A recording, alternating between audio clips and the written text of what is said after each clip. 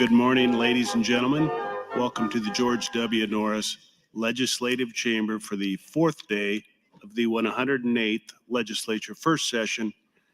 Our chaplain today is Pastor Tom Earhart, Johnson United Methodist Church, Johnson, Nebraska, Brock United Methodist Church, Brock, Nebraska. He is a guest of Senator Lowe. Thank you very much. Will you join me in prayer? Dear Lord and Father, thank you that you promise us that where two or three are gathered, you are there in the midst. We welcome you amongst us today and celebrate the blessings you have lavished upon each of us. We ask that you would open our ears so that we may hear your voice, open our minds so that we may receive your wisdom, and open our hearts that we may welcome those around us as brothers and sisters.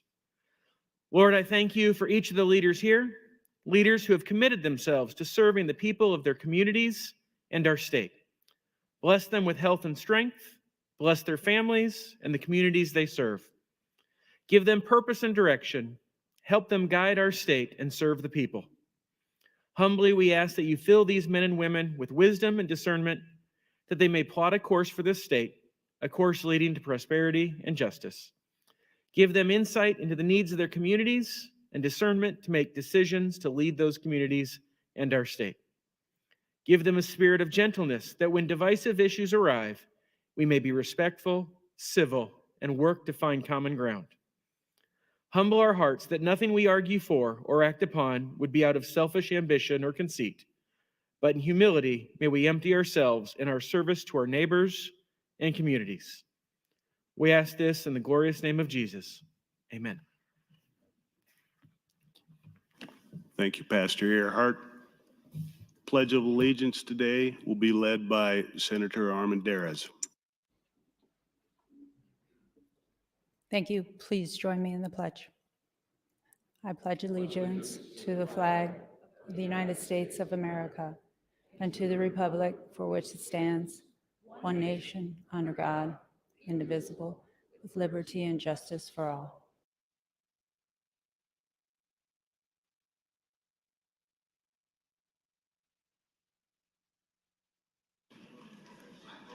Thank you.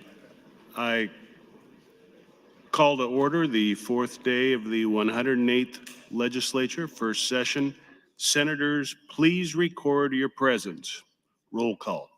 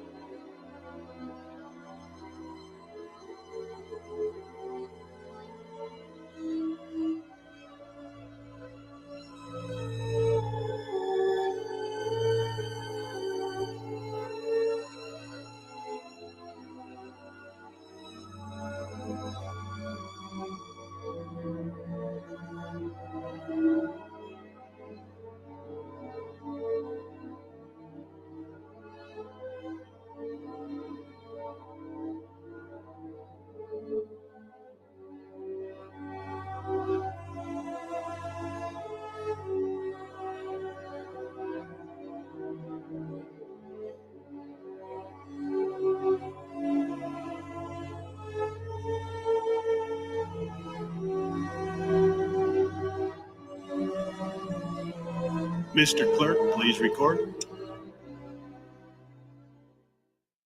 There's a quorum present, Mr. President. Thank you, Mr. Clerk. Are there any corrections for the journal? No corrections this morning. Thank you. Are there any messages, reports, or announcements? There are, Mr. President. I have a reference report for legislative bills 1 through 91 and 7 constitutional amendments. In addition to that, I have a report of registered lobbyists as of January 8, 2023 for insertion in the journal. Finally, a series of appointment letters to various state agencies and positions. Those will be inserted in the journal, Mr. President. That's all I have at this time. Thank you, Mr. Clerk. Our physician of the day is Dr. Teresa Hatcher from Omaha.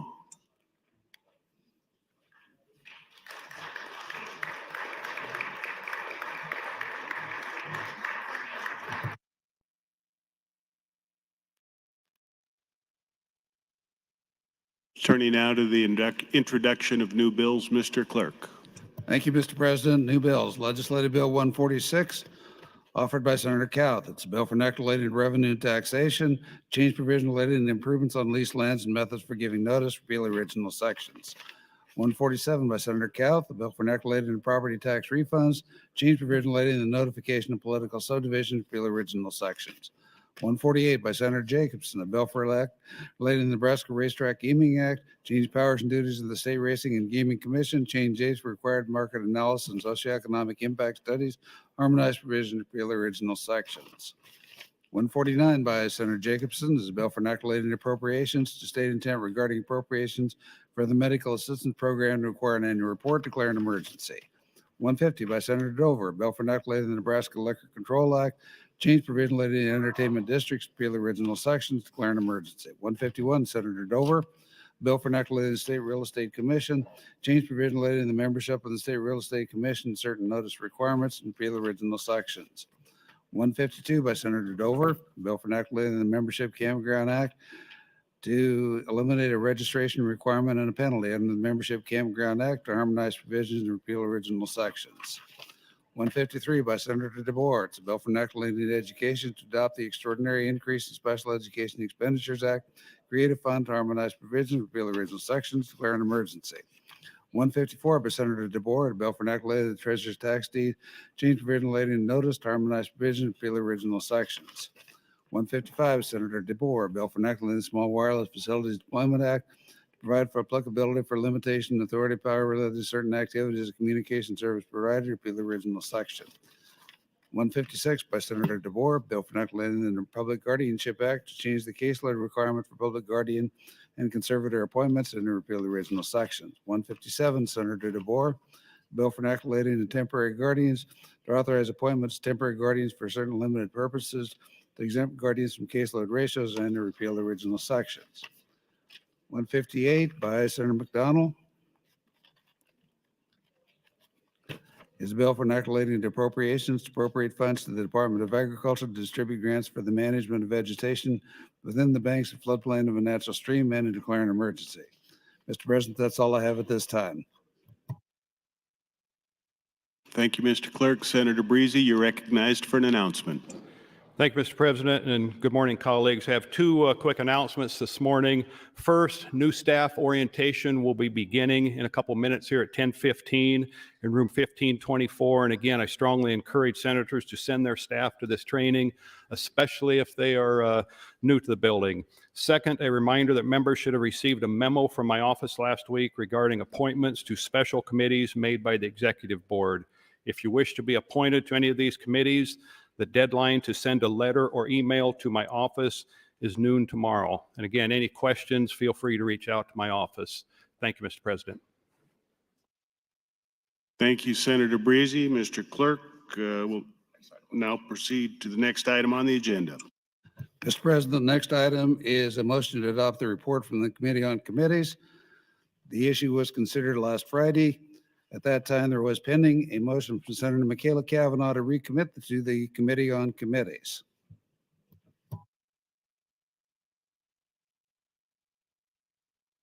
Senator Cavanaugh, would you take a moment to refresh us on your motion?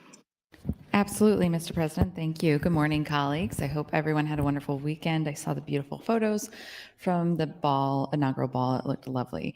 I have a motion to recommit to committee that would do what it says, recommit the committee's report to committee so that we can continue to work on our committee assignments and go through the process as we have previously done.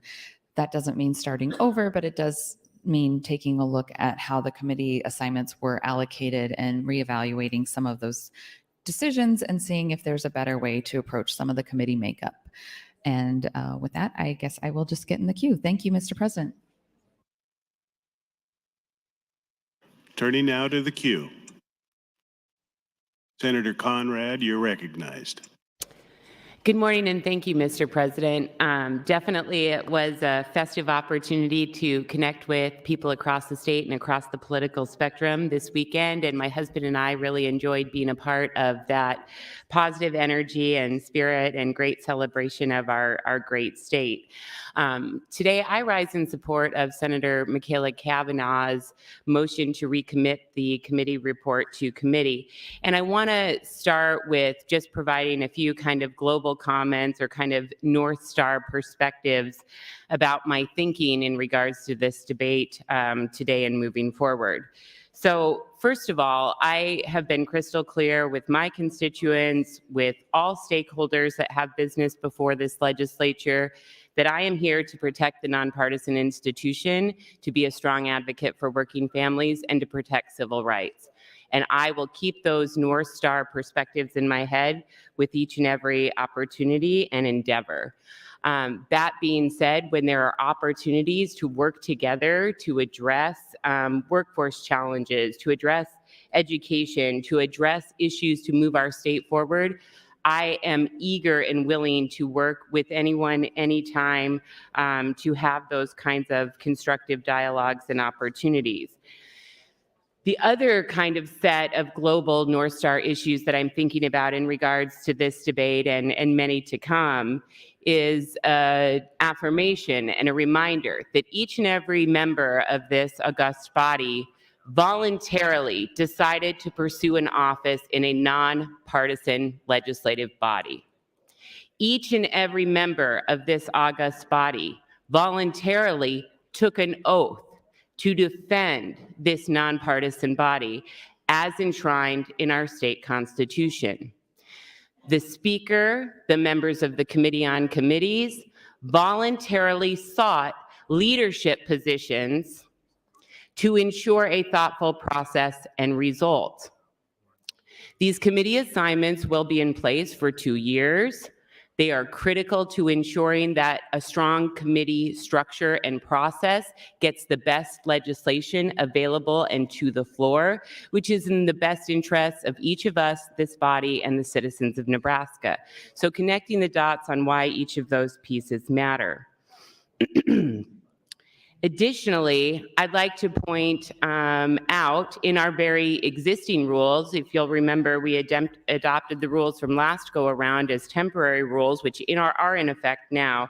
And if you open your rule book to Rule 2, Section 1, I think it's really important to do so because this provides basically a framework or a priority for how we order chaos, how we structure our debate.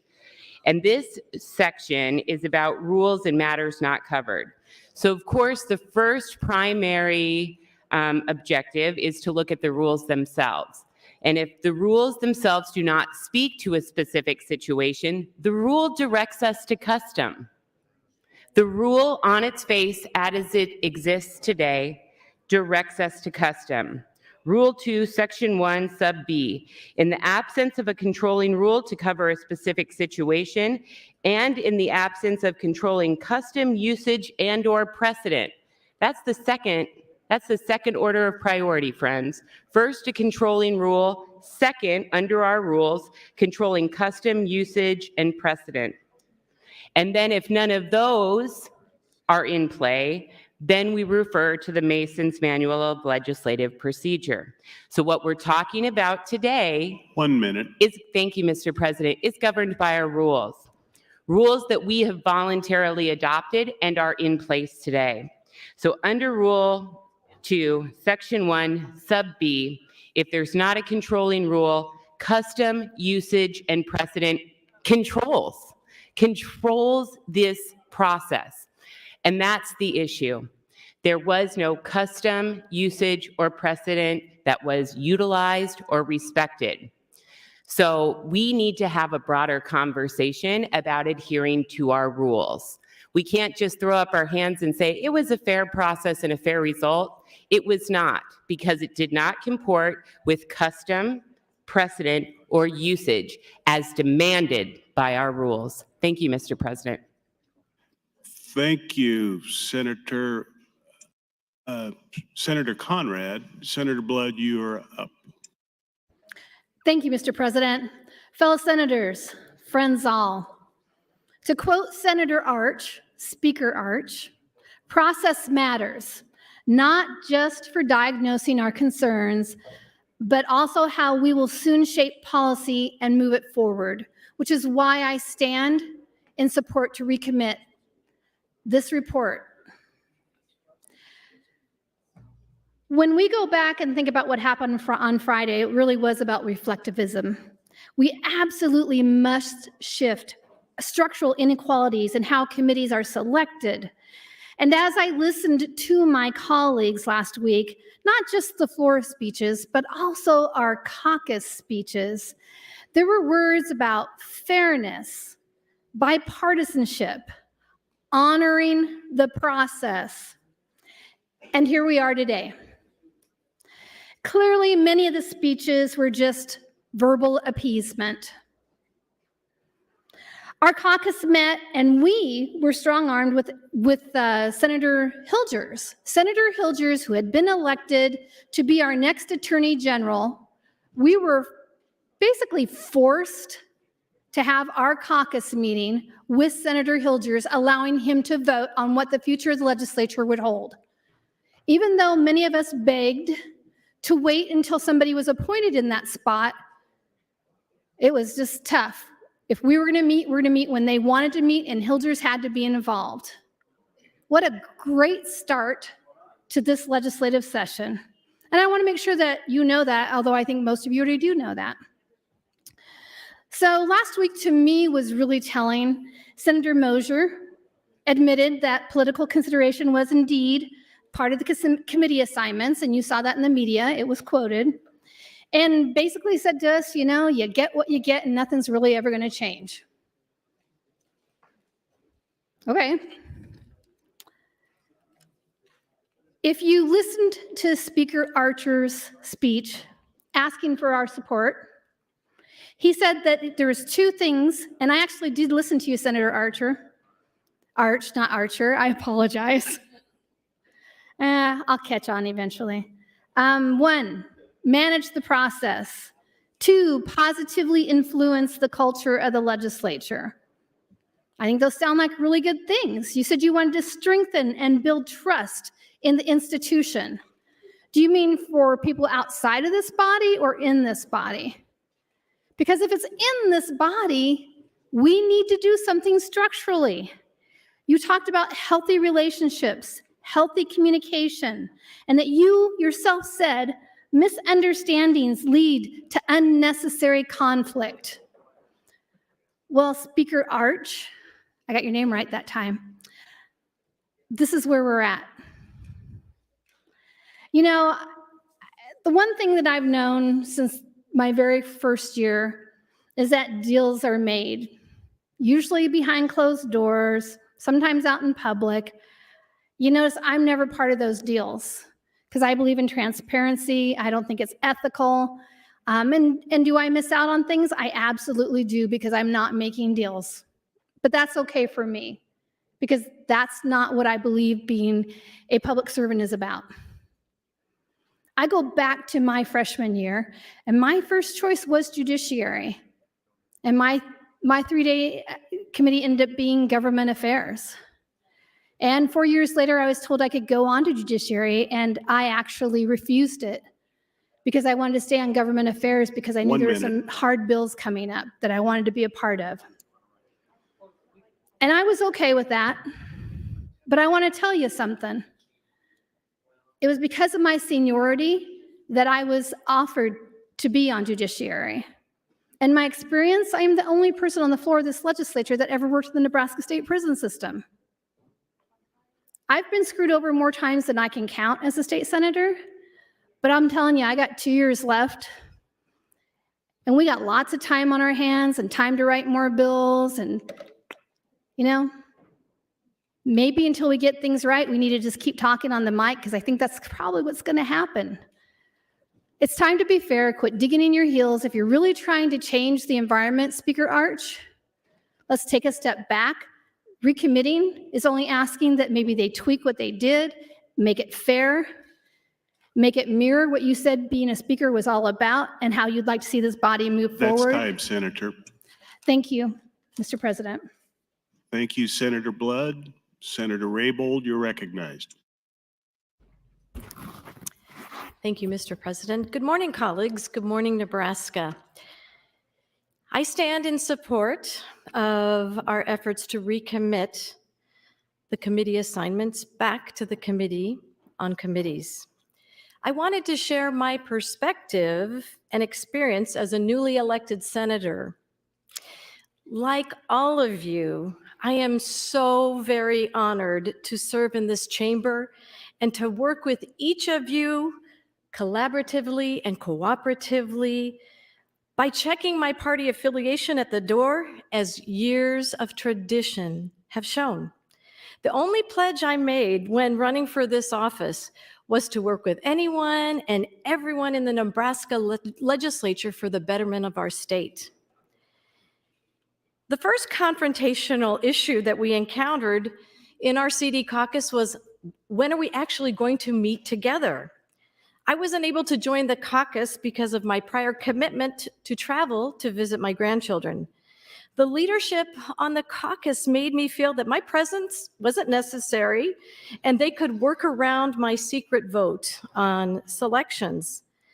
In my political brain, my political instincts were triggering.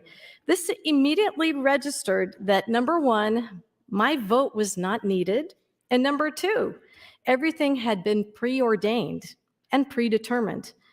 I was also surprised to receive a memo prior to our CD1 caucus meeting that was finally scheduled after tremendous amount of haggling with all of our colleagues weighing in because they also had Christmas travel plan conflicts.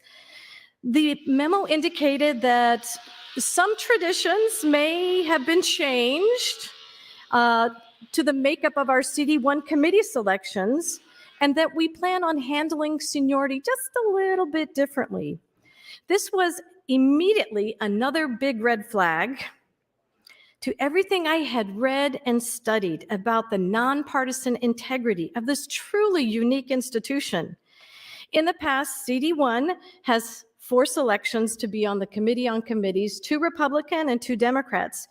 Prior to our meeting, I was informed that all my suspicions had been confirmed, that indeed the selections for the Committee on Committees for our caucus had already been set, despite the fact that we had never met. Senators Wayne, Kavanaugh, and Blood have spoke about transparency, and I just wanted to share with you one of my favorite quotes from Mother Teresa. She said, "Being transparent makes you vulnerable. Be transparent anyway." Like several in this chamber, we are seeing that incumbency is being ignored. The established precedence of seniority is being tossed aside, and political ideology and party affiliation is now the driver of this process. I readily acknowledge to Senator Arch that as a new senator, we do not have strong standing in getting our first choice. I came here to serve and am so honored to work hard on whatever committee I have been assigned to. But, this is a big but. I have heard from my new senator colleagues that they were put on committees that they hadn't even listed on their preference sheet. I commend my colleagues serving on the Committee on Committees for their work. It is not easy, but they are not yet done. I 1 ask my minute. colleagues here to recommit and work cooperatively with each other on making the adjustments requested by numerous senators. Why? First of all, because we are not a body of stagnation and stalemate like our US Congress. Also, for fairness, and mostly for the long-standing traditions we are duty-bound to uphold, to allow this unicameral to function as intended for generations to come. Thank you. Thank you, Senator Raybold. Senator Hunt, you're recognized. Thank you, Mr. President. Good morning, colleagues. Good morning, Nebraskans. First, as a favor to all of you, so I'm going to take my time on the microphone today to talk about how it happened, like what actually happened. What happened in our caucus, what happened in the Committee on Committees, and how that differs from what precedent is. But I want to do all of you a favor and disabuse you of the idea that any of you are on a committee because you wanted it. Lest you think that you are on judiciary or government or appropriations or any committee because of your seniority or because of your incumbency or because of your preference. I promise you, as someone who is in the room, that is not why you are on that committee. If you are on a committee that you wanted, if you are currently sitting on a committee that you had been on before, if you're on a committee that you had the seniority to stay on or to join, that's not because the system was working. It's because the people in the majority who were in that room putting the matrix together of who's going to go on committees, it's because it worked for them, not because it worked for you. So that's something that we need to be clear on from the beginning. I put together a matrix easily that had everybody's incumbency respected. Nobody in my matrix was kicked off their committee. Everybody's preferences were considered in order of seniority, which is customary. And every single person in this body, whether you're a freshman or in your 6th year, got their first, second, or third choice. That is how that's good governance, that's best practices, that's how a good system is supposed to work. And it was easy to do, frankly. The people I worked with in my caucus did not all understand how to do this. The people in my caucus who were on committees, several of them, a couple of them had not been on the committee before, clearly did not understand or respect the seriousness of the process, because colleagues, when you have the numbers to just beat the process over the head with a club, instead of actually considering what's best for your caucus, what your members want, the people who elected you to represent them on committees, when you don't take that seriously and you don't think about it surgically and look at a way to put together a matrix where everybody can get something they want and precedent is respected, then this is what happens. And honestly, I understand the temptation. If I was in the political majority in this body and I was working on a committee that I knew nothing about, that I had no experience in serving on, and I saw the numbers and I said, hey, buddy, we can just roll these people. Like, let's just put everybody where we want them to be. And if they don't like it, we'll say, too bad, which, colleagues, is what happened, literally. That is what happened. Then I can see why it would be tempting to do that. That's a lot easier than working together. That's a lot easier than sitting down for a couple hours, which is how long it took me to put a good matrix together, and going through scenarios over and over and over again to make sure that people get what they want. We've got grandchildren to visit. We've got, meetings to attend. We've got lobbyists to listen to. Like, I know that all of you feel very busy, but if you run for a leadership position, a lot of responsibility and trust comes with that. And one of the most dismaying things to me is that this trust and responsibility was taken for granted. It wasn't taken seriously. People with committee experience, thank you, Mr. President, people with committee experience and folks who are very familiar with the process were completely ignored. And I think that everybody should be really embarrassed about that. Even at the end of the day, if you win the day and you get your way, but you do it like this, that's not good work. That's nothing to take home to your constituents or your caucus members, your fellow colleagues, and say, we really did right by you. We really did something good here. No, what you did is you took the process and you beat it over the head with a club because you have the power to use brute force to get your way instead of following process and precedent that, as Senator Conrad said, the rules say we are bound by. As Senator Conrad said, absent a rule governing, the literal procedure that we do, in the absence of controlling, we go to controlling custom usage and precedent. In the Committee on Committees, in our caucuses, that never happened. That's time, Senator. And it's important that Nebraskans know that. Thank you, Mr. President. Thank you, Senator Hunt. Senator Linehan, you're recognized. Good morning, Mr. Speaker. Good morning, colleagues. I didn't engage in this on Friday. I was on Committee on Committees. In this whole discussion about Committee on Committees, nobody has explained to Nebraskans how it works. So we elect chairman on the first day, and whichever congressional district the chairman is from, we start with that number. So I'll use revenue.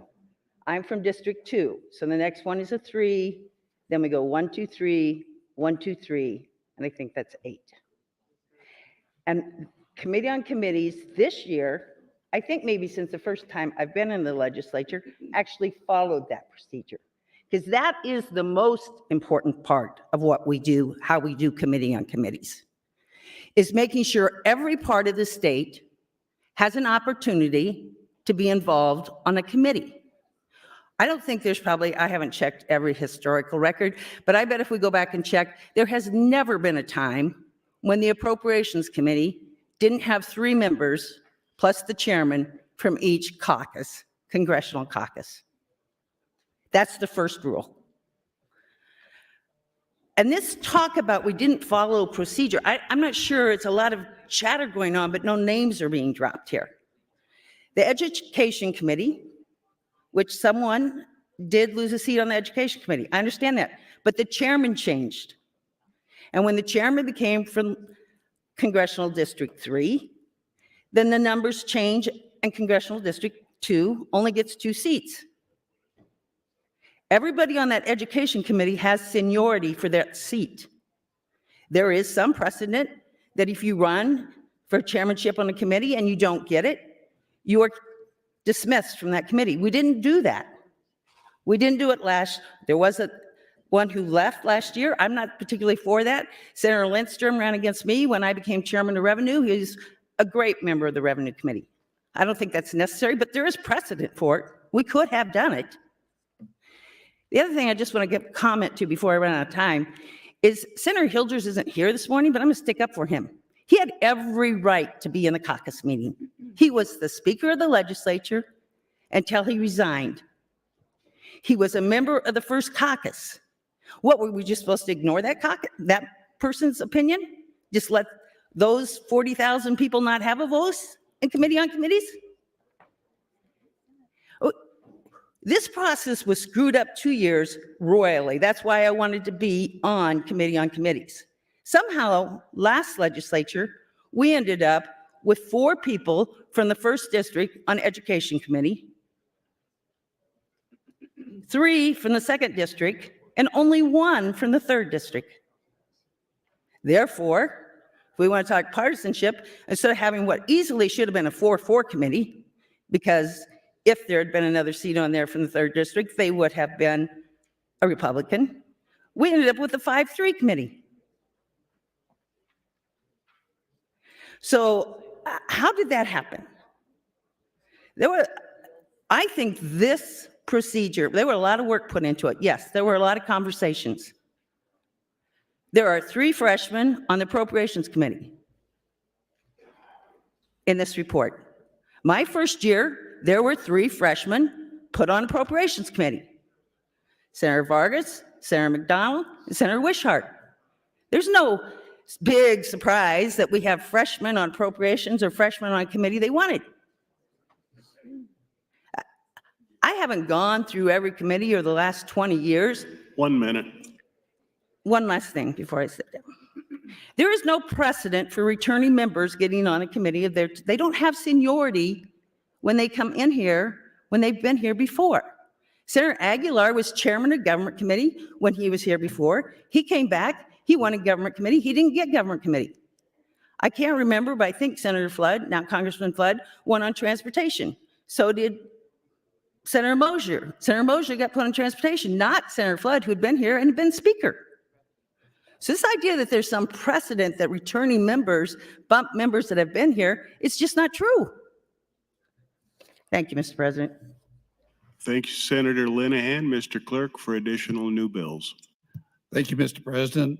Legislative Bill 159 by Senator McDonald. It's a bill for enacting the post-secondary education to adopt the Fostering Independence Higher Education Grant Act.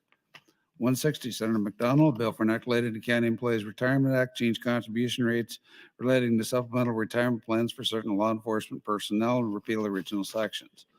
161 by Senator McDonald is a bill for enacting the Workplace Privacy Act to redefine terms, prohibit employers from taking certain actions, and repeal original sections. 162 by Senator McDonald. It's a bill for enacting crimes and offenses to prohibit tampering with electronic monitoring device, define a term, provide a penalty, harmonize provisions, and repeal original sections.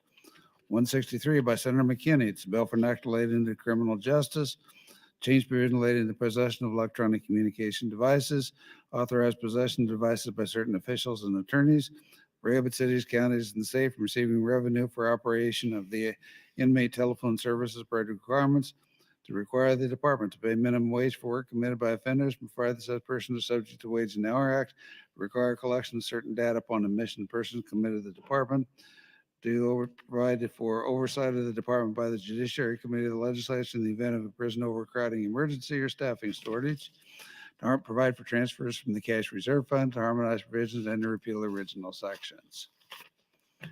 164 by Senator McKinney. It's a bill for enacting the buildings to adopt updates to building and energy codes and repeal original sections. 165 by Senator Geist. It's a bill for enacting the Nebraska Educational Savings Plan Trust to include savings plans for elementary and secondary education in the Nebraska Educational Savings Plan Trust, define and redefine terms and repeal original sections. 166 by Senator Bostelman. It's a bill for enacting the Transportation Innovation Act to change provision related to the criteria and weighing the criteria for design build, progressive design build, construction manager, general contractor, public-private partnership proposals, harmonized provisions, and repeal original sections. 167 by Senator Slama. It's a bill for enacting the criminal procedure to provide requirements for deposition of certain children and harmonize provisions for the original sections. 168 by Senator Bostower. It's a bill for enacting the gaming, change provision relating to sports wagering, provide for distribution of taxes collected from sports wagering on in-state collegiate sporting events in the Nebraska Opportunity Grant Fund as prescribed. 169 by Senator Hunt. It's a bill for enacting discrimination, prohibit discrimination based upon sexual orientation and gender identity as prescribed, define terms, harmonize provisions, repeal the original sections. 170 by Senator McKinney. It's a bill for enacting the Nebraska Investment Finance Authority to redefine terms, repeal the original sections. 171, Senator McKinney. It's a bill for enacting metropolitan utility districts to change provisions relating to metropolitan utility district to name it Metropolitan Utility District Act to eliminate obsolete provisions, harmonize provisions, provide duty for the revisor statutes, and repeal the original sections. 172 by Senator Bostower is a bill for enacting the State Electrical Act, amend Section 812104 to adopt reference provision by the National Electrical Code and repeal the original sections. 173 by Senator Bostower. It's a bill for enacting revenue and taxation, amend Section 772733, change provision related to taxation to non-resident income, provide an operative date, provide suitability, repeal the original sections. 174 by Senator Duncan, a bill for enacting civil procedure, change the statute of limitation on certain civil action for sexual assault of a child, and to repeal the original sections. 175 by Senator Duncan, it's a bill for enacting the civil action, adopt the Residential Clean Slate Act, and provide an operative date. 176 by Senator Duncan, it's a bill for enacting the appropriation to state intent regarding appropriation and declare an emergency. 177 by Senator Erdman, a bill for enacting school funding to adopt the My Student, My Choice Act and provide an operative date. 178 by Senator Erdman. It's a bill for enacting the schools to require display of the national motto, to authorize contribution and provide duties for the Attorney General. 179 by Senator Frederickson, a bill for enacting conversion therapy to prohibit conversion therapy and provide for disciplinary section under the Uniform Credentialing Act as prescribed, provide for deceptive trade practice, define terms, prohibit the use of funds for conversion therapy as prescribed, to harmonize provision and repeal the original sections. 180 by Senator Brandt. It's a bill for enacting revenue and taxation to adopt the Nebraska Biodiesel Tax Credit Act to harmonize provision and repeal the original sections. Legislative Bill 181 by Senator Hansen. It's a bill for enacting public health and welfare, provide for filling and refilling prescriptions in certain situations, to harmonize provisions and repeal the original sections. That's all I have at this time, Mr. President. Thank you, Mr. Clerk. Senator Albrecht, you're recognized. Thank you, Mr. President. Good morning, colleagues. I rise today in opposition to recommit to committee and in support of the committee report on committees. You know, as I've listened the last couple of days, it's important for people to be able to air their grievances on the floor for the public, for their constituency.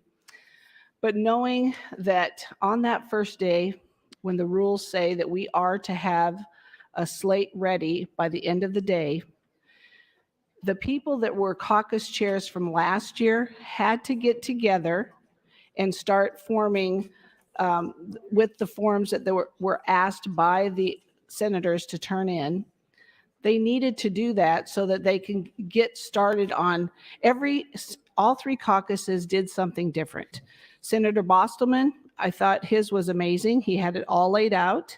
He knew exactly who wanted what and where they wanted to sit, and worked tirelessly to make certain that his caucus was able to do what they needed to do on that first day to come together. Now, could the caucus members all get together at the same time? Sometimes not, for the same reasons you all say. Everybody's busy, everybody's doing something. But they all had to be prepared that very first day. And again, the reason I ran is so that we would do things by the rules. We are going out, a class of 18 will be going out, and we must be certain that the classes that come after us know the procedures that should be followed. Everyone's not going to be happy with where they sit. I mean, I asked this every caucus. So I asked Senator Bosselman, what do you have going with your caucus? He showed me. What do you have going, Senator Linehan, with caucus 2? And she showed me what they had going. And there were 5 forms that were not on the sheet that we were able to look at and decide whether we could go on and fill the seats the way they needed to be filled.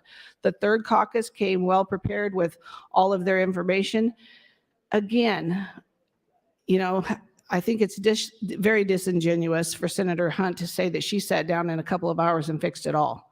Well, you know, we all, that very first day, we went committee by committee, the 1, 2, 3 system, and filled what could be filled on that day based on the information that we had.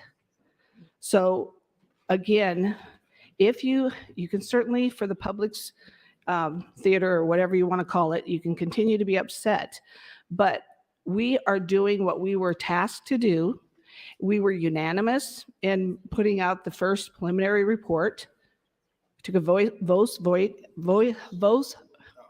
vote, thank you, and everyone agreed. It went to the floor, and the next day, I asked you kindly to go see your caucus members. It's just not one person on that caucus is going to make a decision whether it's good for you to move or not. That obviously wasn't followed. And when those things don't happen the way they should for all of us, and then we sat in here and we had a very busy second day, and as soon as we got out, we reconvened. I asked them again, you know, do we have any changes? Then everything got a little dicey. We broke. Everybody figured out what they needed to do, who they needed to go talk to. When we reconvened, we voted for the preliminary report. We had a first. We didn't get a second. So the preliminary report was obviously going to be changed. So I'm asking, when they came back in and reconvened once again, what are the changes? The changes were worked out outside on a break. I sat in that room. I did not go out and 1 minute. and decide to help anybody determine whether they wanted to sit one place or another. That is not my role. My role is to bring everything back, because this is a procedure that is caucus driven. Whether somebody reported their form in on time or not in time, it doesn't help when we don't have it to know what your choices were. And I can't help that. I believe that these 3 caucuses worked very diligently and with good conscience to do the right thing for the right people to put on the right committees. Yes, there were very few freshmen that didn't get at least one choice, but yeah, there were 2 or 3 that probably didn't get anything that they asked for. But you know, when I came down here 6 years ago, I said, put me where you think you'd like me to sit. I've got a lot to learn. And you know what? Remember, we're doing this for Nebraskans. We're going to work on different committees, and I learned so much from the committees I've That's served time, on. Senator. Thank you. Thank you, Senator Albrecht. Senator Conrad, you're recognized.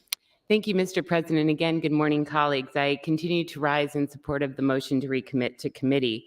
Again, my North Star in this is recognizing that our existing rules, Rule 2, Section 1, Sub B, says in the absence of a controlling rule, controlling custom uses and precedent controls. And that's really at the heart of this debate, in addition to the fact that custom, precedent, and tradition were not honored, but that we also have a committee assignment and a committee structure that doesn't have a thoughtful balance to ensure a better committee process and better legislation as we do the important work of Nebraskans.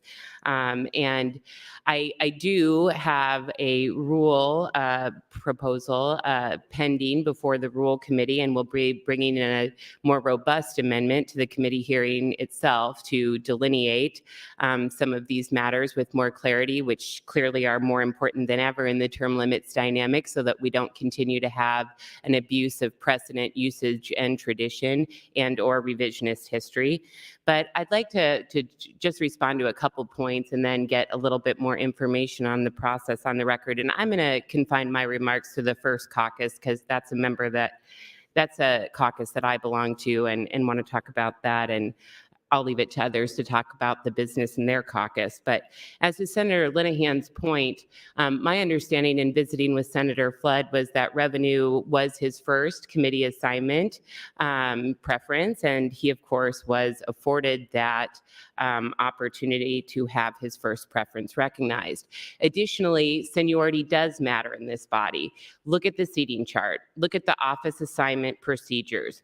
Those are governed by seniority, and our committee process has historically been so as well, by tradition, usage, and custom. And if we need to, again, further refine and delineate that, we will have the opportunity to discuss that in the rules debate. I do want to also note that the comments from my friend Senator Albright and Speaker Arch, while of course we welcome all voices into this debate and every debate, they really weren't involved in our individual caucuses, so they really can't speak to an assessment about whether or not the process was fair or orderly in terms of both process and result. And I'm grateful for my friend Senator Moser for having an admission in last Friday's debate that, well, clearly this was a partisan endeavor. So I appreciate the candor and the honesty from my member in the first caucus on the Committee on Committees. So with that, I see Senator Bosselman is on the floor, and he was kind of leading the way for our caucus. So I'd like to ask him a few questions if he would so yield, please. Senator Bosselman, will you yield? Yes. Thank you so much, Senator Bosselman. And I know we had a chance just to visit quickly last week about some of the process pieces. And again, I appreciate your outreach and dialogue during the caucus process as well. But you mentioned that you gathered the committee assignment or preference sheets, kind of created a matrix to try and start the dialogue. Can you tell me, in that process, did you have any conversations about committee assignments with members of the executive branch? No. Did you have any conversations about committee assignments with members of political parties? No. Did you have any conversations about committee assignments with lobbyists? No. No. Okay, thank you. And Senator, thank you, Mr. President. Did you have any conversations about committee assignments with other members of other caucuses? You know, what we did on first caucus was the same thing that we've done the last 4 years with Committee on Committees. We had each member was to provide their preference sheet. I took those in. Actually, I put it into a manila envelope on the desk of my staff member. They went into that immediately when they came into the office. I came in, remember which day it was. I picked those up. I think that's the same day Senator Bostar's office called about those. I immediately gave everything to him that I had. We were short 2, I believe, at that time. He received one from Senator Frederickson, and the other one we didn't have was one from himself. I took those myself, trying to be organized. And That's time, Senator. Oh, thank you so much, Mr. President. Thank you very much to Senator Bosselman. Thank you, Senator Conrad and Senator Bosselman. Senator Urban, you are recognized. Thank you, Mr. President. You know, I used to sit beside Senator Clements, and if you'll look back here and see how that microphone, it's over my head. That's the way it always was when Senator Clements was done speaking. And then he would move it down to his belt buckle for me. But because my next door neighbor this year is the same height, we don't have to mess with the microphone. That's good. So I want to make an announcement, but first, before I make my comments about the Committee on Committees, we've been working on getting the graph out on the rule changes. Significant number of rule changes this year compared to the past years that I've been on that committee. We have, in the near future, maybe by 11 o'clock, have the final draft of the graph explaining which rules are going to be amended. We have a problem with putting together the written part of the rules because the documents came in Google Docs, and when you copy and paste that to Word, you lose all the underlining and highlighting. And so we're trying to figure out how to make that transition. So we'll get those to you later today as well. But I just wanted to let you know that the graph showing what rule changes have been submitted will be out soon. And so I appreciate that. The hearing will be tomorrow at 1:30 and 15:25. So now let me speak briefly about Committee on Committees. I've been on that committee for 6 years. And the first year when I arrived, our committee had a preference sheet. I did not fill one out. And when we came to the committee meeting that very first day, they asked why I did not fill out a committee preference. And I said, I believe that I should serve where I am needed or where there is a short space to be filled. Whatever committee that is, that's what I'll do. And then after they made the assignment, I thought that wasn't a very wise statement. They put me on HHS and education. Well, looking back at it, I do believe that those were very beneficial committees for me to understand, and so I appreciated serving there. At the end of the first 2 years, the question was asked again at the Committee on Committees for my preference, and I said, I don't have a preference where you think I should serve. And the majority of the committee said, all of them, in fact, said you should go to appropriations. So I went to appropriations. Now, none of those 3 committees were my choice. I decided that whatever was best for the body or whatever was best to fill in the senator seat that needed to be filled, that was me. And that's what I did. And I don't know what all the whining and crying about is, about I didn't get my preference or I got to be on this committee or that committee. We should all be working as a team. We should be working as a team to make this state better. And so if you're assigned a committee that you didn't necessarily want to serve on, go to the committee, do your job, do your due diligence, get involved, and do what is called of you to do. And so we're going to whine about this committee on committee assignments for who knows how long, and we're going to vote. And what we're going to do is we're going to approve the report from the committee. That's what's going to happen. And so we're going to talk about all of these things that we've been speaking about this morning and Friday. And in the end, we're going to vote and it's going to be approved. So I have a suggestion. Let's turn our lights off and let's vote. And let's move on and let's do some things that really count. Thank you. Thank you, Senator Erdman. Senator Walls, you're recognized. Thank you, Mr. President. Good morning, colleagues. I rise in support of the motion to recommit the report to the Committee on Committees. This morning, I, like Senator Linehan, would like to speak to the people who live in Nebraska. But before I do, I'd like to first make it clear that if you know me, you know that I am really not a political person. I believe I was elected to be a representative to my constituents and to the majority of Nebraskans. I don't put my party or any person above what I believe is right and what is in the best interest for the majority of Nebraskans. So for me, this is an important conversation. We are so fortunate to live in a state where every introduced piece of legislation gets a hearing, a chance for the public to come and talk to their elected officials about why a bill is important to them. Nebraska, the committee process is one of the most important aspects of what we do in the legislature. It is the most impactful, or it should be, the most impactful opportunity for Nebraskans to come and share their opinions on the legislation that we have brought forward.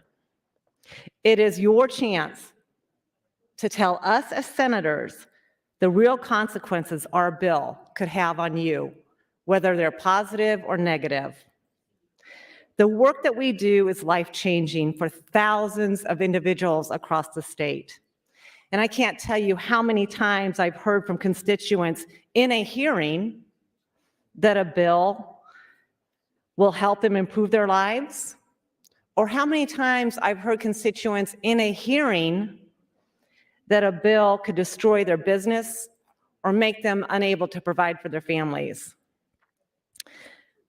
Our constituents, Nebraskans, you travel sometimes hundreds of miles, often taking time off for work and away from your families, to come to the Capitol and share your stories and take part in the political process. It is your opportunity to use your voice. So by building committees, manipulating committees, in hopes of ensuring predetermined outcomes, we strip you, Nebraskans, of having an impact in the committee process. If senators on committees have predetermined outcomes on issues instead of listening with an open mind, we are doing a great disservice to you. It means the outcomes of the bills that are important to you are already decided before you even walk in the doors of the Capitol. Committees are meant to be where we learn about our bills and we adapt them to suit the need of the people. Many people often call the citizens of Nebraska our second house. Committee hearings are where the second house can convene to ensure that their voice is heard. We need to ask ourselves, can we honestly say that when Nebraskans are coming to the Capitol, they think, I am being heard? They can be assured that they're being heard. 1 minute. These committees should be recommitted to give the people of Nebraska, not me, not the other senators, but the people of Nebraska a fair chance, to give them the opportunity to have their voices heard. Thank you, Mr. President. Thank you, Senator Walls. Senator Blood, you are recognized. Thank you, Mr. President. Fellow senators, friends all, I stand again in support to recommit the report back to the committee. And Senator Walls, you should drop the mic on that one. That was very good. I quickly want to address a statement made by Senator Linehan. I agree that the district that Senator Hilgers represented should have been represented in our caucus meeting. That was never the discussion. We encouraged them to wait until somebody was appointed in his position. So the actual person that was representing that body was there to make a vote. But we were told that we were not allowed to wait. We were strong-armed. I want that very clear. So I don't disagree with you, Senator Linehan. I disagree with what happened and how it happened. So I go back to Friday, and I think about how Speaker Arch, said that he had hoped that this would be all resolved by Monday. And it kind of made me think of when I was a kid, and I would fight with my siblings, and we would fight hard. And my dad would always say, all right, knock it off and hug it out, which might sound like a great thing to do. You know, you guys are fighting, give each other a hug, but you know what it does? You never resolve the issue. You never learn how to work things out. You just hate each other more, dislike each other more, disagree more. I kind of feel we're hugging it out right now. We aren't learning how to resolve an issue. Instead, we're digging in our heels. This is not what everybody pontificated about last week when they gave all their speeches about bipartisanship and working together. And you know, smart leaders, if we're really talking about smart leaderships, they leave room for those affected by change to make a choice. You guys aren't going to lose face by sending this back. You don't lose anything. You lose nothing. You instead are going to build trust when you honor the concerns of others. You're going to build a stronger body when you address the concerns of others. Instead, we're right back where we left off the last biennium. Us versus them.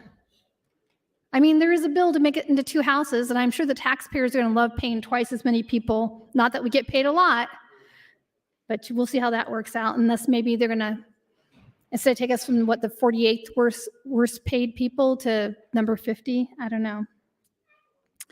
And then Senator Erdman talks about whining and complaining. I've not heard anybody whine and complain. I've heard people express their truth. You know, Senator Erdman, you and I get along quite well. We don't agree a lot, but we get along fine. But I don't know if you realize that a lot of the words you threw out into the universe are actually quite insulting. I mean, last year, when I raised my voice, you said I was using my cheerleader voice. But you know, when a gentleman uses their voice, they call it the football voice. A little misogynist, a little sexist. Everybody has the right to say whatever they like it or not. I'm not going to not push my button. I think we're fighting a fight that doesn't need to be fought. What do you have to lose by sending it back and tweaking it? Nothing. And if it's about process, the process didn't work this time. And for Nebraskans, 1 minute. also what term limits now brings. We lose people with institutional knowledge. We bring in partisanship. We give lobbyists more power. We give special interests more power. And then when we have something as simple as this, is fixing a wrong, people are allowed to dig in their heels, strong arm each other, and never really fix the problem. If we're here to be leaders, let's lead. Part of leading is working together, crossing the aisle, fixing the problem. This problem hasn't been fixed, friends. What do you got to lose? It's going to be a long day. Thank you, Mr. President. Thank you, Senator Blood. Senator Hunt, you are recognized. Thank you, Mr. President. I came in today with a lot of different things to say, and then listening to other people's comments and takes on what happened gives me a lot of other thoughts. So I do want to respond to some of the things my colleagues have said. You know, Senator Linehan talked about how we did follow the process, and then she explained we follow the process by whoever is elected to be the committee chair, say if they're in the first congressional district, then we follow filling in the committee in numerical order. So the chair is first district, the next placement is second, the third is third, then we go back to the first, etc. Yes. We followed that process. That would be extremely weird if we didn't follow that process. I think we would even have registered Republicans up in arms if we didn't follow that process. Nothing Senator Linehan talked about in defense of following the process has anything to do with what anybody is taking issue with. People are misunderstanding the problem. It's not that committee makeup is slanted one way or the other politically. No problem, that's fine, that happens. It's not that people didn't get their first, second, third choice. They didn't get their favorite little way. No problem, that happens. The problem here is that we have been inconsistent with the way that we follow procedure. And the reason I'm so strident about this, the reason I'm crying and whining and moaning, as Senator Erdman would put it, is because without respecting process or rules, if we allow the majority to just steamroll because they can, not even because they need to in order to get their way, but just because they can for extracurricular fun, then we're going to keep repeating these issues and these problems throughout this entire session. We got off on a really bad foot. In my congressional district, we got off on a bad foot. The way that we got 50-50 Democratic, Republican representation on our committee on committees is because a majority of our senior members decided to do it that way without talking to anybody else in the caucus. That's also a break from precedent. Normally, this is done by seniority, based on qualifications and experience, and then also third, frankly, based on who can get the votes. To be on committees, just like any other leadership position, we have to whip our votes up. We have to ask our colleagues to support us. We have to ask them to trust us with that type of leadership and responsibility. It's not normally determined by senior members who come to an agreement, who perhaps make a deal. So really, from the very beginning of this whole process, it was clear to see down the entire line that it was going to be a bald-faced partisan exercise. And so, to hear Senator Albright say, she opened her comments by saying all three caucuses do something different. Well, then that's why I don't know why she was in the newspaper saying that in CD2, we turned in our committee sheets late, our preference sheets late. No, we didn't. Nobody was late in our CD. And I feel like one side is very obsessed with this point that actually has nothing to do with the problem. So it troubles me that people are listening to these comments being made and believing it and thinking, oh, well, that's a good point. You know, people shouldn't turn in their sheets late. Nothing like that happened. It's a distraction from the steamrolling that one side is doing that, by the way, they don't need to do to get their way. Senator Jen Day was kicked off of her committee, not because there was no other way, but because they wanted her off that committee. We found a way, the issue was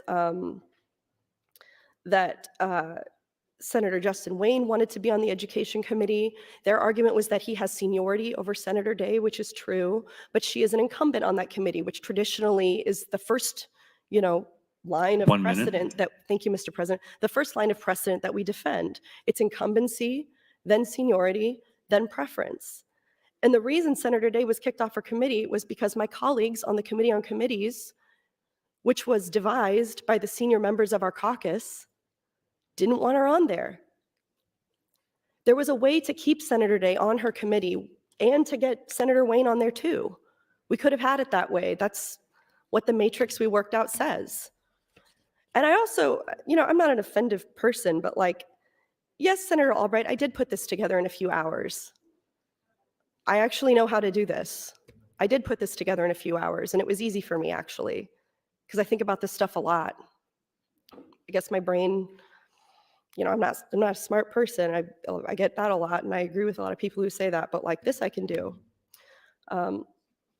Finally, Senator Ehrman should save his comments about crying and moaning and complaining to when That's we get time, to a Senator. bill about consumption tax. Thank you. Thank you, Senator Hunt. Senator Vargas, you are recognized. Oh, I'm sorry, Senator Day. Thank you, Mr. President. Good morning, colleagues. I rise in support of the motion to recommit. I wanted to make a few comments, as it has been mentioned on the floor, what happened with the Education Committee, which I was previously on, and what happened to my spot on the Education Committee. But before I do that, I want to address the idea that this is about preferences, or we're whining and complaining about not getting our first choice, and it has absolutely nothing to do with that. It has to do with the fact that when we disagree about something, we fall back on the rules. We fall back on precedent. We fall back on the norms of the institution to resolve our disagreement. And instead of falling back on the rules and on precedent and the norms, certain people on committees steamrolled their way into getting what they want. And that's a problem for everyone in this body, and it's a problem for everyone in this state for the reasons that Senator Walz mentioned earlier on the mic, in terms of watering down the testimony of your own constituents, of eliminating the voice of the people in the process of selecting bills that get out of committee and advanced for full debate.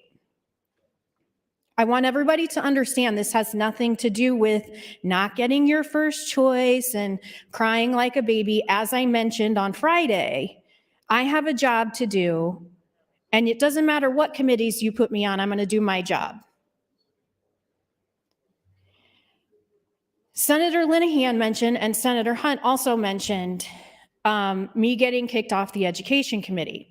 Senator Linehan mentioned the process in terms of CD2 losing a seat on that committee. That is correct.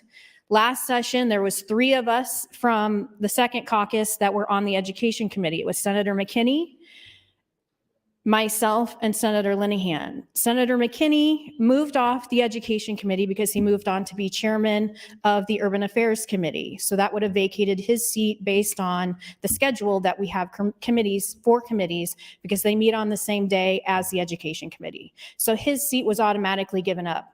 That left the 2 incumbent members on the Education Committee would have been myself and Senator Linehan.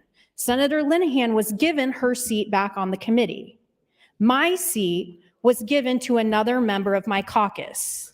My incumbency on the committee was not taken into account when the decision was made on who was going to fill the second seat available from the second caucus. Would Senator Linehan yield to a question? Senator Linehan, will you yield? Yes. Thank you, Senator Linehan. So you understand what I mentioned in terms of my seat being given away to another member of the second caucus. Another member who had seniority, over your seniority. So, but we understand that incumbency is preferred before seniority in the process of selecting committee membership. Well, that seems to be like many of the things we're talking about. Depends on circumstances, because at my first caucus meeting, a member of the executive committee was removed by the caucus with another member who had the same seniority. So I think it depends on the circumstances. Generally, seniority rules. Generally, that's not true. When you know that just as well as I do. No, I was don't. There, was there, No. excuse me. I do not know that's Senator, not true. Senator, this is my time. Senator, this is my time. You just said I was Senator, this is my time. Can I get a gavel, please? Thank you. Were you presented with any options to put me back on my committee that I had incumbency on? Yes, I was. It was to trade a District 3 seat. I went to the 3rd District Caucus. Since they didn't have only one for the last 2 years, they were in no mood to give up one of their seats, especially when what Governor Pillen's first time I said it, Governor Pillen has talked about school finance and all the things we're going to do in education. 3rd District, who lived for 2 years with only one representative on the Education Committee, was not agreeable to giving up a seat. That's time, Senator. Thank you. Thank you, Senator Linehan. Thank you, Senator Day and Senator Linehan. Senator Vargas, you're recognized. Thank you. You almost skipped over me last time, President. So I want to weigh in here on a couple things. I serve on committee and committees, and for people that are new in this, a lot of people have opinions or adjectives on why this is good or why this is bad. As far as I'm concerned, if we're having a conversation about it and individuals are sharing their concerns on this, and it doesn't matter if you're Democrat or Republican, that means that even though we've had the process, that it is not meeting the needs of everybody. And it is incumbent on the public to be educated on that. It's also incumbent on every other members to be educated on that, because it is not so black and white. It is not so cut and dry. So there's a couple things I want to respond to. And it's kind of similar to what Senator Hunt said. I'm reacting to things. I'm trying not to react to too many things. One, process really does matter. And part of the reason process matters is because it avoids a lot of what we've been hearing back and forth here for different members.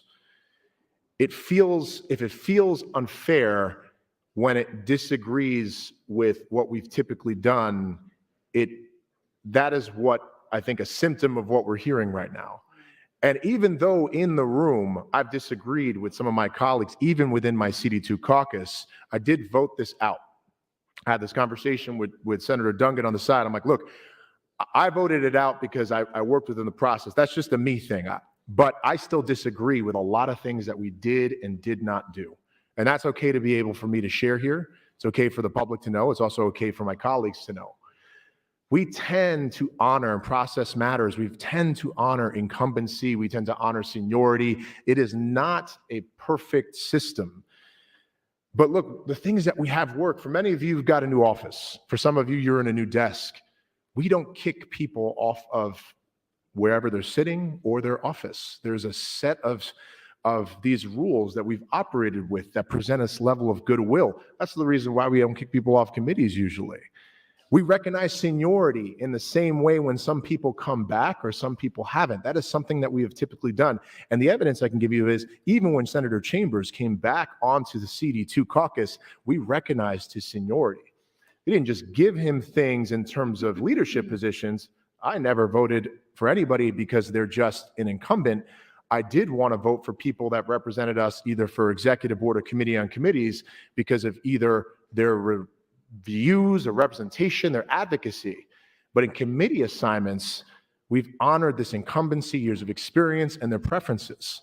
The problem here that I find, and where I've lost in the committee, we lost, like I made arguments, we lost, are on things that when the public hears them, they're hard to swallow. We don't always put people on committees because of their freshman years of experience. We just don't. And I can say that because I got on as a freshman on appropriations, but it was because somebody gave up their spot. It wasn't because we just put them on. And even the 2 years later, we had no spots available on appropriations. We were not able to put anybody there. You know, and here's the positive thing. We have 2 members that expressed interest in being on appropriations. I very much look forward to working with Senator Armendariz, and I look forward to working with all my new committee members. We did have somebody that had more years of experience, not on the committee, that expressed preference as their first choice versus somebody with no years of experience in the legislature that's a freshman, and we chose the freshman over somebody with 2 years of experience in my caucus. We also had an instance where a freshman representative got their first choice of being on government, that's Senator Holcroft, again, has experience in government military affairs, and then ended up trading that position to serve on judiciary, which was his 4th choice. There was a senior member with 2 years of experience in our caucus that had their first choice for government, and he didn't get that over somebody with no years of experience that got government as first choice. There are clearly differences in what we were able to accomplish even within our CD2, and I'll tell you, we lost that fight. But that just shows you that the process, if people are feeling that it's not fair, that is okay, that is valid. Your people are allowed to have that feeling because clearly it didn't work out. We have to right that wrong. If it's not going to happen at this point in this juncture, and I'm not advocating for you to vote yes, in 2 years and 4 years, we all as members independently get to right that wrong, no matter what. And that's speaking as somebody that tried to advocate for every single Democrat or Republican to get their first, second choice as much as possible, honoring these rules, well, honoring our traditions and our process. That's time, Senator. Thank you very much. Thank you, Senator Vargas. Senator Kavanaugh, Michaela Kavanaugh, you are recognized. Thank you, Mr. President. Colleagues, I am going to ask Senator Linehan to yield to a question, but I will speak for a moment. I'm just giving her a heads up so she can get time to her desk. So I'll tell you a little story from this weekend. I went to this store in Omaha where you have to bring a quarter for your shopping cart. And you go up outside with your quarter and you put it in, and that's how you get your shopping cart. And then when you're all done, you take your groceries to your car, etc. You go back up and to put your shopping cart back, and you put this little latch in and you get your quarter back.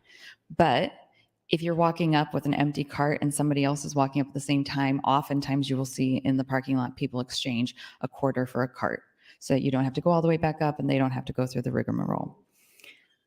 And when I was doing that this weekend and I gave my cart to a woman who had a baby so she didn't have to go through the whole rigmarole, I thought, well, this is just a norm. This is just a norm that we all do when we're at the grocery store. Total strangers, don't know any of these people, exchanging a quarter for a cart. I'll get back to that in a minute because I believe Senator Linehan is available. Senator Linehan, would you yield to a question? Senator Linehan, will you yield? Thank you. Sorry, we're directly behind each other now, but I would like to follow up on some questions that Senator Conrad had asked of her caucus. When going through our caucus decisions, did you talk about how our seats in our caucus would be with other caucuses? Okay, I'm sorry. Can you repeat the question? I'm sorry. Prior to deciding in committee on committees, did you have outside discussions with other caucuses about who was going to go on what spots? Yes. And what was the reason for those and who was involved in those conversations? Because I've been here 6 years. I have a lot of friends here, and I talked all summer about who wanted to be where, as I've done since I've been in the legislature.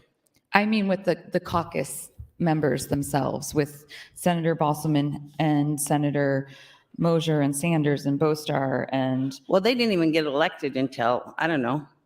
Yes, I'm asking if you had conversations. Do we have with them. Conversations? I can't remember. I mean, I've had several conversations with members all summer. And so I'm talking about really December after people were elected. not during the summertime. Well, in So, December, for 2 weeks in December, I was staying with a friend and couldn't have any meetings. I'm not saying I didn't have any phone calls. okay. Did you talk with anyone who's in the current or the outgoing executive branch about how our committees were going to be assigned for our caucus? No, Did you have any conversations with any lobbyists? no. Okay. That's one thing I've never, ever had a lobbyist ever try to get involved in our committees. Thank you. I just wanted to ask those questions for consistency. I have one more question. Why did you not put me on my first choice?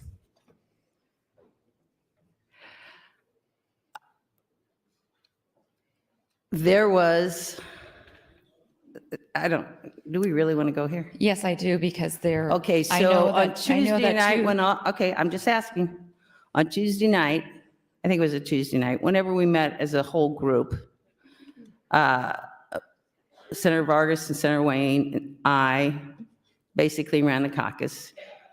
Almost everybody turned in their caucus sheets except 2 people, Yes. if my memory And- serves me correct. And I tried to speak to you about before I turned in my caucus sheet. Right. And 1 minute. I was, as you know, since we met each other at the zoo with a boatload of kids, Yes. did not return that phone call right away. Yes, I appreciate that. But I was concerned about why, when everybody else's sheets had been turned in, so you could go through and basically see where you could go, I didn't think that was fair to the people that turned Okay. their so- sheets in the thank you. night we I all just- met. I'm going to speak to this because I only have less than a minute. So I did try to speak to you about it. The reason I tried to speak to you about it was that I didn't want to put down appropriations and give up my seat on HHS without knowing what the intention was for HHS, because I knew that that was a position that a lot of people wanted, and it's a very difficult position. And I wanted to make sure that, first of all, that it was put, that the right people were put onto that committee. And so I wanted to have that conversation with you. And second of all, I That's didn't. time, Senator. Thank you. Thank you, Senator Michaela Cavanaugh and Senator Linehan. Senator Conrad, you're recognized.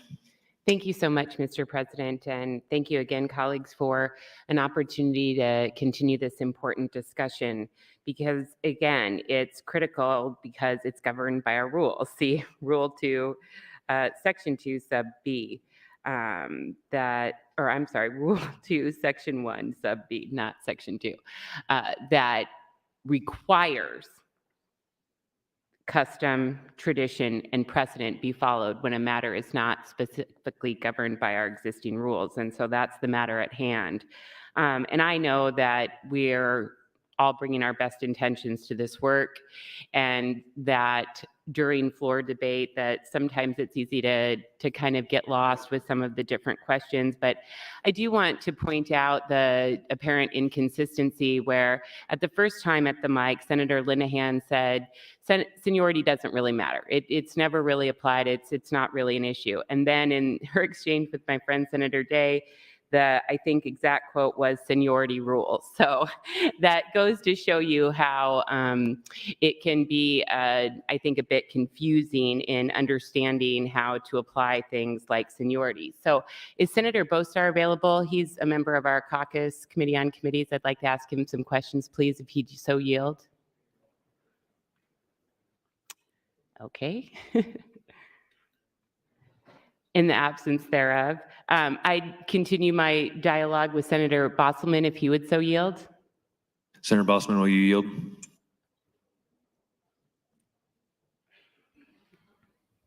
Yes. Thank you so much, Senator Bosselman, and you're such a good sport. I know that you would probably be having other conversations this morning, but I wanted to have an opportunity for you to help me and others understand, how do you define seniority? How do I define what? Seniority? As far as this body? In what Yes. context? Yes, in the context of the Nebraska Legislature. So we have those who come in each year group and the returning. Okay. So how, when balancing considerations like seniority, how do you calculate seniority for individual members? With respect to the committee on committee selections, or when I look at that, I look at everybody's who they are and what they bring to those committees. Okay. And how they may perform within those committees. I don't necessarily rank one person ahead of the others. I try to look at all of the preference sheets and try to give as many people a preference as what we can. And that's what we did. Okay, so without providing a definition of seniority or how it's applied in this context, your primary consideration I'm hearing was the preference sheets. I think we did have a robust dialogue during our caucus meeting where we asked those running for committee on committees what factors they would consider in seeking those positions and making those committee assignments. And I don't think it's transcribed, but I think each member that ran for those thoughts talked about, for example, balancing seniority, geography, incumbency, preferences, those kinds of matters. Would you agree, Senator Bosselman, that that's a generalized assessment of what we discussed at the caucus meeting? I believe what we talked about was looking at those who, there was questions along those lines. Yes, there was. And each person answered those 1 minute. differently, I think. And my responses, I believe, to those was we look at those positions of those who look at their preferences and look at what their backgrounds or what they have bringing to those committees and make a decision from there. Very good. And just a final question in our tight few seconds remaining, Senator Bosselman, when you created the matrix primarily based on what it sounds like individual member preferences, when exactly was that provided to the other committee on committee members for our caucus? I think all the same time. All at the same time, and roughly, not exactly when that was, but About the same day. about the When same we all day, a walked couple in. weeks before session maybe? The or preference sheets were given out, come in, I don't know, a couple weeks before. Everybody got all the preference sheets all together. Very good. And then what was the next steps after that matrix was provided? Were there any changes made with the caucus representatives from your initial assignments? So there was no matrix made then. That's time, Senator. Okay, thanks, Senator Bosselman. Thank you, Mr. President. Thank you, Senator Conrad and Senator Bosselman. And Senator Conrad, that was your third and final opportunity to speak. Mr. Speaker, for an announcement. Thank you, Mr. President. I just want to let people know what my intention is for scheduling today. And my intention is to keep the legislature in session through the lunch hour and possibly beyond to resolve this. I feel like we're coming to some closure here and we do need to resolve and move on. But so I apologize, but we need to keep going through the lunch hour. So just wanted to let you know. Thank you. Thank you, Mr. Speaker. Senator John Kavanaugh, you're recognized. Whoa. Thank you, Mr. President. Getting a hot mic, I guess. To follow on what the speaker just said, the cafeteria is open. For those of you who are new, that's a big deal. We have food in the building. And I would like to point out that I think this is as a result of the work of the Agriculture Committee. During the interim, Chairman Halloran took it upon himself with Vice Chair Brandt to write a letter and got the whole committee to sign on, and we sent it. And now there is food in the cafeteria. So if you want to sneak away and grab something while we're still debating, I think that's available to you. I say that for two reasons. One, it was mentioned to me that we should make sure we support it. And two, I served on the Agriculture Committee for 2 years, and it was actually one of my choices, my preferences last time, and I think it was the only preference I got. And I got on the Agriculture Committee, and I enjoyed my work there for those 2 years, working with Chairman Halloran, learning from him and from Senator Brandt and others on the committee, and took that opportunity to be outside of my comfort zone and my, I guess, sphere of expertise. And I hope I brought some value to that committee in that capacity and that balance. And I can't remember who it was this morning that said, I think it's important that you have a geographic balance to these committees for those sorts of reasons. You want to have an interest balance and all of those. And those are considerations outside of party and things of the value that we bring to the committees. And I also understand the desire to find the right folks to fit into these committees. and it is a very difficult, complex procedure. I appreciated Senator Conrad's comments earlier, and it was actually a comment. I spent some of the time over the weekend looking at the rules, and I saw that same rule that she mentioned, which is that in absence of a controlling rule, this is Rule 2, Section 1, subparagraph B, in absence of a controlling rule to cover a specific situation, and in absence of controlling custom, usage, and or precedent, the presiding officer may utilize Mason's manual. So then, of course, I purchased a Mason's manual that I haven't received yet. So you will all derive the benefit of that at some point in time. But we have specifically in our rules the requirement that we secondarily, after the written rules, we go to custom and usage.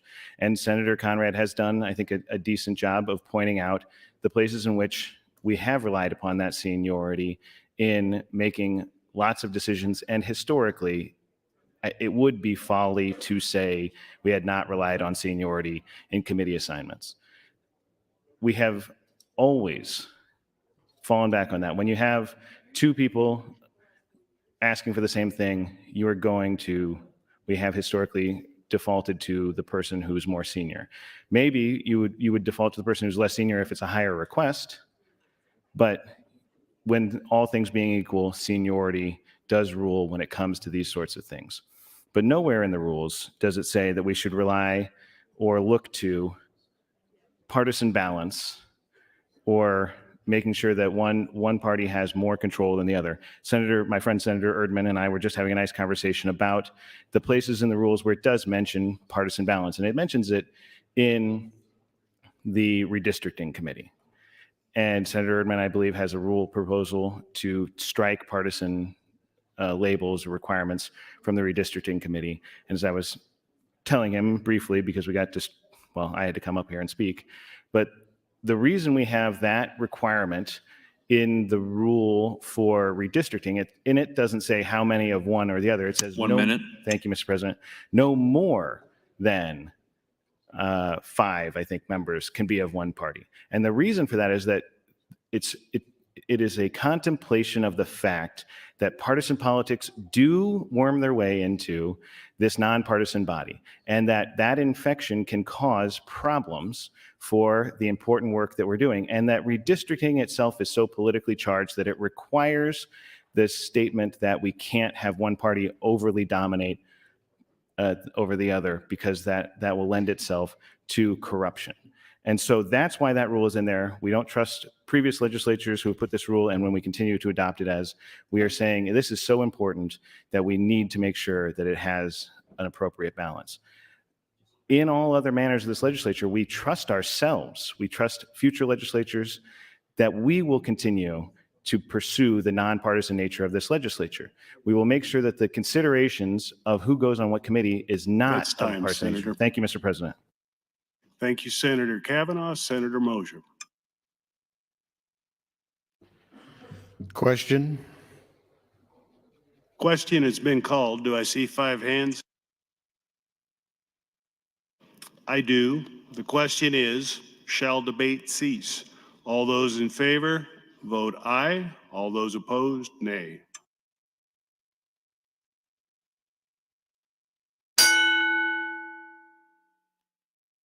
There's been a request to place the House under call.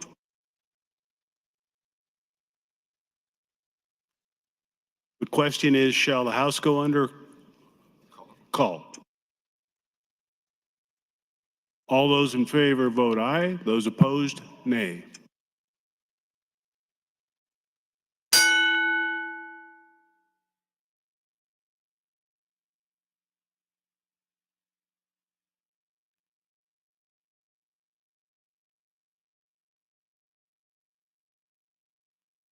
Senators, please check in.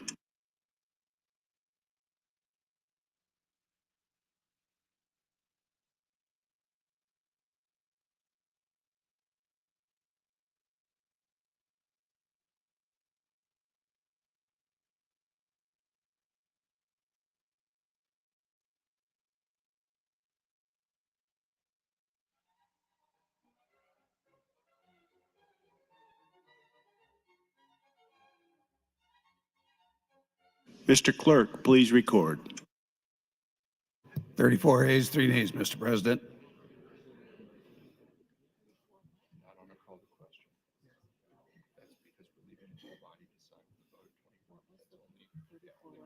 Three.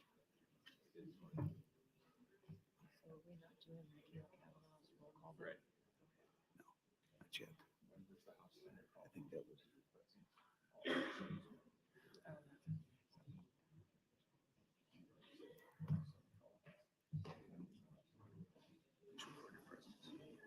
I think.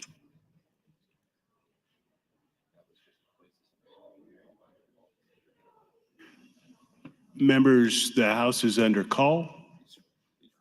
Please record your presence. All those unexcused members outside the chamber, please return to the chamber. The House is under call.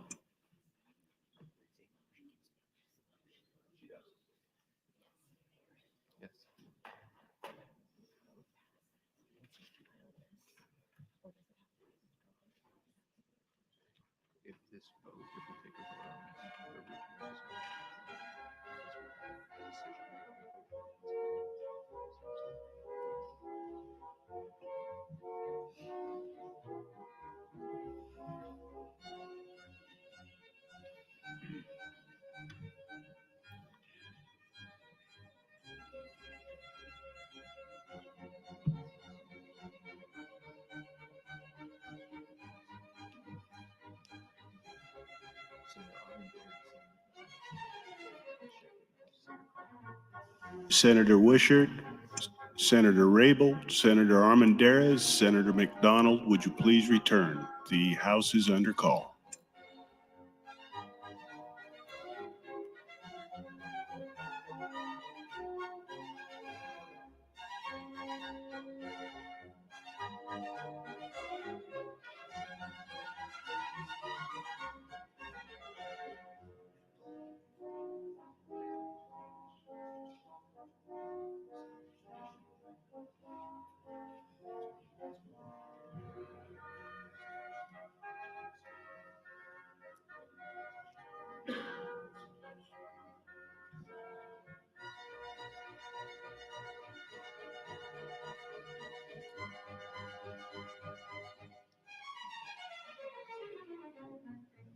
Senator Armendariz, would you please return to the chamber? The House is under call.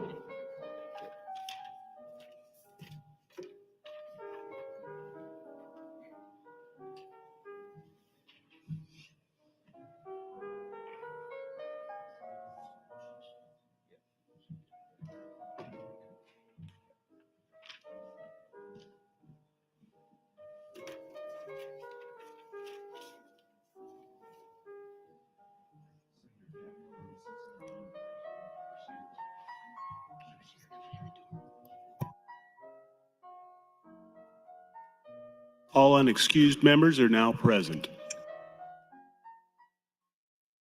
The question before the body is to call the question. All those in favor vote aye. All those opposed vote nay.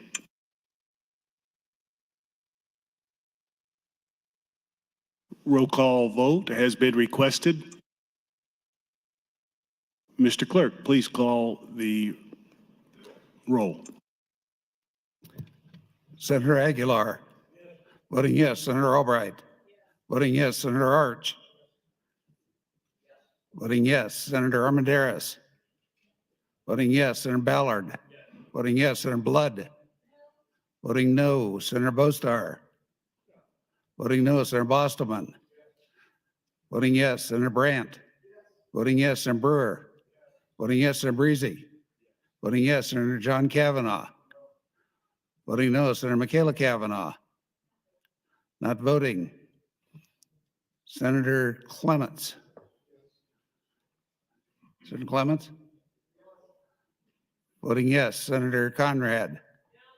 Voting no, Senator Day. Voting no, Senator DeBoer. Voting no, Senator DeKay. Voting yes, Senator Dorn.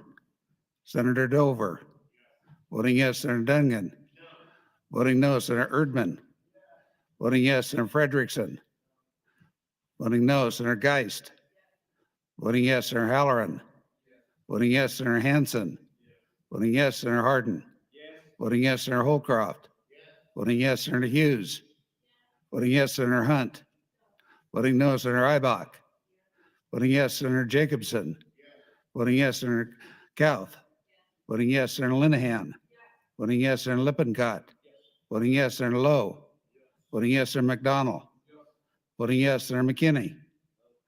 Voting no, Senator Moser. Voting yes, Senator Merman. Voting yes, Senator Raybold.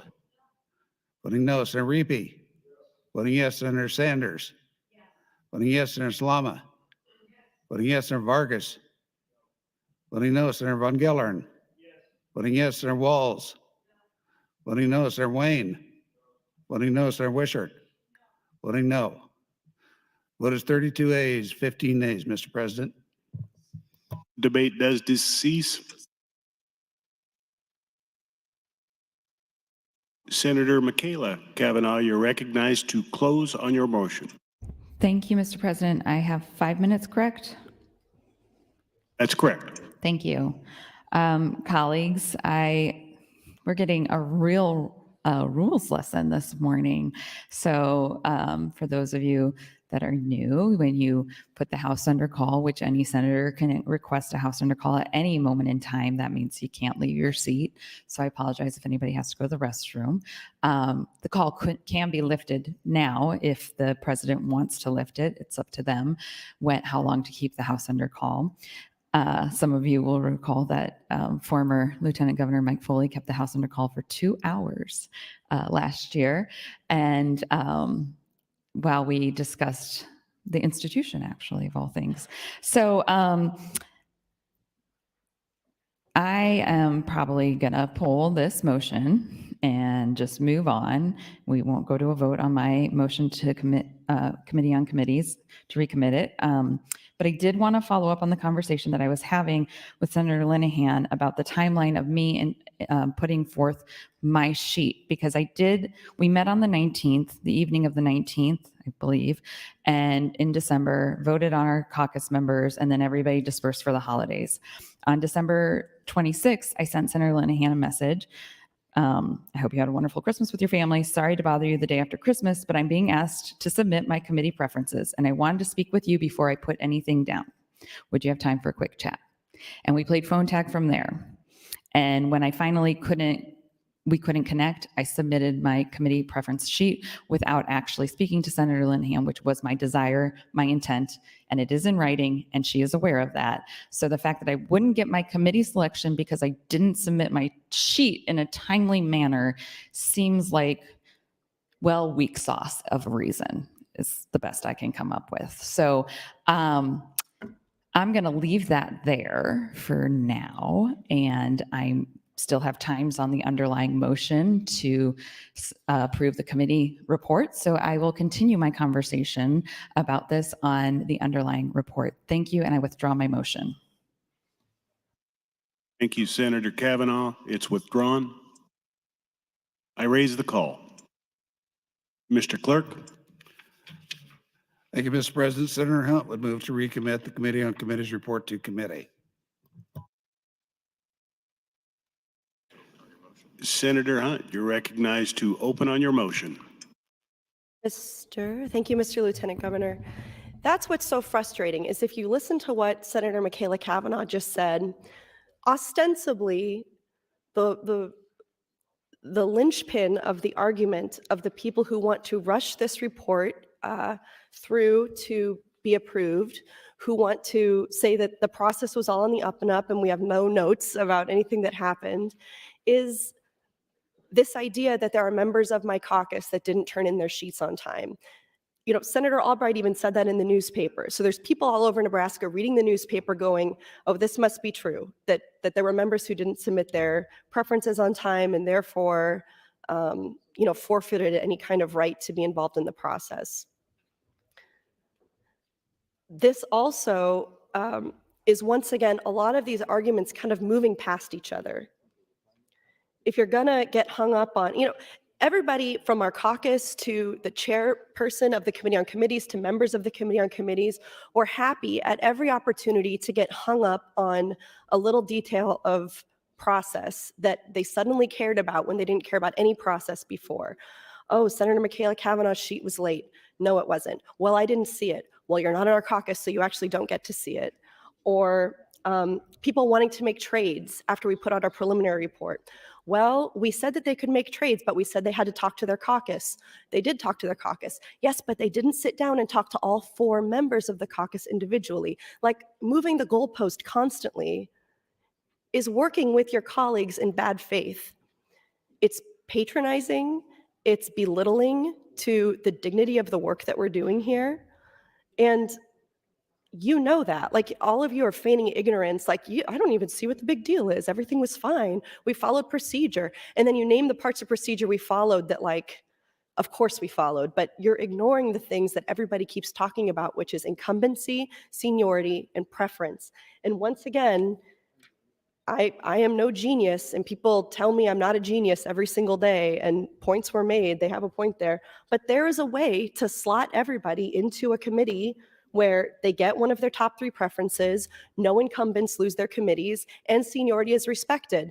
And by the way, this is a point I didn't get to before, in this matrix where that happens, judiciary is split, government is split. Like, politically, it works for all of you. Politically, it works to your advantage. So the frustrating thing is that nobody even needed to trample on precedent. Nobody needed to deny people the right to trade. Nobody needed to feign all this ignorance about, actually everything was followed, because Republicans, you still would have gotten your way. If we had followed everything to the letter of every precedent, every norm, and every tradition that we have in this body, that we were elected in nonpartisan elections to hold up, you still would have gotten your way. Instead, you worked in bad faith to corrupt the process, and now here we are taking time. I would like to send this report back to the Committee on Committees for 2 reasons that I can be clear about. One is that I want the committee to try again in good faith to ensure that people are put on a committee according to incumbency, seniority, and preference. That would take communication, which didn't happen in caucuses. Senator Albright, who chaired the Committee on Committees, said that Senator Bosselman was, quote unquote, amazing, that he came to her with a list of everybody where they could belong and everything. But I say he wasn't amazing because in the process of putting together that matrix, he excluded Senator Bostar. Did you guys know that? Did you guys know that Senator Bostar wasn't involved in his caucus process at all? That he was elected to serve on committees, and then his committee colleagues completely cut him out of the process? Why? I don't know why. We can speculate why. If I had to speculate, I'd say probably because they didn't need to include him. And this is the point I'm making, colleagues. When you see any kind of potential obstruction to your partisan agenda, and you decide the solution to that is to beat the process over the head with a club, you disrespect and debase yourself. You disrespect and debase this institution and your constituents. And again, if you work it all out, you're going to find you never even had to do that. You could have gone along with it the whole time and acted right and been an upstanding member of this body and not done all of these shenanigans and still gotten your way. CD1 could have included Senator Bostar in all of their conversations, and they still would have gotten their way. So the second reason I want to send this back to Committee on Committees is because I want you to understand that this is how we're beginning. This is the tone we're setting for the entire session. And when you steamroll procedure, you cannot get away with it easily. You might win at the end of the day. You probably will. You probably win because you have the numbers, number one, but you're definitely going to win because you're willing to cheat and lie and corrupt procedure in order to win, even when you don't have to. So yeah, it's probably a foregone conclusion that you'll definitely get your way. But I want you to understand that when you make the decision to do that, it will not be easy. Maybe you'll miss your lunch. But to that point as well, none of you have to stay here if you don't want to. When Speaker Arch announced that we would be staying here through lunch, that's right, we are staying here through lunch.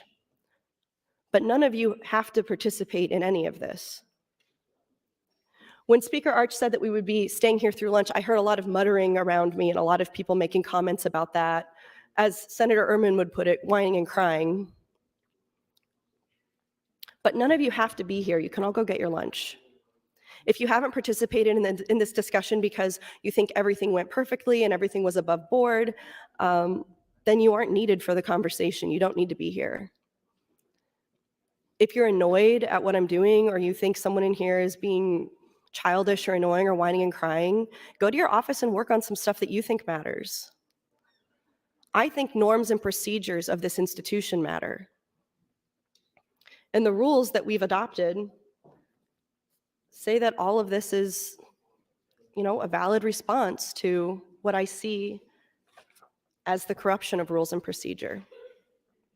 If you're in here because you're listening and considering and thinking about the points made in this conversation, then you should stay. People of Nebraska are listening and watching. And a lot of this feels like really inside baseball. Like last night, I went out to dinner at Koji, a really good new sushi restaurant in Omaha, with a whole bunch of my closest friends who I've known for 15 plus years.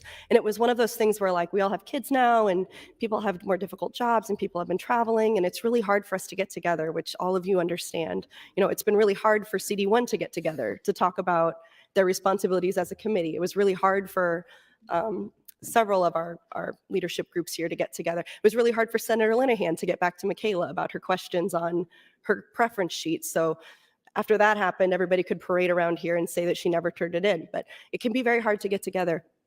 But last night we finally did with my friends, and all anybody wanted to talk about, I won't put anyone on blast, all anybody wanted to talk about at dinner was a couple bills that were introduced that people were like, what on earth is going on with this bill?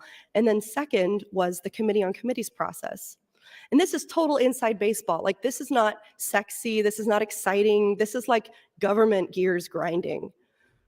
How do we decide the committee process? How do we decide who goes on the caucuses? How do we figure out who gets slated in committees?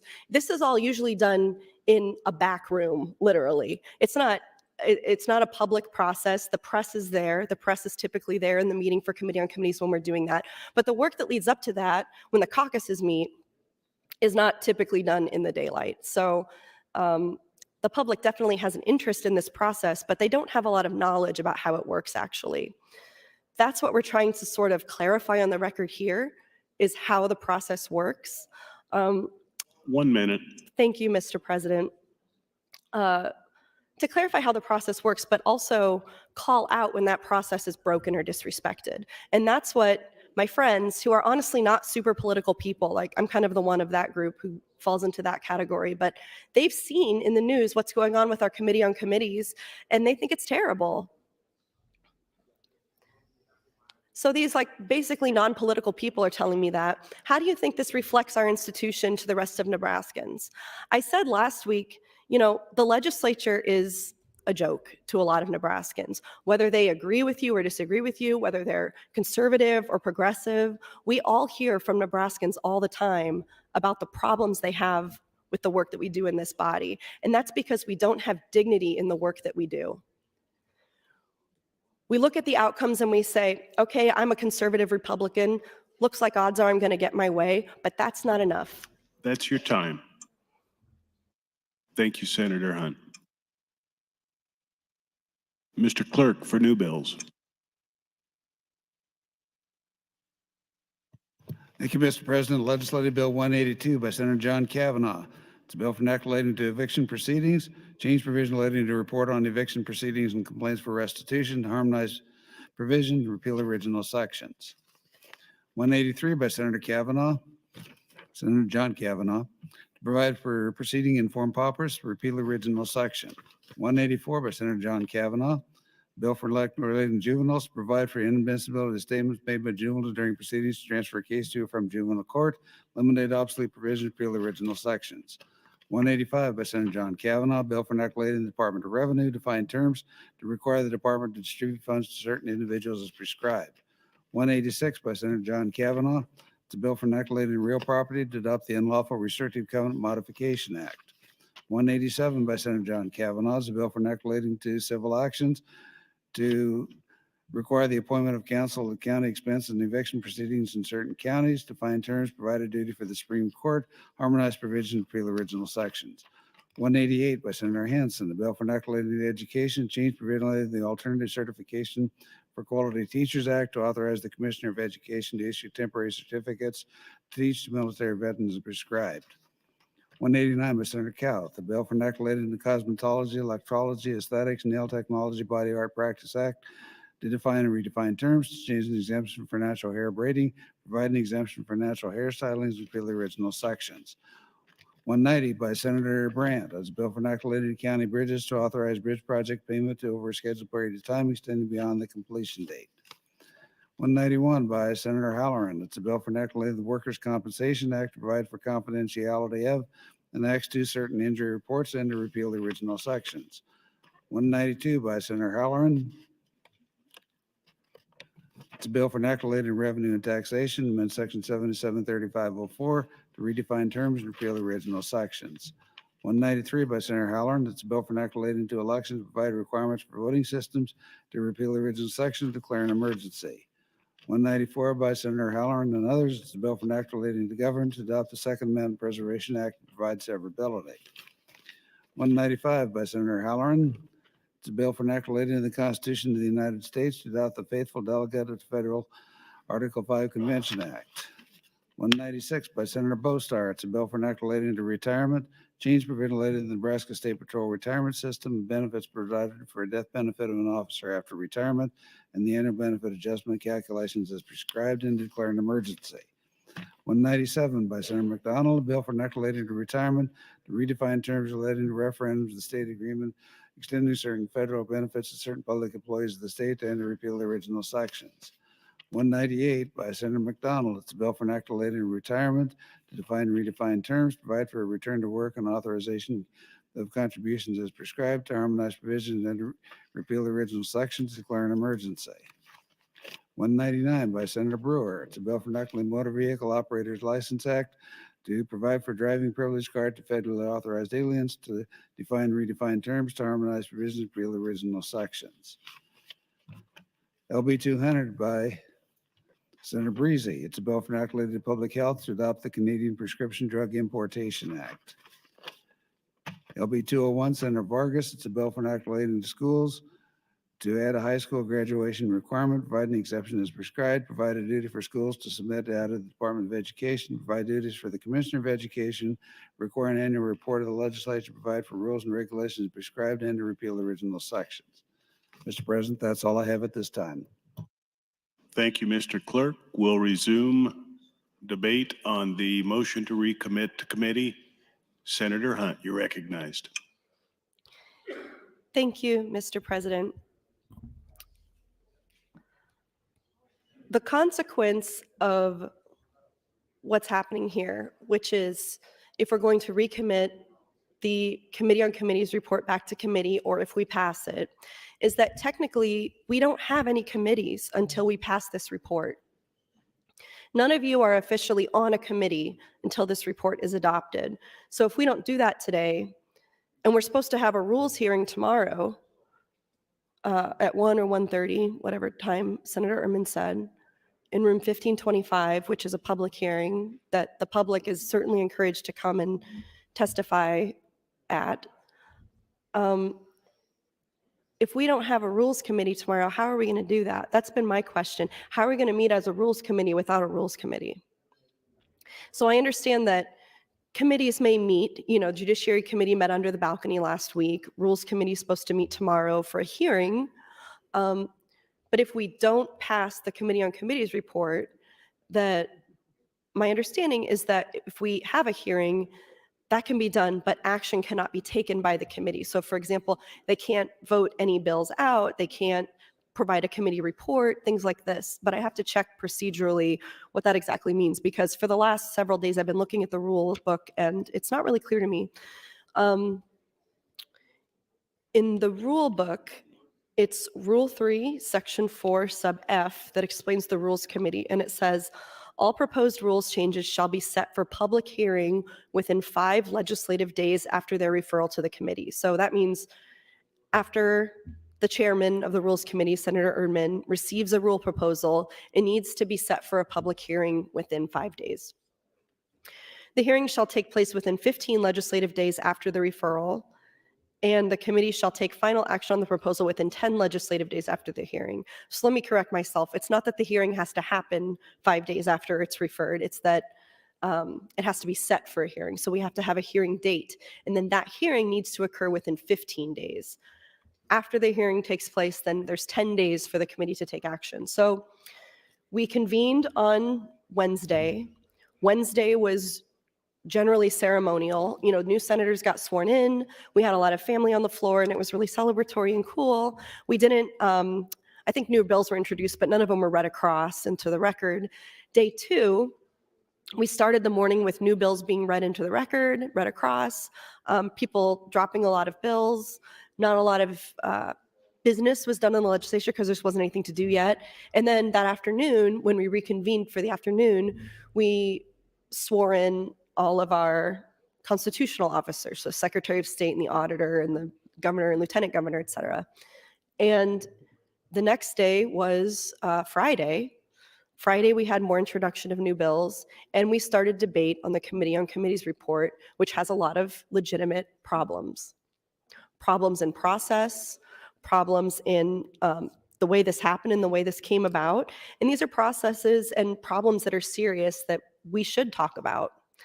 In that time, we've also had rule changes given to the chairman of the Rules Committee, Senator Erdman. Senator Erdman asked on Thursday for all rules to be to him by Friday. So the day after we convene as the 108th legislature for the very first time ever, we're told by the rules chair that we have to have the rules into him by the next day. And then today on Monday, we're emailed a matrix titled 2023 Rules Graph. It's just a 1 list, minute. folks. Thank you, Mr. President. It's just a list. It contains 52 rules proposals.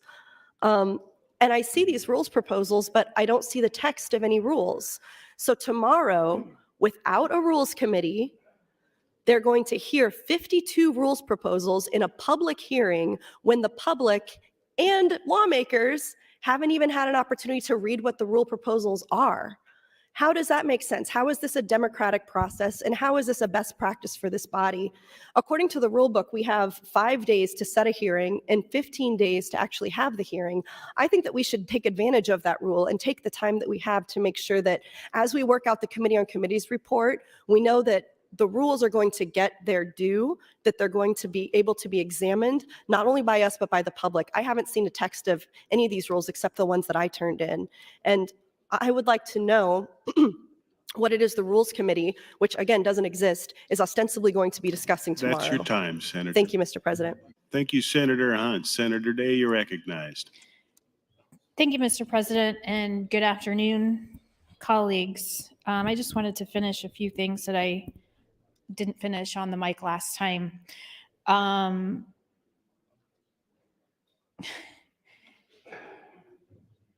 Sometimes people will get on the mic and just say abject lies. And it's an unfortunate thing that we're starting off session with this, but I want to make it clear that if you're going to stand up on the mic and say something that is patently false, that people in the body know is not true, there's going to be people that are going to ask you to answer questions, and we're going to talk about it. If we're going to continue to get on the mic and lie to the people of Nebraska, the rest of us are going to get on the mic and call you out on it. In relation to my spot on the Education Committee, I was told several days prior to even our caucus meeting, before we had even elected members of our caucus to Committee on Committees, that they were going to come for my seat on the Education Committee. So this wasn't a matter of seniority or anything like that. It was very clear that one of their goals was to remove me from the Education Committee because I'm not favorable to the types of policies that they want to move out of that committee and advance for full debate. So they replaced me with someone who was. Senator Linehan mentioned a few things on the mic earlier that I wanted to talk about. I asked her if any options were presented that would have kept me on the Education Committee. She said yes. And then she said she went to Caucus 3 and discussed it with them.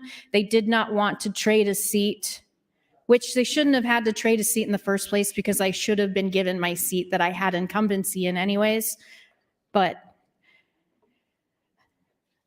however, I do recall the night of our caucus meeting on December 19th, after we elected Committee on Committee members, Senator Linehan stood up and said, "We're not going to do any trading of seats or anything of the sort. That happened a lot last session. We're not going to do that this time around." So again, predetermined that before there was even options provided to keep senators on their committees, it wasn't going to happen for some of us because trades have happened for other committees.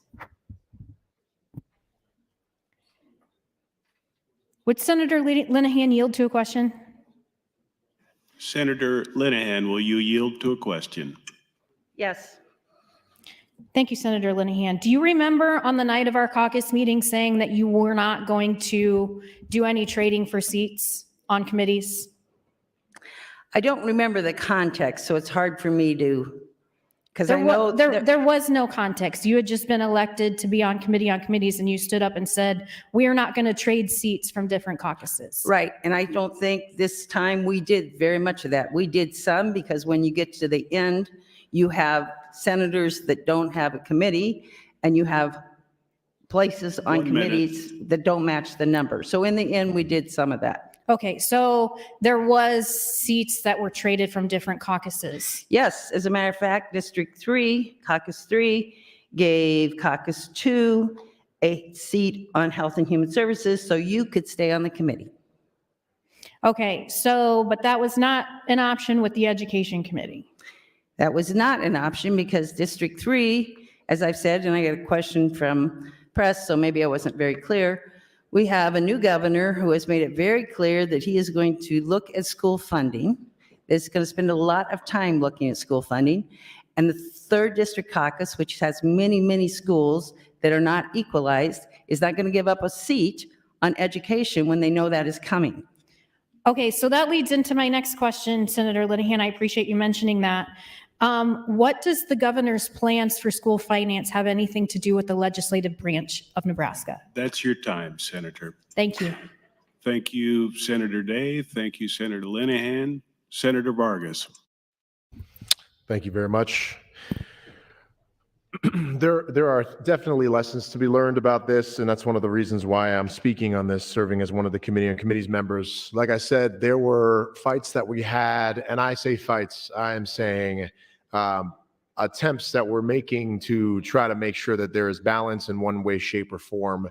And with many of the things that we try to do, let's say within our caucus or even at the caucus at large, some of those things did work out, some of them did not work out. And one of the things that's hardest on this is when we are not consistent with what we have typically tended to do. That is the problem that I have with our own internal process. And honestly, I say this for the public because 2 years from now, there's the opportunity, I think the commitment should be made that One, when we're electing our committee on committees members, no matter who they are, no matter their party affiliation in particular, that they're advocating on behalf of your caucus. I've served in this position for the last 4 years. We'll be going into my 6 years as a committee on committees member. And one of the things that's been very, very important to me has been making sure that we are balancing as many of the wins of preferences that are possible given to incoming members. I try to meet with both Republican and Democratic incoming new members to try to get a sense of what they wanted to be on, and also what they were preferencing in, and with the reality of what positions we have. The problem that we run into is when there's not as much consistency with applying of those standards. I brought this up before. We have Senator Holcroft, who has experience in government, but does not have any seniority, and got his first choice. His first choice was government military affairs. And another individual member in our caucus had 2 years of experience and was trying to get on government military affairs. And we had a disagreement, and we could not come to a standstill. And we ended up putting Senator Holcroft on government and military affairs with 0 years of experience on that committee over somebody that had 2 years of experience and was trying to get on that committee. And what ended up happening is a trade, which I'll talk about trades in a second. The trade that was then done between two other different members in different caucuses, that person that put their first preference now traded off his first preference to seek out his fourth preference on a sheet, judiciary, which means that the person that had 2 years of experience in the CD2 caucus didn't get their preference, and the person that did traded it away. This is the problem with the inconsistencies, that if we start sharing this with the public, that it doesn't seem fair. Obviously, it's left up to interpretation to everybody that is listening to this, whether or not it is indeed fair or not.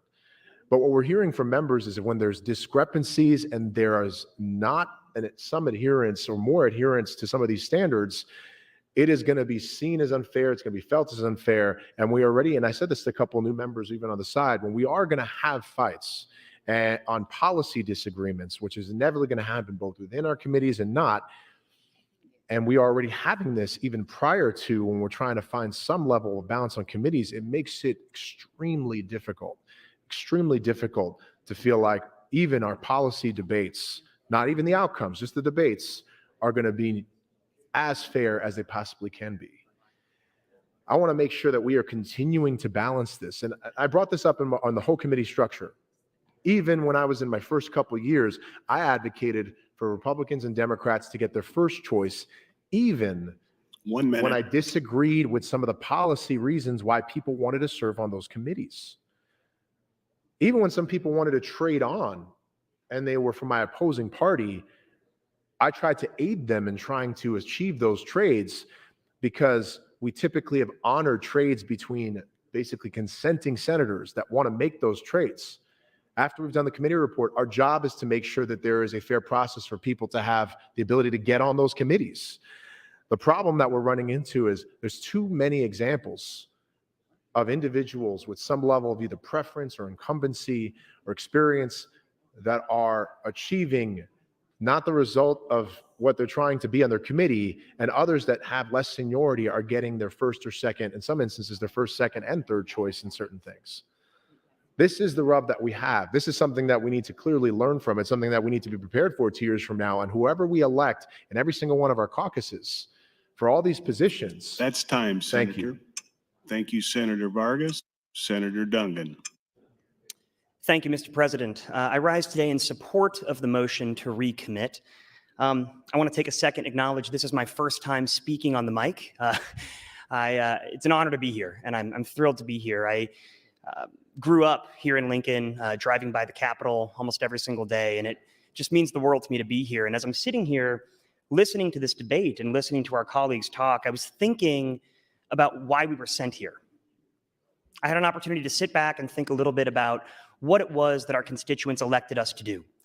And as I'm sitting here and thinking about it, the reality of the situation is that we were sent here to have these conversations. We were sent here to ask the big questions. We were sent here to have the great debates, and we were sent here to have the conversations that were difficult, not always the easy conversations.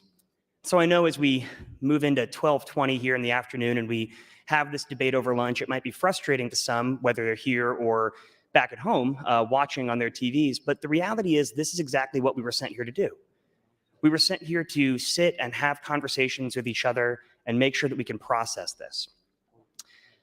As I look back on my time when I was running for office, one of the things that I heard time and time again from constituents, and I'm sure many of my colleagues have heard the same thing, I've heard this echoed already in the last few days, was that they are sick of the hyper-partisanship that they see coming out of the legislature. I talked to people from across the entire political spectrum. I knocked on the doors of Democrats, Republicans, nonpartisans, people who liked politics, people who didn't like politics, and time again, they said that they just wanted to have people get together and try to get things done. And so I feel like up until this point, we absolutely have been living that aspiration or living that ideal.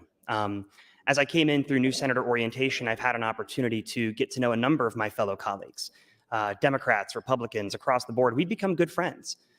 For example, Senator Lippincott, I've gotten to know him well, and his son, who was in town this last week for the inauguration. I got a chance to meet him and his fiance and hear the story of how they met and where they're going from here. And it's just been incredible to have this opportunity to have these conversations. And so, yes, I'm new, but I find it somewhat disheartening when I hear from my colleagues who have been here before me, and they say that this process has been tinged with partisanship. Now, again, I don't know how the process worked in the rooms. I'm not on the committee on committees, and that's not something that as a freshman you generally have an opportunity to do. And I want to take a second to thank my colleagues who are on the committee on committees. This is an incredibly difficult jigsaw puzzle to figure out. And I listen to the folks who are on the committee on committees, and I believe them when they say that when you're dealing with 49 of us who have differing opinions and differing positions, it's probably very hard to put us in a committee that everyone wants to be on and honor those things. But I listen to my fellow colleagues who have been here before and have been here before me in prior terms and previous iterations of the legislature, and they do say that there are certain things that should be taken into consideration. What I think is great about this entire process is we get to get up and have this debate. We get to get up and have these conversations. And this motion to recommit this to the Committee on Committees doesn't have any binding effect except let's go back and let's take another look at it. I don't know for the people sitting at home if they understand that the first 10 days or so of this legislature generally are bill drop days. There's other things that happen, obviously, the Rules Committee meets, but we don't have a lot else on the agenda. And so I don't necessarily have a problem with us having these hard conversations. I think we should strive to make sure we keep it about the issues. I think we should strive to make sure that we're talking about this in a way where we're addressing the actual committee assignments. Again, I think we should all strive for, thank you, Mr. President. I think we should all strive to respect one another. But I think we should encourage each other to take a good hard look at this process and acknowledge the fact that not everybody got the choices they wanted or in some circumstances maybe deserved. And so what we're doing with this motion to recommit is we're providing a further opportunity for somebody to take another look at this, another bite at the apple, if you will. Things may change, they may not change. But at least at the end of the day, this provides the Committee on Committees a chance to sit down and look at these assignments one more time. And a number of the people speaking today didn't have their voices heard in the Committee on Committees meeting. So perhaps the members of the Committee on Committees has now heard some of the complaints. They've maybe heard some of the issues that have been taken into account or not taken into account with the committee assignments. And this at least provides them with an opportunity to say, we've heard you, we've listened to you, we see you. Now we're going to go back and at least make sure this was done in a way that was respectful to everybody. So I would just encourage others. That's time, Senator. Thank you, Mr. President. Thank you, Senator Duncan. Senator John Kavanaugh. Thank you, Mr. President. I'm going to attempt not to touch the microphone this time. Was a pleasure to welcome Senator Duncan to my row mate, by the way. You might not be able to tell on the camera. We sit in the same row. And pleasure to welcome his perspective to the conversation and all the new senators. And I think I appreciated the points he just made about what the opportunity presented here. And sure, we can all talk about that some people are airing grievances about what happened. And as he correctly pointed out, some of us weren't in the room, myself included. And so we don't know everything that happened. We've heard a lot of people mention what exactly was transpired and what things people considered. We have heard several people reference the necessity or the decision to pursue a partisan makeup or partisan balance of those. And of course, we are all not naive enough to think, even though this is a nonpartisan body, that people don't register with a party, they don't participate in a party, and are not members of a party. And so we're not, the complaint here is not about the fact that people carry with them all of their experience and all of their interests and their political ambitions and agendas with them in these conversations. The complaint here, or really the conversation here, is about what do we want this body to look like?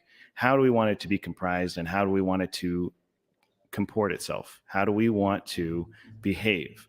And the rules for these things and the norms have been, and the tradition and procedure has always been, to strive to be as nonpartisan as possible, and to do the work of the people of the state of Nebraska.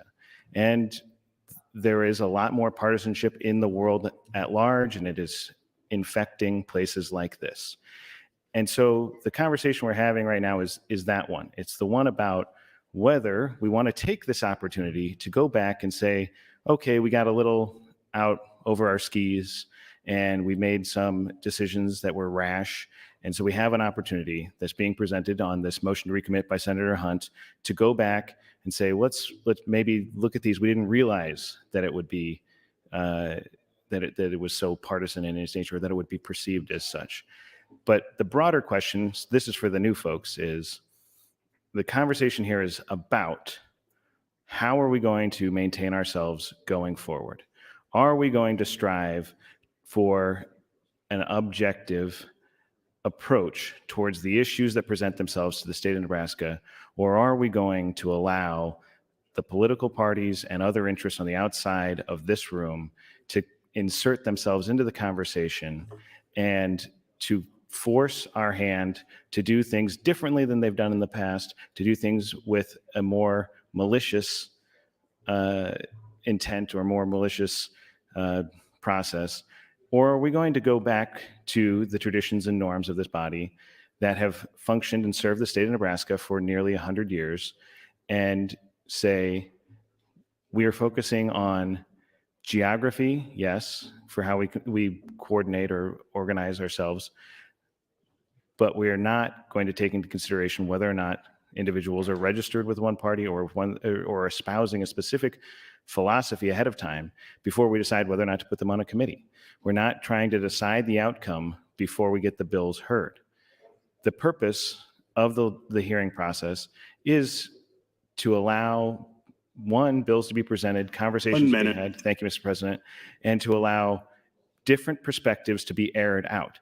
Because if you get a committee that is entirely stacked in one philosophy, you may not know that there are a lot of people that are not on that committee that have a different opinion on that and who are not going, that bill is not going to move as efficiently as it might seem coming out of a certain committee. And we've had that problem in some committees in the past, and that tends to degrade the discourse, but it also has a tendency to slow down the entire process of all of the rest of the legislature. And so this is an opportunity to move to recommit this bill back to the Committee on Committees. We can take a look and maybe make a few changes and start off this whole session, the next 86 days, in a better position than we are at the moment. Thank you, Mr. President. Thank you, Senator Kavanaugh. Senator Conrad.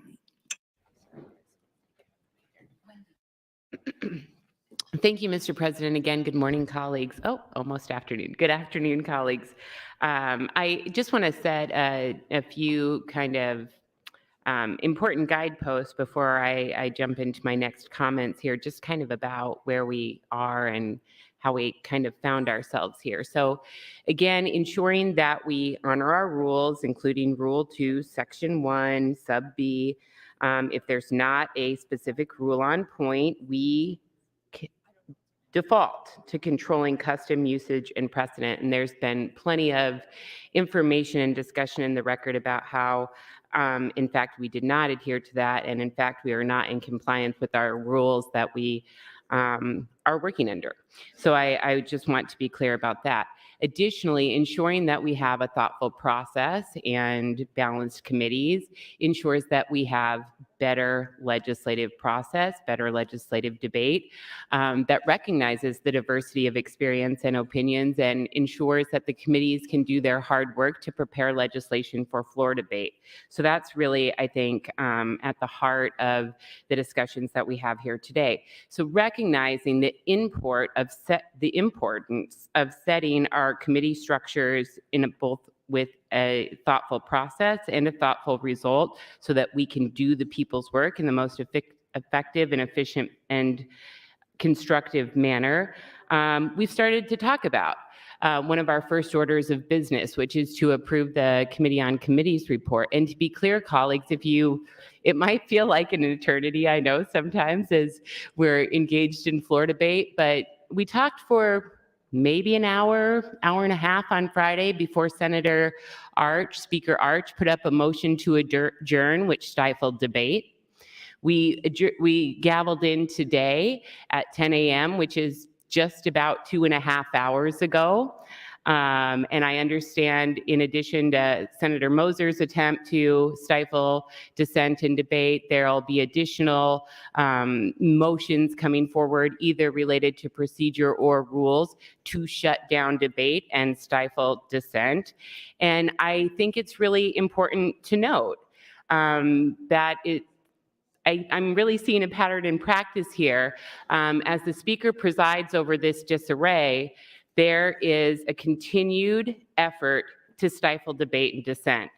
So whether that includes quickly buttoning up committee chairs on day one and not having the raucous floor debate on temporary rules that we've seen in the past, whether that includes a failure to recognize points of privilege, as the Speaker has so indicated, whether that includes a Speaker's memo that seeks to subvert the power of committee chairs to schedule committee hearings, to button things up, to fast track, to stifle debate and dissent, whether that includes a motion to adjourn on Friday from the Speaker after an hour and a half of debate on one of the most foundational and critical issues before the body, setting the structure for our work moving forward, and whether or not there'll be additional motions from the Speaker this morning to again stifle debate and dissent in an attempt to end the disarray that has happened under just a few days of his watch. So, that being clear, those measures are debatable. It's not going to save anybody any time or energy.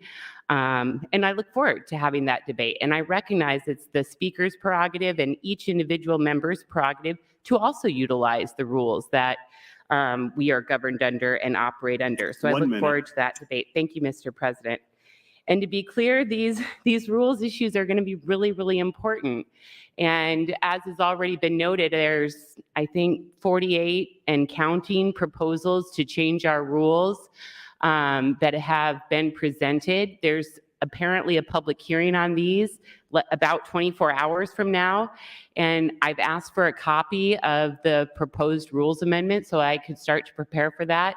And thus far, all they have available is an index. So I don't even know what those proposals might entail. And think about, again, how that fits into the pattern and practice, how that fits into the pattern and practice to not be transparent, to not follow norms, to stifle debate and dissent.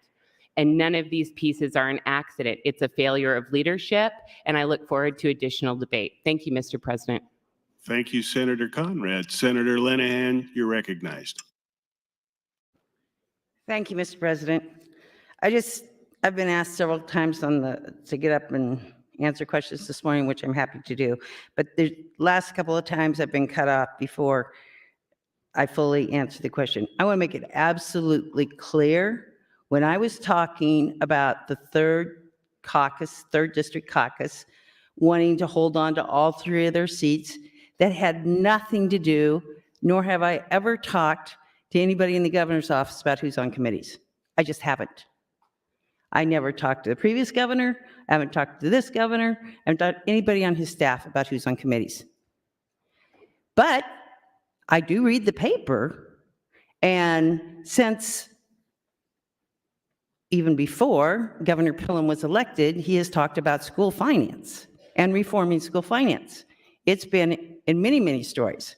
So it's no secret. You didn't have to have some, all you have to do is read the paper, which I do religiously.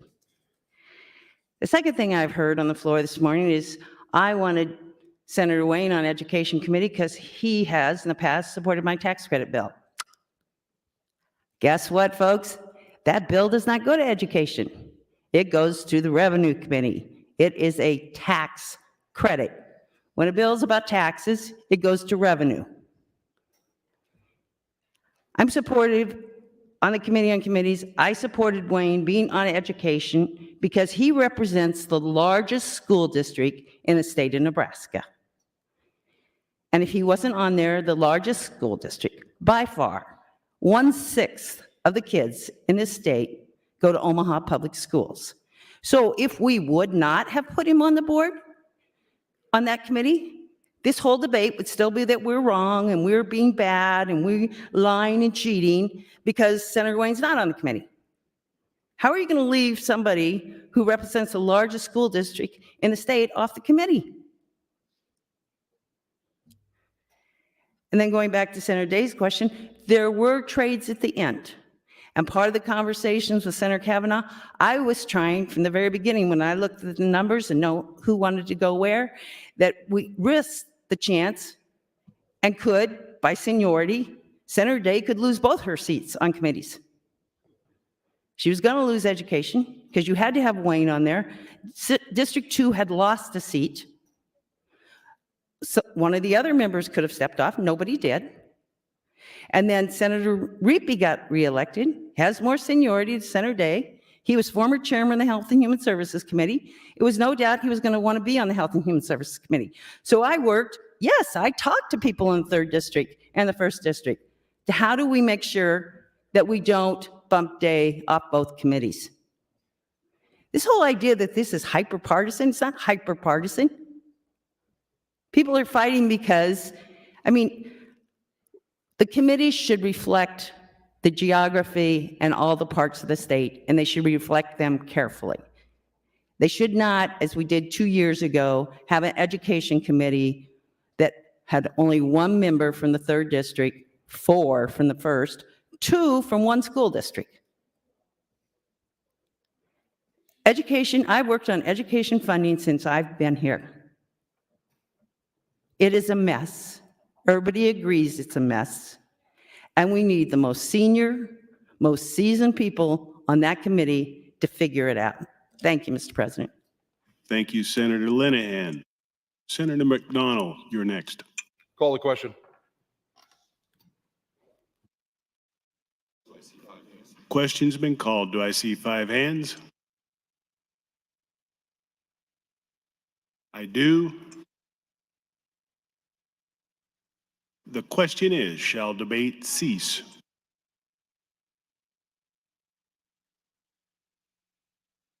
There's been a request to place the House under call. All those in favor, aye. All those opposed, nay.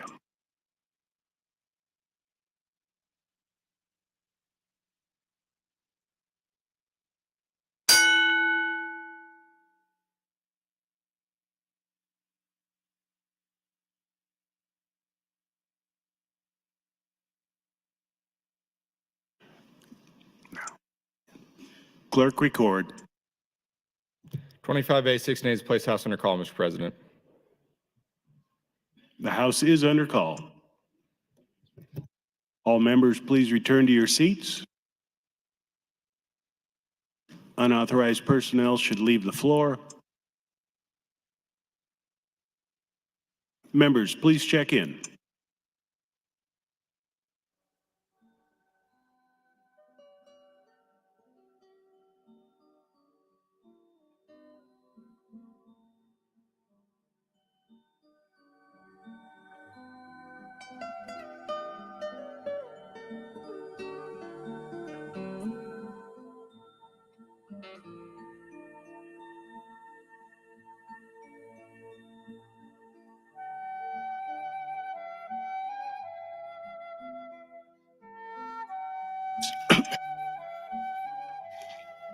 Senator Calv, Senator Raybold, Senator Bostar, Erdman, Reapy, and Geist. Please check in.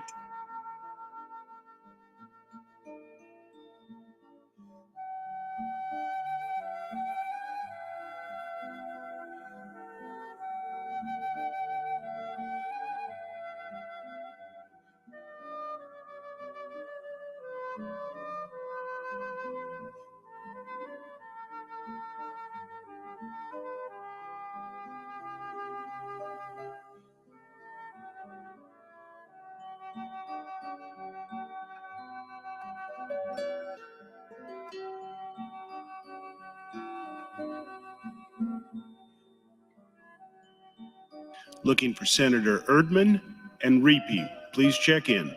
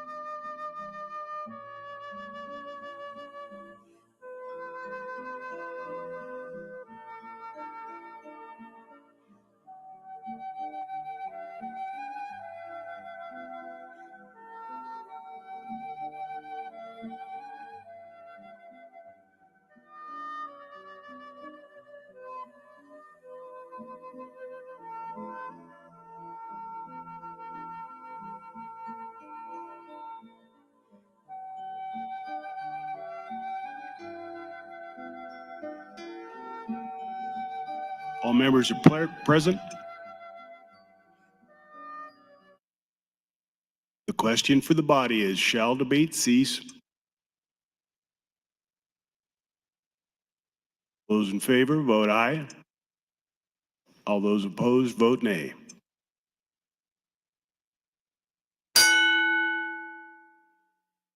Roll call vote's been requested. Clerk, please call the roll. Senator Aguilar. Voting yes. Senator Albright. Voting yes. Senator Arch. Voting yes. Senator Armendariz. Voting yes. Senator Ballard. Voting yes. Senator Blood. Senator Bostar. Voting no. Senator Bostelman. Voting yes. Senator Brandt. Voting yes. Senator Brewer. Voting yes. Senator Breezy. Voting yes. Senator John Kavanaugh. Voting no. Senator Michaela Kavanaugh. Voting no. Senator Clements. Voting yes. Senator Conrad. Voting no. Senator Day. Voting no. Senator DeBoer. Voting no. Senator DeKay. Voting yes. Senator Dorn. Senator Dover. Voting yes. Senator Dungan. Voting no. Senator Erdman. Voting yes. Senator Frederickson. Voting no. Senator Geist. Voting yes. Senator Holleran. Yes. Senator Hansen. Voting yes. Senator Hardin. Voting yes. Senator Holdcroft. Voting yes. Senator Hughes. Voting yes. Senator Hunt. Voting no. Senator Ibach. Voting yes. Senator Jacobson. Voting yes. Senator Kauth. Voting yes. Senator Linehan. Voting yes. Senator Lippincott. Voting yes. Senator Lowe. Voting yes. Senator McDonald. Voting yes. Senator McKinney. Voting no. Senator Mosier. Voting yes. Senator Merman. Voting yes. Senator Raybold. Voting no. Senator Reapy. Voting yes. Senator Sanders. Voting yes. Senator Slama. Voting yes. Senator Vargas. Voting no. Senator Von Gillern. Voting yes. Senator Walls. Voting no. Senator Wayne. Voting no. Senator Wishart. Vote is 32 ayes, 14 nays to cease debate, Mr. President. Debate has ceased. Senator Hunt to close.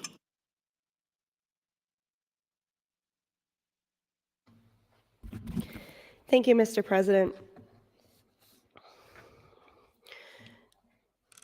The cornerstone of the reason I can't speak for everybody who's been involved in this conversation since Friday.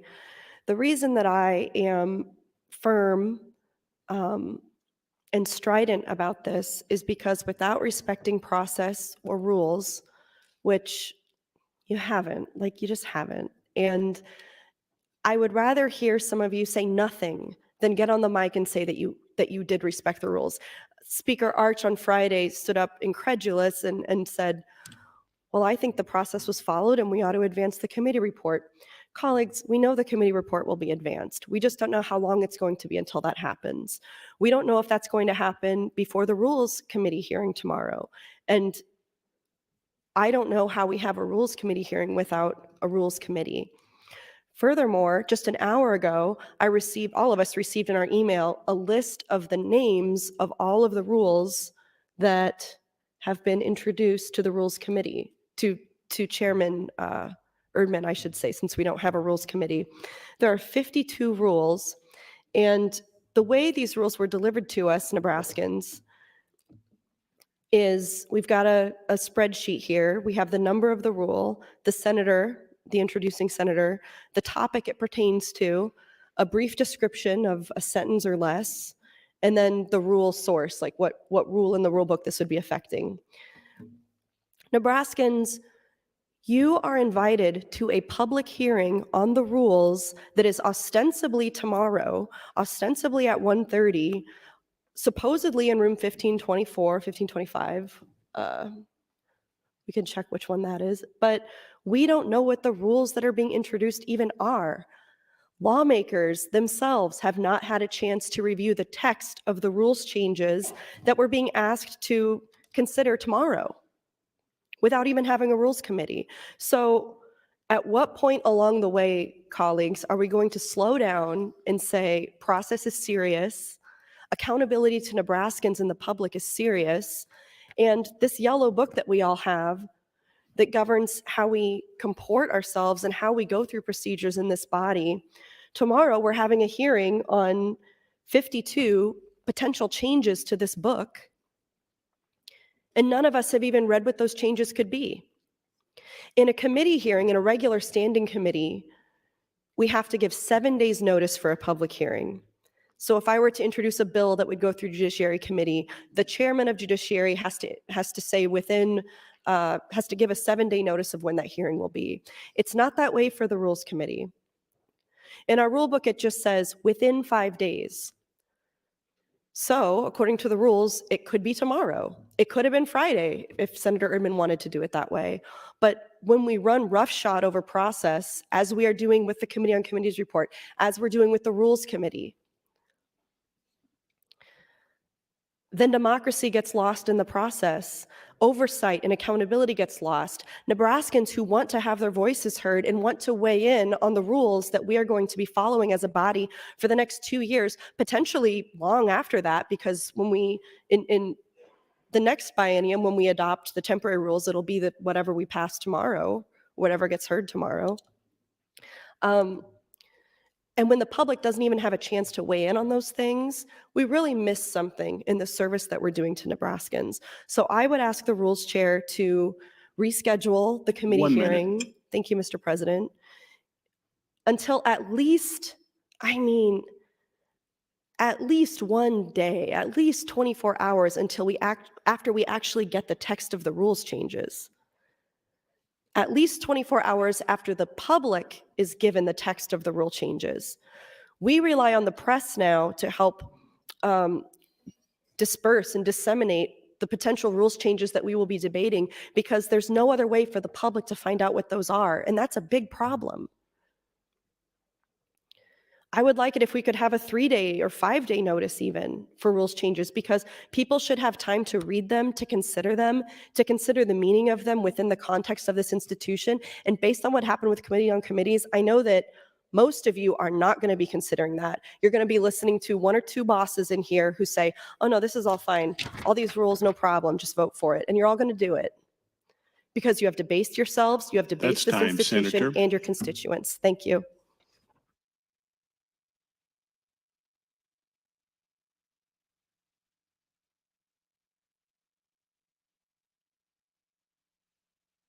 The motion before the body is Senator Hunt's motion to recommit.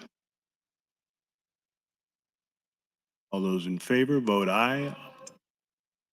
Roll call vote requested. Clerk, please call the roll. Senator Wishart, Senator Wayne,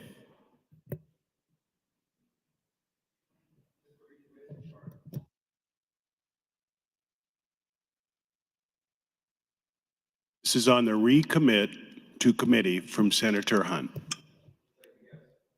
voting yes. Senator Walls, voting yes. Senator Von Gillern, voting no. Senator Vargas, voting yes. Senator Slama, voting no. Senator Sanders, voting no. Senator Reapy, voting no. Senator Raybold, voting yes. Senator Merman, voting no. Senator Mosier, voting no. Senator McKinney, voting yes. Senator McDonald, voting no. Senator Lowe, voting no. Senator Lippincott, voting no. Senator Linehan, voting no. Senator Kauth, voting no. Senator Jacobson, voting no. Senator Ibach, voting no. Senator Hunt, not voting. Senator Hughes, voting no. Senator Holcroft, voting no. Senator Hardin, voting no. Senator Hansen, voting no. Senator Holleran, voting no. Senator Geist, voting no. Senator Frederickson, voting yes. Senator Erdman, voting no. Senator Dungan, voting yes. Senator Dover, voting no. Senator Dorn, Senator DeKay, voting no. Senator DeBoer, voting yes. Senator Day, voting yes. Senator Conrad, voting yes. Senator Clements, voting no. Senator Michaela Kavanaugh, voting yes. Senator John Kavanaugh, voting yes. Senator Breezy, voting no. Senator Brewer, voting no. Senator Brandt, voting no. Senator Bostelman, voting no. Senator Bostar, voting yes. Senator Blood, Senator Ballard, voting no. Senator Armendariz, voting no. Speaker Arch, voting no. Senator Albright, voting no. Senator Aguilar, voting no. Vote is 13 ayes, 32 nays, Mr. President. Motion is not adopted. Mr. Clerk.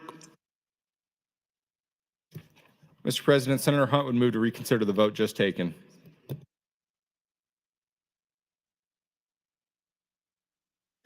Senator Hunt, you're recognized to open on your motion. I raise the call. Thank you, Mr. President. Raising the call means you don't have to sit in your chair anymore. And so if any of you would like to go back to your office and have the lunch that you've been waiting for, or go have a meeting with a lobbyist, or maybe they can buy you a lunch, you can certainly go do that. One thing that I try to do every time I know that there's a public hearing, so certainly for all of the bills that I introduce, but also for something like a Rules Committee hearing, is I try to use the reach that I have through social media, through email networks, through my website, things like this, to make sure that people know when that hearing is going to be. We are always asking the public to engage politically and civically, to be good citizens, to register to vote, to not only register to vote, but to understand all of the voter suppression laws and all the regulations and all of the hoops that we make them jump through to exercise their right to vote. We ask them to contact their congresspeople and their senators and their state senators and their school board members and their city council members and everybody under the sun who's ever been elected. And whether the issue is property tax relief or constitutional carry or consumption tax or LGBTQ equality or abortion or whatever the issue is, there are always constituencies and advocates out there who are trying to whip up the public and get them to be civically engaged in the hopes that they will be able to influence their government. We are all here, of course, because of the people who put their trust in us to send us here. But we also know the reality is that sometimes when you look at a ballot, you either only have one choice on it to vote for, there's only one person running in that seat, or There's 2 people running on the general ballot, and neither of them really seem that great. So when I look around this body and I see how we've comported ourselves in the Committee on Committees process, when I see, honestly, the disarray in this body and the lack of respect for precedent in this institution, I think we have a candidate pipeline problem. I think there are probably better people who could be running for office. I think there are a lot of normal, intelligent, experienced, qualified folks who people probably come to them and say, you would be really good in the legislature. You would be really good in city council. You should think about running for office. All of us have probably said that to somebody at some time. And then they look at what's going on here and they go, that's nothing that I ever want to be a part of. This is also degrading to democracy. This is also degrading to civic health. And as much as we want people to vote, we want people to engage with their government, we want people to understand that the work that we do in here is literally for them, that we're not standing above them, that we're not here to tell them what to do, that we're here to improve their quality of life and basically leave them alone and let them make their own decisions about how to best live the good life in this state in a way that works for them. They look at the work we do and they think it's a joke, because we are not rising to the dignity that this office is asking of us, honestly. And a prime example of that is not just what happened with the Committee on Committees report, but what's happening tomorrow with the Rules Committee. Tomorrow, there is a public hearing to consider updates to the rules. There are 52 rules that have been introduced.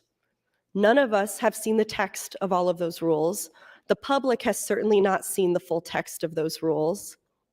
And I would like to send an email to everybody on my newsletter, as I would typically do, to tell them when the hearing's going to be, where it's going to be, how they can testify and make their voices heard, to reach out to their senator if they have a question or concern, and what the text of these rules are going to be.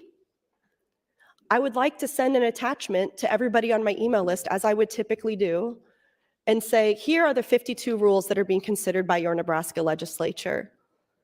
If you love them, reach out to your senator and say so.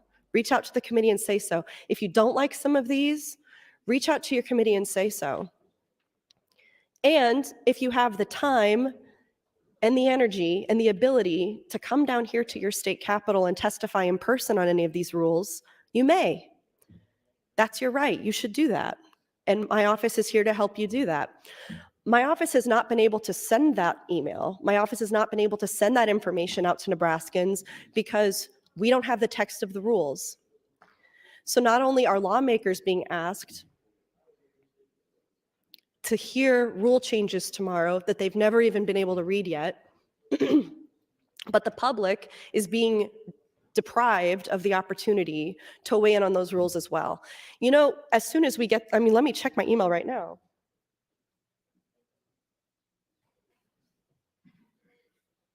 No, I still don't have an update after over 1 hour, almost 2 hours now, of what the text of the rules is going to be. So you can bet that as soon as we lawmakers receive the text of the rules that are under consideration for tomorrow, it's going to be a minute until the general public gets it. And that's if they're looking. That's if they're looking for the information. That's if they're reloading the World Herald, or they're waiting for my little email that I'm trying to send just to do something to help these people civically engage, just because I feel like my responsibility as an elected official is to do something to reach out to these people and make them feel like what they do actually matters for government. Just because in my office I'm trying to do one thing to have transparency and make Nebraskans understand what opportunities they actually have to engage with us. I would like to send an email, on Saturday saying these are what the rules are, because Senator Erdman had all those rules on Friday. So we could have done that. Speaking of, to this persistent point that Senator Linehan and Senator Albright have made about, well, they turned the sheets in late, so of course we had to screw them over. Like, y'all are turning the rules in late. When do we follow this rule and when do we not? When do we follow this standard and when do we not? I would like to see the rules more than 24 hours before we're supposed to be considering them in a committee, and so would Nebraskans. We all have channels that we can use to reach out to our constituents, to reach out to Nebraskans, and make them aware of the work that we're doing down here. And if you are a good representative, I think that you should be striving to do that. You can't just get elected and come down here and sit in your office and, wall yourself off from the concerns people have. And what I would urge Nebraskans to do who may be watching this, which I know there are some people watching this, but not enough. Reach out to your senator, reach out to Senator Erdman and ask him if you can see the rules because you are interested in testifying or sending an email or otherwise making your opinion about those rules known. If you're watching this and you have civically engaged friends who you know are not watching it because maybe they have a life, like they've got a job and kids and other things to worry about during the day than babysitting their legislature, tell them about it too. Get your friends together who care about what happens in government, who care about protecting democracy, who care about the value of this institution, and who care about the ability to make your opinion known to your government representatives because there's the transparency and accountability to even be able to do that. Then you should reach out to Senator Erdman and tell him so. I think that these problems that we have institutionally, whether it's problems in our caucuses or problems with the Committee on Committees process or rules getting introduced in kind of an inconsistent way, and we don't even get to read the rules before we have them considered by the committee. The best way to solve these problems is just sunlight.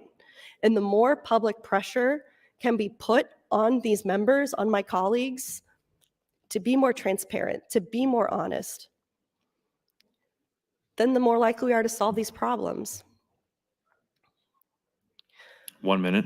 Thank you, Mr. President. All of you could have had everything that you wanted, including passing the Committee on Committees report on Friday, having a nice calm day today with your lobbyist subsidized lunch that you are hungry for, that you may certainly go and leave and go get. If you're not engaged in this conversation, you're not needed for it, frankly. So what I would encourage Nebraskans to do is to continue to hold their elected officials accountable, even on this inside baseball stuff, even on this stuff that isn't as straightforward as, voting up and down on a bill or voting up and down on a committee chair or leadership, which some people reach out to us about, because we ask people to be civically engaged and vote and pay attention to what their government is doing in like 18 different spheres of government and influence. And it's a lot to ask because a lot of people don't have any time, they don't have any money, Less time, they don't have Senator. any energy, and it's a lot to ask of them. Thank you, Mr. President. Thank you, Senator Hunt. Senator Michaela Cavanaugh, you're recognized. Thank you, Mr. President, colleagues. This is a debatable motion, and that means that you can talk on it. That's what a debatable motion is. We are really kind of doing a senior class or master class on rules today. Not a master class because I wouldn't presume to be able to teach a master class on rules, but certainly a senior class on rules today.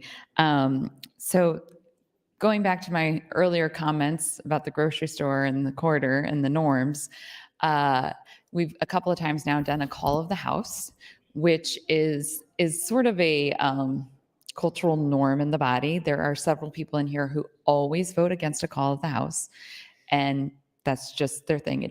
Don't take it personally. It's the same group of people. They just oppose calls of the House, and they always oppose them. And so it doesn't matter who you are. Don't take it personally. Generally speaking, calls of the House are a very collegial thing that everyone just votes for. I have been on the receiving end of that not happening, but new day, new dawn, new body. Hopefully that doesn't happen this year. So when you are all wondering what you're supposed to do, call of the House, it's really important to read the board. Sometimes we get a little flustered when we come in from outside the chamber when we're doing a call of the House or vote. And do not be shy about asking anyone around you, what are we voting on? Because sometimes, I remember once the board was like filled all the way down to the bottom and we all had to like look at it for a hot second before we could realize what we were actually voting on. So sometimes when there's procedural motions being put up, et cetera, you might not know what you're voting on in that moment, and it is better to ask. This is not one of those cases where you want to beg for forgiveness because you might make a vote that you really didn't mean to make. So now we're voting, what we will be voting on is Senator Hunt's motion to reconsider the vote on the motion to recommit to committee. And because she was present not voting, she can make that motion to reconsider her vote. Of course, we all then vote again, but she made that motion because she did not vote on that motion, underlying motion. I voted against, no, I voted for the motion to recommit to committee.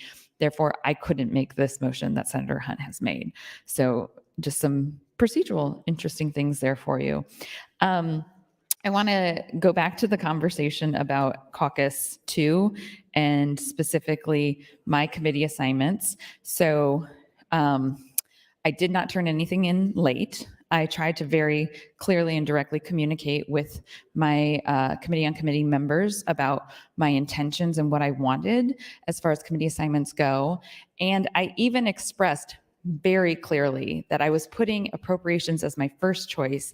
I recognized my seniority on HHS, and I did not want my seniority to be prioritized over Senator Day's. And I expressed that to 3 of the 4 members of Committee on Committees because I knew that that was an issue with her for another committee. And I asked specifically that my seniority not be prioritized over Senator Day for HHS.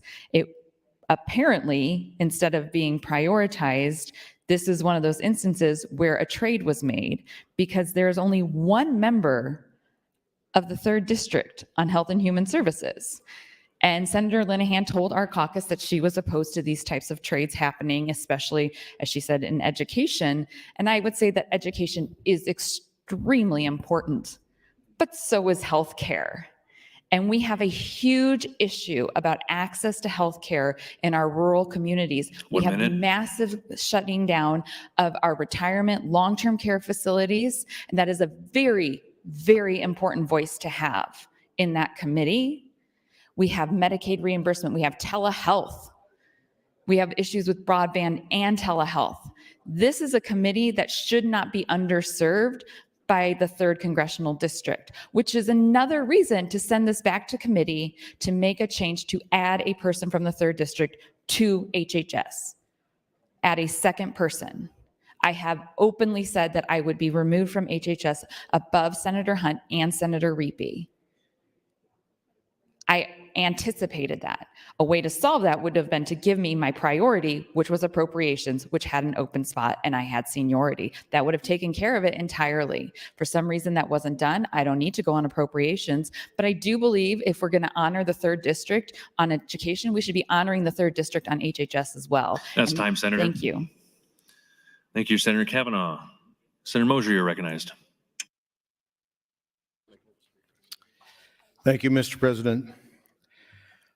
Well, I think I would take this opportunity to kind of recap our discussion. To me, the story is that some of the senators don't like the committees that they got assigned to. And so they're looking for reasons to argue their case. And seniority is considered, but it's not the only thing that's considered. Senator Aguilar, when he came back, didn't get his choices that he wanted. He was chair of the committee and he didn't even get put on the committee. Senator Flood came back after 4 years out or 8 years out, and he had been Speaker of the legislature for 6 years and certainly would have had more experience than most of the people here, and he didn't get his choices. He didn't get to jump right to the front of the line and insist that his will be followed. Requests for committees, some of them weren't turned in a timely manner. Some of them were turned in right away. There's a certain amount of strategic gamesmanship with when you turn in your committee requests, because some senators want to look at the list and see what committees others are requesting, and then they look for an opening for them to get a plum assignment on a committee. And that was admitted in debate. Some of them didn't turn it in because they were calling people on the committee, on committees, trying to jockey for a better position. Several senators called me and asked that they be considered for committees, and that's not improper. People can lobby for their wishes. I was glad to discuss that with them. In the end, not all those, or maybe any of those requests worked out. It's just not possible to allow everybody to have the committee assignment they choose, because it's not physically possible in some cases. Sometimes there are openings and sometimes not. And in general, I think that the legislature has tried to avoid bumping people off of committees unless there's no other way to accomplish the parity that they're looking for. So I think the process was followed, and 12 members of the Committee on Committees voted for this report. And then after it was advanced to the whole legislature, some of those same people who voted for it are now suggesting that we recommit it. And there's no limit to the number of iterations of this committee report that we could consider. How many times we could bump somebody here and move somebody over there, and then this senator is going to be upset. There's no way to get a perfect solution that everybody's going to be happy with. So for that reason, I think the process was followed. We have a report before us. I think we should approve it.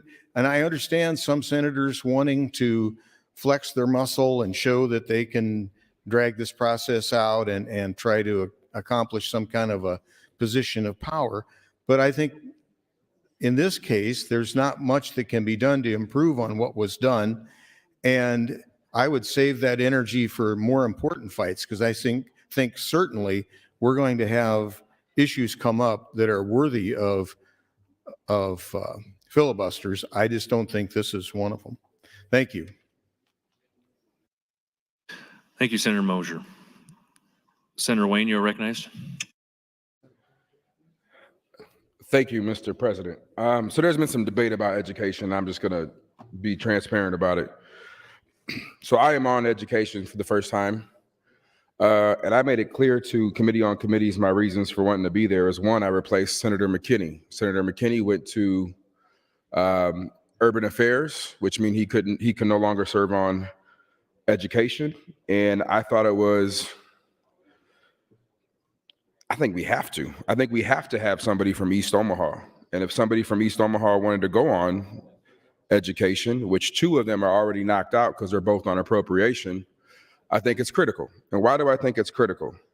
Well, one, without Senator McKinney's voice on there, there's no diversity on that committee. And when you talk about the achievement gaps that people who look like Senator McKinney and I are facing, there needs to be a voice on there. That's just point blank how I feel. And I've always felt that way about diversity. By our first year in caucus, I tried to get Senator McKinney on the exec board because a minority has held that position for the last 40 years. That didn't happen. So on our exec board 2 years ago, East Omaha, over 100,000 people, was not represented at all. That bothered me. But let me tell you the other reason. When I made my nomination to go to judiciary, and you can ask the people on judiciary who met last week underneath the balcony, judiciary is the collision where I say you have to be comfortable with being uncomfortable. It is the collision of our system of education failing, our systems of mental health failing, and sometimes, true, a small percentage just evil people. There is a norm that was established in this body dating back to when Senator Conrad was here, that if you were on education, you were automatically on revenue. Well, I think if you're the judiciary chair, you should automatically be on education, because the failures of our education system go directly into the system that judiciary oversees. So one, I replaced Senator McKinney. Two, I believe the diversity needs to be on education, especially looking at the gaps. Right now, on any given day, 10,000 Omaha Public School students are absent from school. When you look at the racial breakdown, many of those are African American, Native American, Asian American, and East Indian American. So that deals directly with the community I represent. So I felt I needed to be on there. As far as rules changes and the rules committee process, I've always not liked the rules committee process. It was never a debate I just wanted to get in as far as changing how we do it. We've never really gave public time. I don't think that's going to change now. But if it's an issue, we can have it up for a rules debate by making a change. And just because you have a rule change in the committee, the rules allow you to make a motion on the floor that takes 30 votes to change any rule on the floor. So there's multiple times to change the rules. I don't mind this debate. I don't mind having a sunlight put on our committee process. But if you go back through the committee process has always been a vote. Sometimes they take seniority, sometimes they don't. For me, it was about, I need to make sure that East Omaha is represented on education. It is different. And I understand why the 3rd district wants to be represented, because education funding is a big deal. And if you think it's about policy choices, you already heard, the tax credit doesn't even go there, it goes to revenue. But I do think we have to work on TIOSA. I've introduced TIOSA bills, and I'm probably one of 4 people in this body who actually know how it works, because I was the president of a school board that went through some of the toughest changes that during my time there. So I don't need to justify why I'm on education. At the end of the day, the education failures come to judiciary. And I'm going to make sure this year we link them both, and we're dealing with the whole system. That's why I pushed so hard to be on there. And I was transparent with everybody in our caucus that I'm going to education to replace McKinney. And I've been consistent that there has to be a person from North or South Omaha on education every year that I've been down here. In our first 2 years, that didn't happen. Senator Vargas went to appropriation, and so did Senator McDonald, and I wasn't on there. And that bothered me the whole time. So that's what it's about. It's been the same way. I've been consistent. And so I'm not going to change that, nor am I going to apologize for standing up for being on education. That's our most critical need, and that's the biggest need affecting my community. Thank you, Mr. President. Thank you, Senator Wayne. Mr. Clerk, for new bills and items. Thank you, Mr. President. Legislative Bill 202, introduced by Senator Walls, bill for an act relating to the Pharmacy Practice Act, amends sections 38, 2891, provides a vaccine administration by pharmacy technicians, harmonized provisions, repeals the real section, and declares an emergency. Legislative Bill 203, introduced by Senator Reapy, is a bill for an act relating to the Nebraska Workers' Compensation Act, amends sections 48, 14602, provides for the release of employee medical records as prescribed, and repeals the original section. Legislative Bill 204, introduced by Senator Reapy, is a bill for an act relating to the Medical Assistance Act, amends section 68901, establishes reimbursement for pharmacy dispensing fees for pharmacies participating in the medical assistance program, harmonized provisions, repeals the original section. Legislative Bill 205, introduced by Senator Von Gillerin and others, a bill for an act relating to public lettings and contracts, adopts the Government Neutrality and Contracting Act. Additionally, Mr. President, announcement, the Rules Committee will meet in room 1525 at 1:30 on Thursday, January 12th, 2023. Rules Committee 1525, 1:30, Thursday, January 12th, 2023. That's all I have this time, Mr. President. Thank you, Mr. Clerk. Senator Day, you are recognized. Thank you, Mr. President, and thank you to Senator Wayne for his discussion about why he wanted to be on the Education Committee. I appreciate what he said, and that is also why I appreciated him letting me know ahead of time that it was my seat that was going to be removed from the committee, because Senator McKinney was likely moving on to be chair of the Urban Affairs Committee. I don't disagree with him that that is something that we need on the Education Committee, and it is important for him to be there. He and I had discussed ways for he and I to both be on the committee.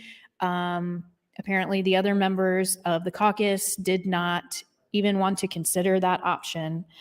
And so, therefore, I'm not on the Education Committee. And again, this is not about preferences or us being upset about the committees that we've been put on. My Mondays are going to be spent in general affairs, and we get to talk about exciting things like liquor, gambling, cemeteries, libraries. Who doesn't love libraries? I'm happy to be there. I'm excited to be there. Again, as I mentioned the other day, Tuesdays are going to be spent on urban affairs. I have 2 new committees that I get to sit on, 2 new areas of policy that I get to spend learning about and understanding. I get to participate in floor debate more fully because I'm going to have 2 content areas that I'm going to have a better understanding of. That is a benefit to me as a senator. That is a benefit to my constituents. It has absolutely nothing to do with us being upset with the committees that we've been assigned to. And anyone who says that has not been listening to the debate.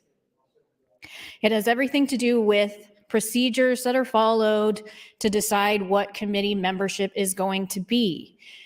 And as much as I understand Senator Wayne's concerns, those are not the factors that are used in determining who is put on what committee.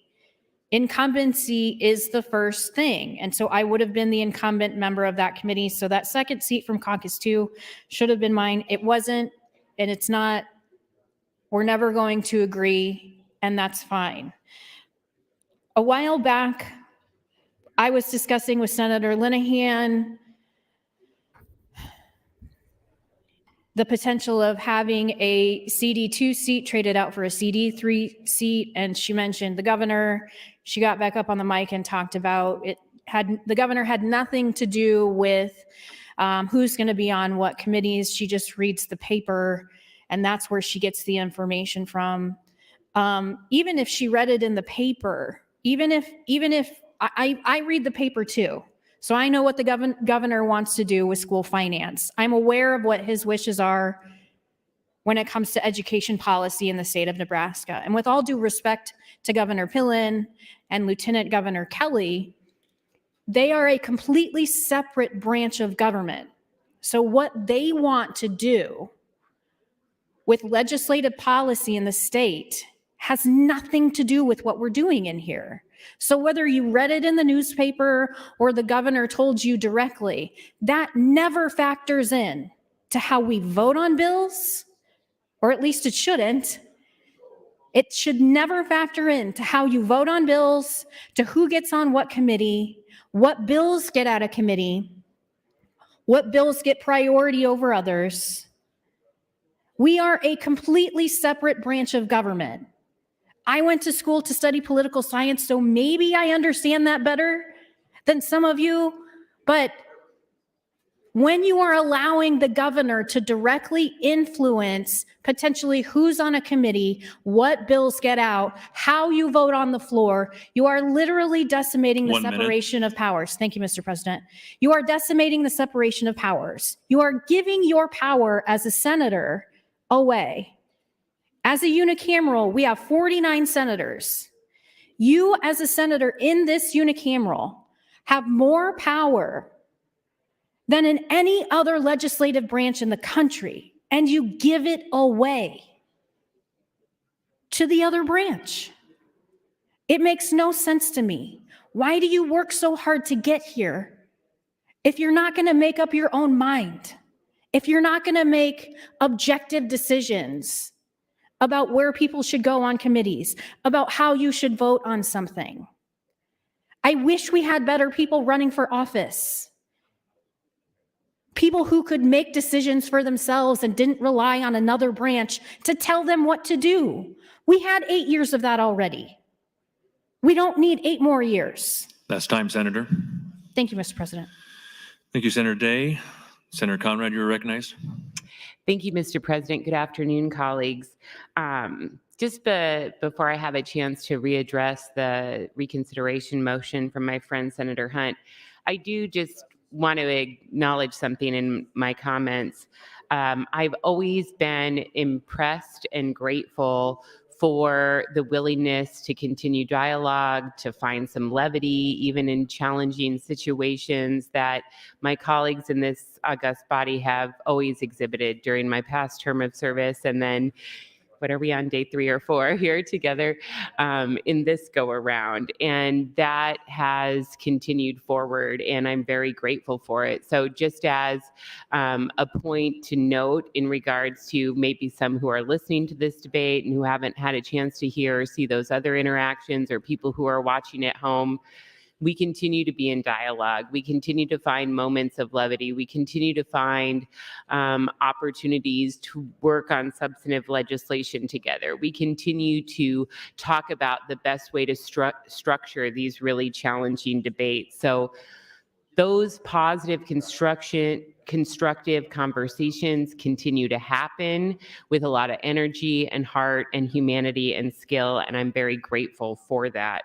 I also want to acknowledge and provide some gratitude to my friend Senator Erdman, who is managing a very challenging situation as the chair of the Rules Committee with a lot of proposals before his committee. And I appreciate his leadership as a chair in pushing back on an effort to fast track that rules hearing and to keep the public from participating in a robust way, or other senators. So having a few more days to review the substantive measures that have been proposed for both ourselves and other key stakeholders is deeply, deeply appreciated. And I really appreciate Senator Erdman's leadership in that regard. Because again, colleagues, I am concerned about a pattern in practice. Here we are on day 4, where we have a session in disarray as a failure of leadership because we're not honoring our rules as written, which I've already discussed multiple times in the record, so I won't draw your attention to the existing citation. I do think that it is valuable and important to have some transparency and some sunlight on the process so that new members have an understanding about what happened, so that the broader stakeholder community has an understanding about what happened, and that we can recognize that this level of disarray in this process should be remedied into the future so that we can have clearer expectations, so that we can have more uniformity, so that we can ensure more fairness. And so I had a placeholder rule into the Rules Committee in that regard, and then have been working to delineate in greater detail how this caucus system and committee on committee caucus process works moving forward. And again, I've served in that role. I understand it is a thankless and challenging task under the best of circumstances. And it's kind of incredibly challenging just even based on time, because you're waiting to see how the elections come out, you're waiting to see how the chair elections come out, and then you're trying to balance the preferences and the seniority and the incumbency and the personal and professional backgrounds that will make a rich and vibrant committee structure and process to help us get good result when doing the people's business. So 1 minute. Thank you so much, Mr. President. So I look forward to continued debate. I will always honor my pledge to bring a constructive tone and to bring thoughtful solutions to issues facing this body and the state of Nebraska, whether that's our internal rules and whether or not we adhere and honor them, or whether that's substantive legislation that impacts our constituents and our state as a whole. So I think it's a good and healthy thing that we have so many people interested in bringing forward different ideas in relation to this committee report, that it dovetails nicely into setting up a thoughtful conversation about the rules debate, which is fast approaching. But I do want us to also remember that we need to ensure that we have a thoughtful process and a thoughtful result, and that we keep those conversations happening to find opportunities That's to time, work Senator. together. Thank you, Mr. President. Thank you, Senator Conrad. Senator John Kavanaugh, you're recognized. Thank you, Mr. President. Well, I would echo some of Senator Conrad's comments there. I appreciate Senator Erdman giving us the time to consider the potential rules amendments before the hearing, moving it back to, I think I heard Thursday at 1:30, which is good, and that's helpful.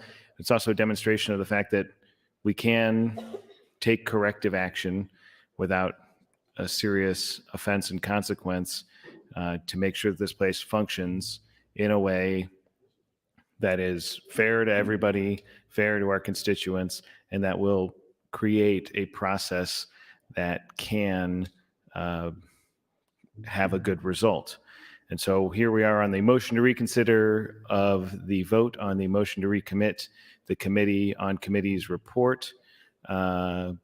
And so I would urge those who voted to not recommit the bill, to reconsider their vote in light of this change. I think this is still the opportunity to reconsider, actually reconsider what we want to do and how we want this place to function and how we want it to work. And so we have an opportunity again to reconsider that vote and then recommit the report and make some changes, whatever they may be, in consultation with the folks who are asking for a change, and see where we can get, see if we can actually move forward with a process that will function more equitably for everyone. So I would encourage folks to reconsider that vote. I think I've got a bit more time so I can talk about the rules that I was going to talk about earlier, very early in the day, and that Senator Conrad mentioned, which is that one about in absence of controlling rule to cover specific situations and in absence of controlling custom, usage, and or precedent.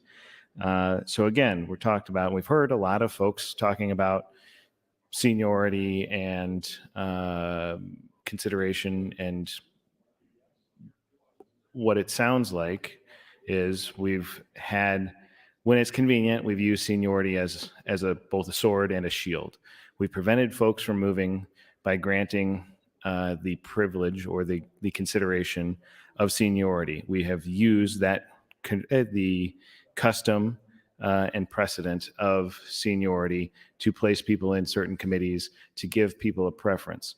But when it was inconvenient and when it didn't support the outcome we wanted, we've said we are not using seniority. It's not something that we consider, and we've ignored that usage and precedent. And actually, Senator Erdman and I had a conversation a while back about when does something that is a custom or usage or precedent, when does it change? How does something become a new precedent or a new custom? Because that is a possibility. You could, over time, something else becomes custom. When you have two, I guess, contrary points, is there a point at which it becomes, is it an evolution, or is it just an automatic change in that use and custom? Because certainly you can't say, we used to do it this way, now we're doing it this way. That is not a continued use of custom. So what we've heard here is that we are at one point using the custom of seniority, and at other points we're not. The rules clearly state that we should rely upon, thank you, Mr. President, we should rely upon that custom. We should rely upon that precedent. And we should do it in all situations and not just where they're convenient. And that's fundamentally what the problem is here, is where we're picking and choosing when to apply the rules. And if we get into a situation where we're doing that, not just here, we could be doing it other places. And the reason people should reconsider this vote and people should move to recommit is because it's sometime you will be the beneficiary of a divergence from the customs and the rules, and sometimes it'll be used against you. And so you want to consider that. You want to make sure that the rules are always employed equitably and as equally against everyone. Otherwise, you don't know when the rules are going to be coming for you. Thank you, Mr. President. Thank you, Senator Kavanaugh. Senator Lowe, you're recognized. Question. The question has been called. Do I see 5 hands? I do. The question is, shall debate cease? All those in favor vote aye. All those opposed vote nay.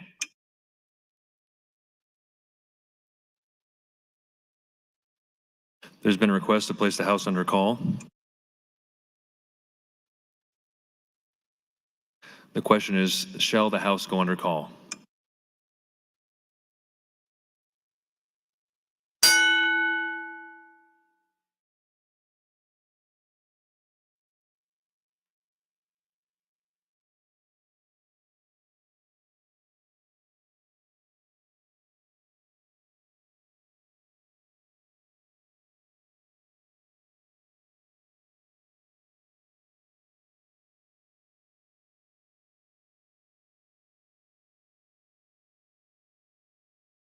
Record, Mr. Clerk.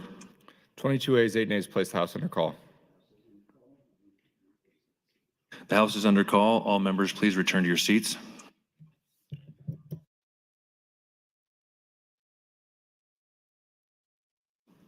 All unexcused senators outside the chamber, please return to the chamber and record your presence.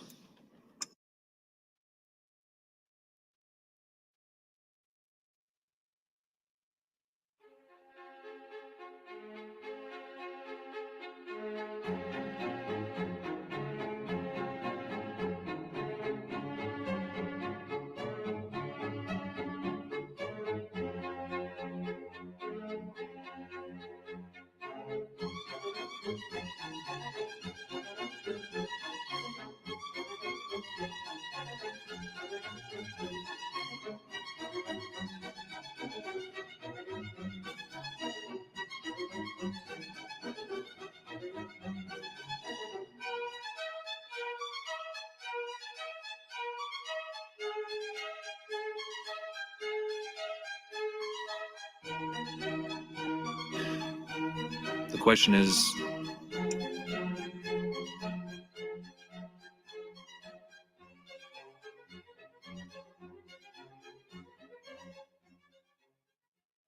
Senator DeBoer, please check in.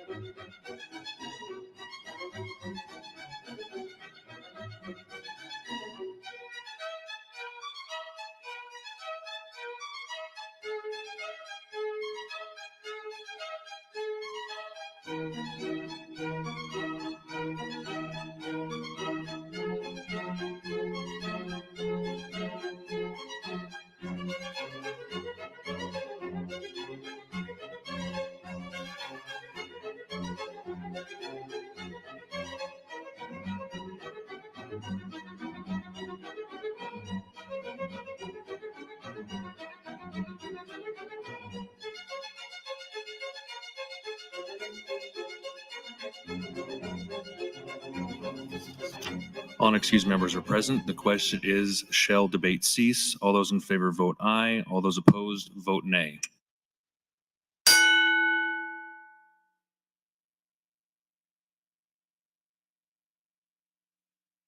Roll call vote has been requested. Please read the roll. Senator Aguilar, voting yes. Senator Albright, voting yes. Senator Arch, voting yes. Senator Armendariz, voting yes. Senator Ballard, voting yes. Senator Blood, Senator Bostar, voting no. Senator Bostelman, voting yes. Senator Brandt, voting yes. Senator Brewer, Senator Breezy, voting yes. Senator John Kavanaugh, voting no. Senator Michaela Kavanaugh, voting no. Senator Clements, voting yes. Senator Conrad, voting no. Senator Day, voting no. Senator DeBoer, voting no. Senator Decay, voting yes. Senator Dorn, Senator Dover, voting yes. Senator Dungan, voting no. Senator Erdman, voting yes. Senator Frederickson, voting no. Senator Geist, voting yes. Senator Holleran, voting yes. Senator Hansen, voting yes. Senator Hardin, voting yes. Senator Holdcroft, Voting yes, Senator Hughes. Voting yes, Senator Hunt. Voting no, Senator Ibach. Voting yes, Senator Jacobson. Voting yes, Senator Kauth. Voting yes, Senator Linehan. Voting yes, Senator Lippincott. Voting yes, Senator Lowe. Voting yes, Senator McDonald. Voting yes, Senator McKinney. Voting no, Senator Mosier. Voting yes, Senator Merman. Voting yes, Senator Raybold. Voting no, Senator Reapy. Voting yes, Senator Sanders. Voting yes, Senator Slama. Voting yes, Senator Vargas. Voting no, Senator Von Gillern. Voting yes, Senator Walls. Voting no, Senator Wayne. Voting no, Senator Wishart. Voting no. Vote is 31 ayes, 15 nays to call a question, Mr. President. Debate has ceased. Senator Hunt, you may close on your motion to reconsider. Thank you, Mr. President. Colleagues, I won't withdraw this motion. We can vote on this. But I wanted to also thank Senator Erdman. He came and talked to me personally and said that he agreed with me and that on Friday when he received 52 plus rules requests, he thought that Tuesday was also a little bit soon for a hearing. And so he has agreed to change the hearing to Thursday.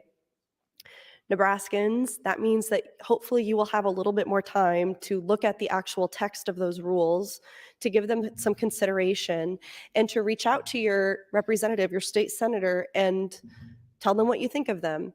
If you have the time and the ability, I do encourage you to come down to the Capitol and testify on those rules because that's your right.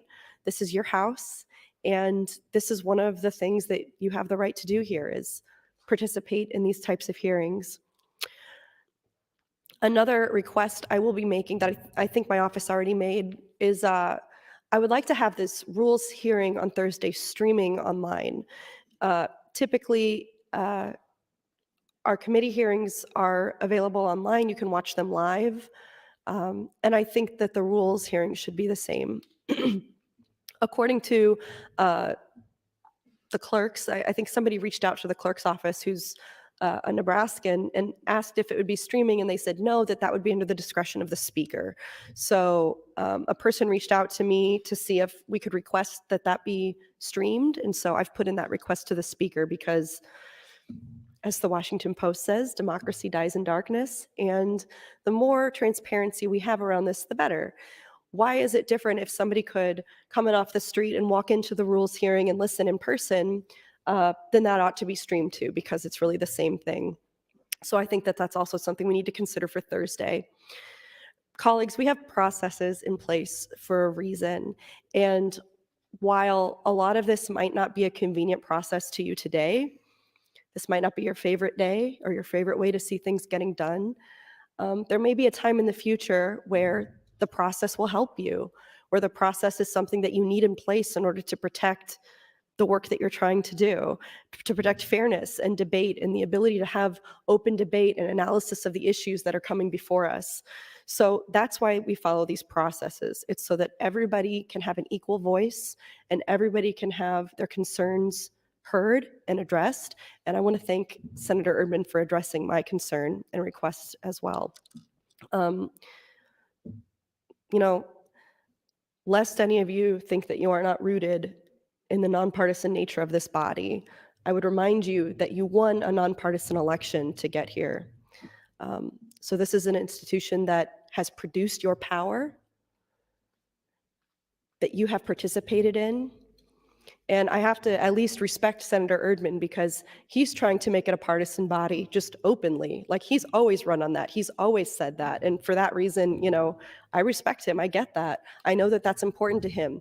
But for those of you who talk out the one side of your mouth saying, respect the institution, respect the process, oh my God, Nebraska's so special and cool, it's so fun that we have the nonpartisan unicameral, then out the other side of your mouth, you do everything possible to undermine that process and institution. I know who you are, and Nebraskans know who you are too. So with that, I'll close, and we can take these things to a vote. Thank you, Mr. President. Thank you, Senator Hunt. The question before the body is Senator Hunt's motion to reconsider the motion to recommit the report to the Committee of Committees. All those in favor, vote aye. All those opposed, vote nay. Roll call vote has been requested. Mr. Clerk, read the roll. Senator Aguilar. Voting no. Senator Albright. Voting no. Senator Arch. Voting no. Senator Armendariz. Voting no. Senator Ballard. Voting no. Senator Blood. Senator Bostar. Voting no. Senator Bostelman.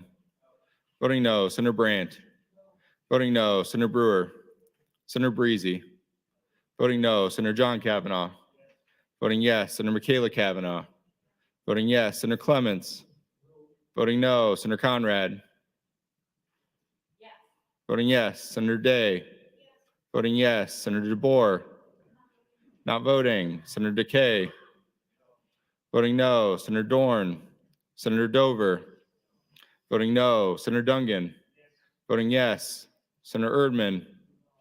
Voting no. Senator Frederickson. Voting yes. Senator Geist. Voting no. Senator Halloran. Voting no. Senator Hansen. Voting no. Senator Hardin. Voting no. Senator Holdcroft. Voting no. Senator Hughes. Voting no. Senator Hunt. Voting yes. Senator Ibach. Voting no. Senator Jacobson. Voting no. Senator Kauth. Voting no. Senator Linehan. Voting no. Senator Lippincott. Voting no. Senator Lowe. Voting no. Senator McDonald. Voting no. Senator McKinney. Voting yes. Senator Mosier. Voting no. Senator Merman. Voting no. Senator Raybold. Voting yes. Senator Reapy. Voting no. Senator Sanders. Voting no. Senator Slama. Voting no. Senator Vargas. Voting yes. Senator Von Gillern.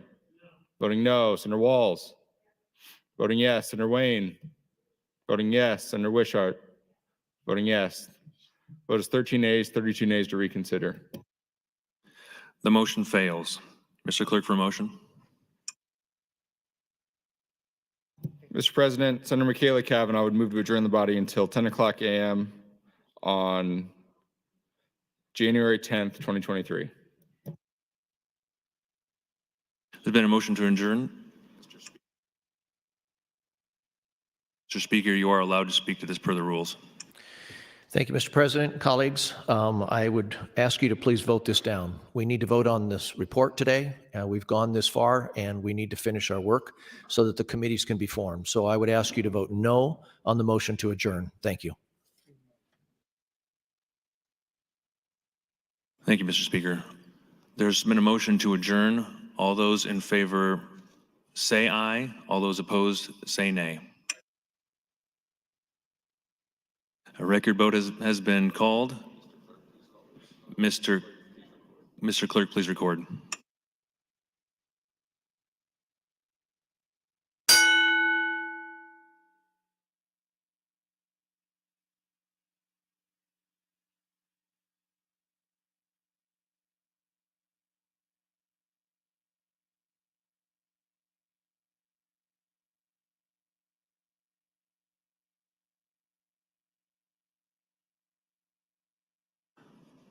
Have all those voted that wish to? Please record. Voting aye.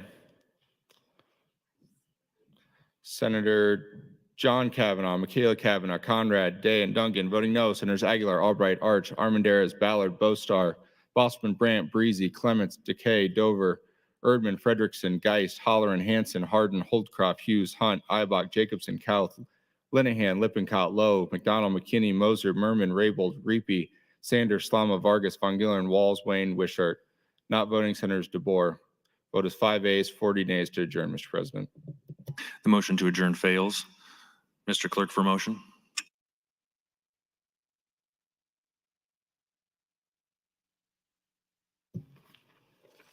Mr. President, Speaker Arch would move to suspend the rules, Rule 2, Section 10, and Rule 7, Sections 3 and 7, and vote on the adoption of the Committee on Committees report without further debate or motions. Senator Arch, you're recognized to open. Thank you, Mr. President. First of all, like others have echoed, I also want to thank Senator Erdman as chair of the Rules Committee for postponing that Rules Committee meeting to provide more time for review, given that he has received over 50 50 proposed rules, which is a very unusual year. So the time is very appropriate that we would take time to review those and make sure that we understand. Excuse me, Mr. Speaker. I'll raise a call. Sorry. Okay, thank you. Okay, so I did file this motion, and it is a motion to suspend the rules so that we can vote on the committee report without further debate or motions. We have gone at this about 5.5 hours, I believe, somewhere in that area. But at any rate, and I want to say something, because this is kind of the beginning of our session here, and you can see how rules and motions for those freshman senators, you see how rules and motions are used in this process, and that's what we have. We have our rule book. But I really appreciate, and I mean this very sincerely, I appreciate the civility of this debate. Yes, we've made maneuvers. Yes, there have been rules. Yes, all of that. But I appreciate the civility in how we have discussed this. So I hope that we can continue that throughout our session. But we do need to move on. We need to form our committees. We need to do the work. This committee report, and we've had this discussion many times over these last hours, but the committee report was advanced to the floor on a 12-1 vote. So respecting the work of the committee, we now need to give it an up or a down vote. And I want to read Rule 3, Section 2B, because I don't think that was ever read in our debate. But here's what it says. Once the final report is presented to the legislature, referring to this committee report, no amendment shall be considered. If the legislature by majority of the elected members fails to adopt the final report of the Committee on Committees, such report shall be returned to the committee for further action. So even within our rules, while we have been debating over time this motion to recommit, there was already a process for that to occur. It's an up or down vote on the floor. You accept the report, you don't accept the report, you can't amend the report, you can't make the changes and start that process on the floor. But that process was already written into our rules. So we have had the debate on recommitting. My request to you, so that we can move on, we can get the rules committee formed, we can get all of our committees formed and begin the work, is obviously that I ask you to vote yes on the suspension, the rule suspension that I have, the motion that I have. And once that is done, I would ask that you vote yes on the report, and I would ask for a call of the House. Thank you.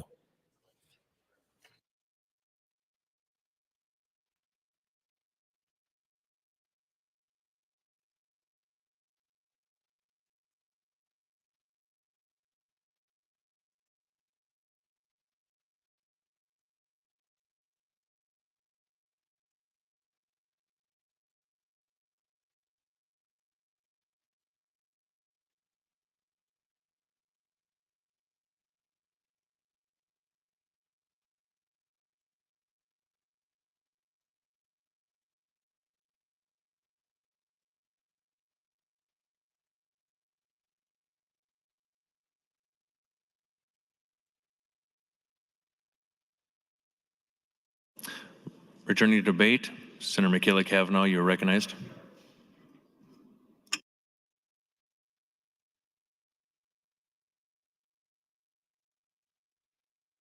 Senator Wayne, for what purpose do you rise? I rise for a point of order. I don't remember dividing the rules under, but you have to rule on that before we move. So we'll stand at ease until we figure out the ruling on that. But my motion is to divide takes precedent over debate right now. Senator Wayne, please come forward.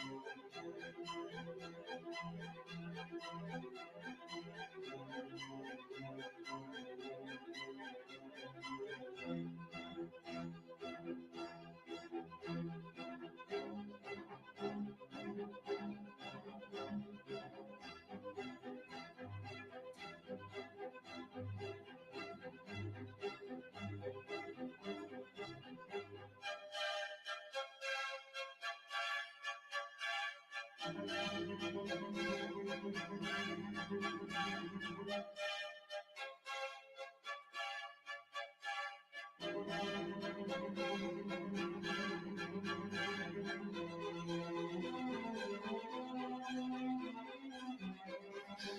the rule of the chair that the motion to suspend the rules is not divisible? Senator Wayne, for what purpose do you rise?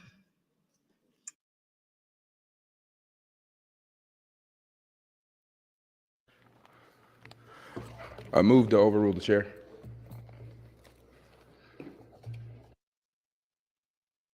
There's been a motion to overrule the chair.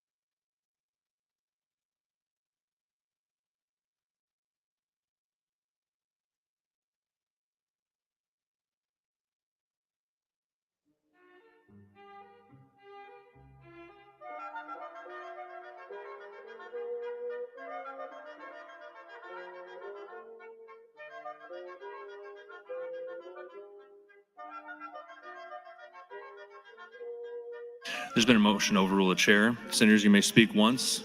You cannot yield time. Senator Wayne, you are recognized to open your motion to overrule the chair. Thank you, Mr. President. Although you cannot yield time, you can yield to a question, and that question may be open-ended for me to keep talking. So the reason I didn't have a copy of the rule. And so for people who are watching, suspending the rules is a higher threshold. It takes 3/5. It's very, very important. So we just don't spend them willy-nilly. Now, there is precedent for suspending more than one rule. One year when Senator Chambers were here, they actually suspended multiple rules in one motion because he wasn't here that day and they wanted to move things from first reading to final reading all in one day. So there is precedent. I don't agree with the precedent. I think you look at the plain language and you move to suspend a rule, you have to move to suspend each rule. By combining multiple rules, I think you conflate the argument, you make it compound question that's unnecessary. So I think that's my argument one of why we should overrule the chair. Two, I don't think suspending these rules actually accomplishes what the speaker wants to accomplish. I think it actually, if there is no motions for reconsider or a motion to file a motion, then it goes to Mason Manual, and I can continue to keep reconsidering things as much as I want. So I think we need to be careful because Mason Manual, if it's not talked about specifically in our rule, governs. So if you don't know Mason Manual or have a copy, I'm probably one of the only people who have a copy in here because yes, I'm a nerd. So just be careful of that. So the rule is Rule 2, Section 10. He's trying to suspend Rule 7, Section 3 and 7. And vote on, okay. Here's the other reason why I think the chair is wrong. This does not take precedent, Speaker and Mr. Clerk. You are also asking to vote on the adoption of the committee on committee. So you're not actually voting to suspend the rules. You're also voting for affirmation to vote on something. That is not historical, Mr. Clerk. I think the previous rules had to do with suspensions of the rules, but not the and vote for something else. So not only are you suspending the rules, you are adding a rule by telling us we have to vote on something right now. That is improper. If you want to withdraw this and do a motion just to suspend the rules, that's fine. But I don't think you can suspend the rules and require the body to vote on something at the same time. I think that is completely improper, and that's not something we want to start walking down. Suspending the rules and requiring us to vote on a topic. Think of how we just throw out the whole rule book by doing that. So I would encourage you to vote to override the speaker, the president in this case, and actually have him write the right rule, which would be the suspend Rule 2, Section 10, and Rule 7, Section 3 and 7, and then have a separate motion before the body to vote on the report, which is already on the board. So I think this is improper motion to suspend the rules, and therefore we should vote to overturn the speaker. Thank you, Mr. President. Thank you, Senator Wayne. Senator Michaela Cavanaugh, you are recognized. Thank you, Mr. President, colleagues. So this just gets more interesting as it goes by. So I would encourage everyone who has been voting to essentially honor the initial Committee on Committees report to really consider the conversation today. And I apologize if any of the remarks I have made have come across as whining or sour grapes. They're not. I'm fine with where I am. I truly am. I've served there for 4 years. I like the committees that I'm on. I prioritize a different committee because I am a bit of a budget junkie, you might say. I read the budget. I don't mean just the budget report that we get from the committee, but I read the actual budget and I cross-reference with the departments and the programs to see what the changes are and the language in it. And so like, I love budgets. I love spreadsheets. I love binders. That's me. I also crochet and hula hoop on the weekends. But what my concerns are the process of all of this. It is the process that is really important. And as you will come to realize, you might think you've got me now, but you'll get it in the end too, because these rules exist for a reason, and you can use the rules against me, and you should if you want to, and I can use the rules against you, and I should if I want to. But it is important. These norms, these societal norms, the culture of this chamber, I'd like to say this institution, but to be perfectly honest, I don't feel like the unicameral right now is the institution that it was even 4 years ago, which is really disappointing. I have been on the receiving end of a lot of partisan hijinks over the last 4 years. And that's been tough, really tough. And I've done it with whatever committee assignments I've been on or not been on for that matter, which is pretty much anything. I've never been on one of the standing or special committees that are in our book for committees.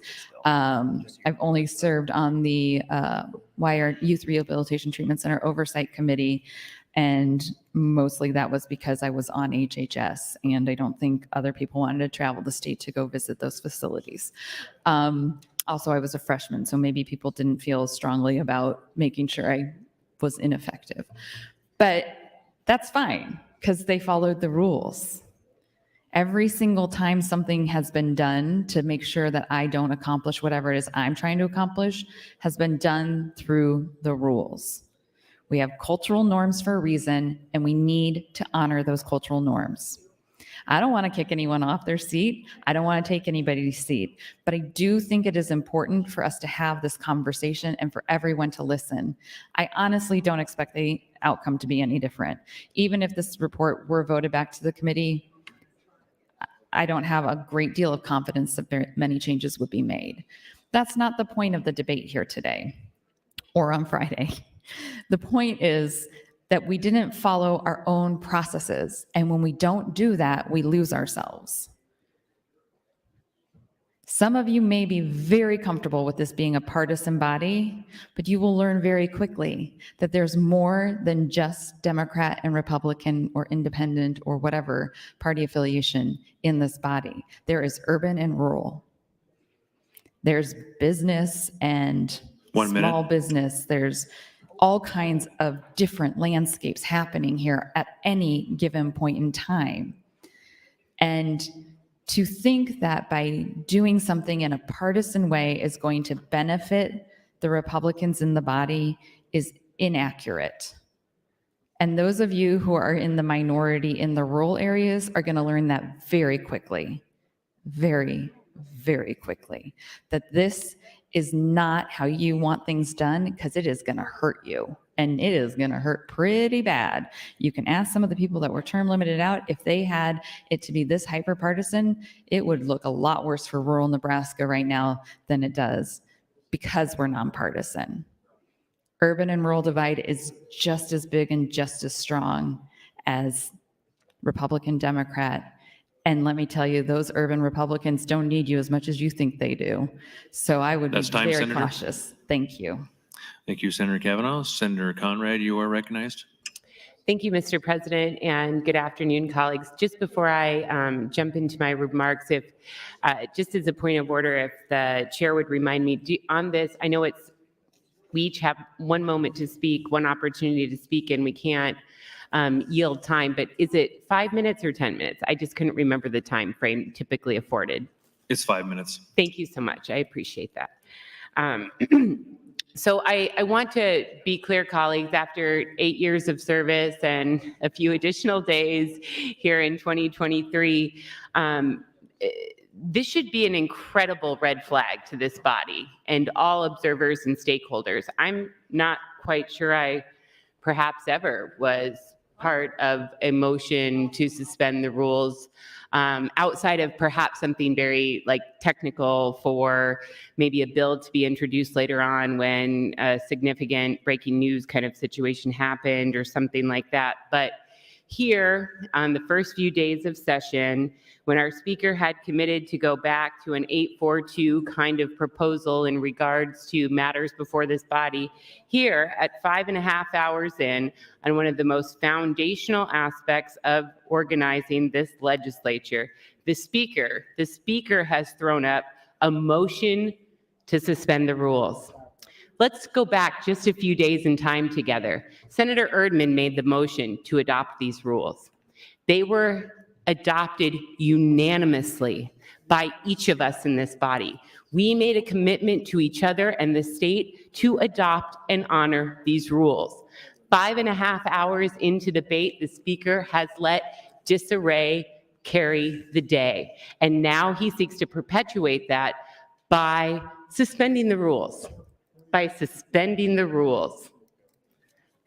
By walking away from that commitment we made to each other and this institution unanimously after 5.5 hours of debate. Think about that.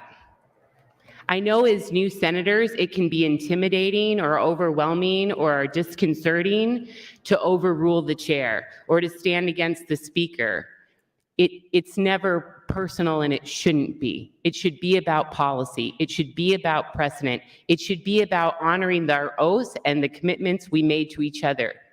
We each agreed to adopt these rules. It passed unanimously under Senator Erdman's motion. And 5.5 hours into debate, into a session in disarray, the speaker suspends the rules, multiple rules. So we are not even going to have an opportunity to know maybe people would be fine with some or not the others being suspended. But here we are, fast-tracked to stifle debate, to end dissent, to perpetuate a pattern and practice of my way or the highway, no matter the precedent. 5.5 hours into debate, this is where we are. And what a sad state of affairs. I've heard rumblings on the floor from some of the people supporting this effort. When do we get our legislature back? When do I get my legislature back? And I think that's really troubling and disappointing because this isn't the speaker's legislature. This isn't Senator Hunt's legislature. This is not my legislature. This is the people's legislature. This is the first institution recognized in our Constitution. It is the only deliberative body on the state level in the state of Nebraska.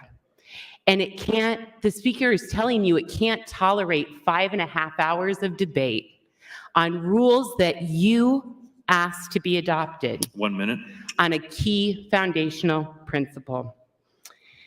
Thank you, Mr. President. Additionally, I want to also be clear that this may or may not go, but I think it's going to be a Pyrrhic victory. And I'd ask people to think very carefully about how they proceed in that regard. Because the debate will continue. Dissent won't stop. And there has been some arguments made, and I'm going to move to support the motion to overrule the chair because I understand the motion is not divisible, but I do not think it is in order to touch upon multiple subjects, multiple sections of rules. I think that it is a singular approach only, and that any precedent that has allowed otherwise is distinguishable, not analogous. In terms of the historical context. So I'm happy to answer questions. I'm happy to continue the debate. I appreciate the opportunity to weigh in, but this is a grave matter, and I ask you to overrule the chair. Thank you, Mr. President.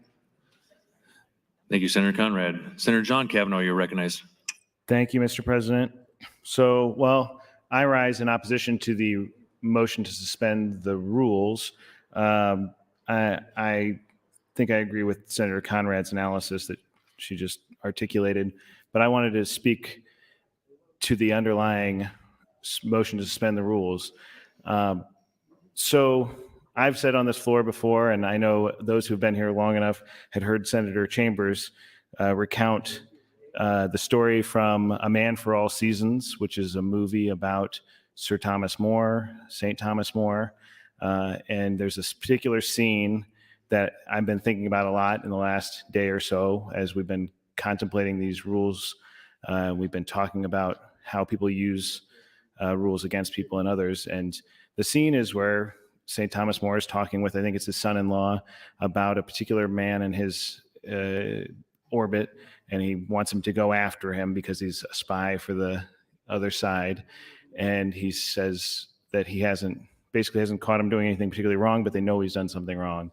And he says, turns back to the son-in-law and he says, would you cut down all the trees in England to pursue the devil?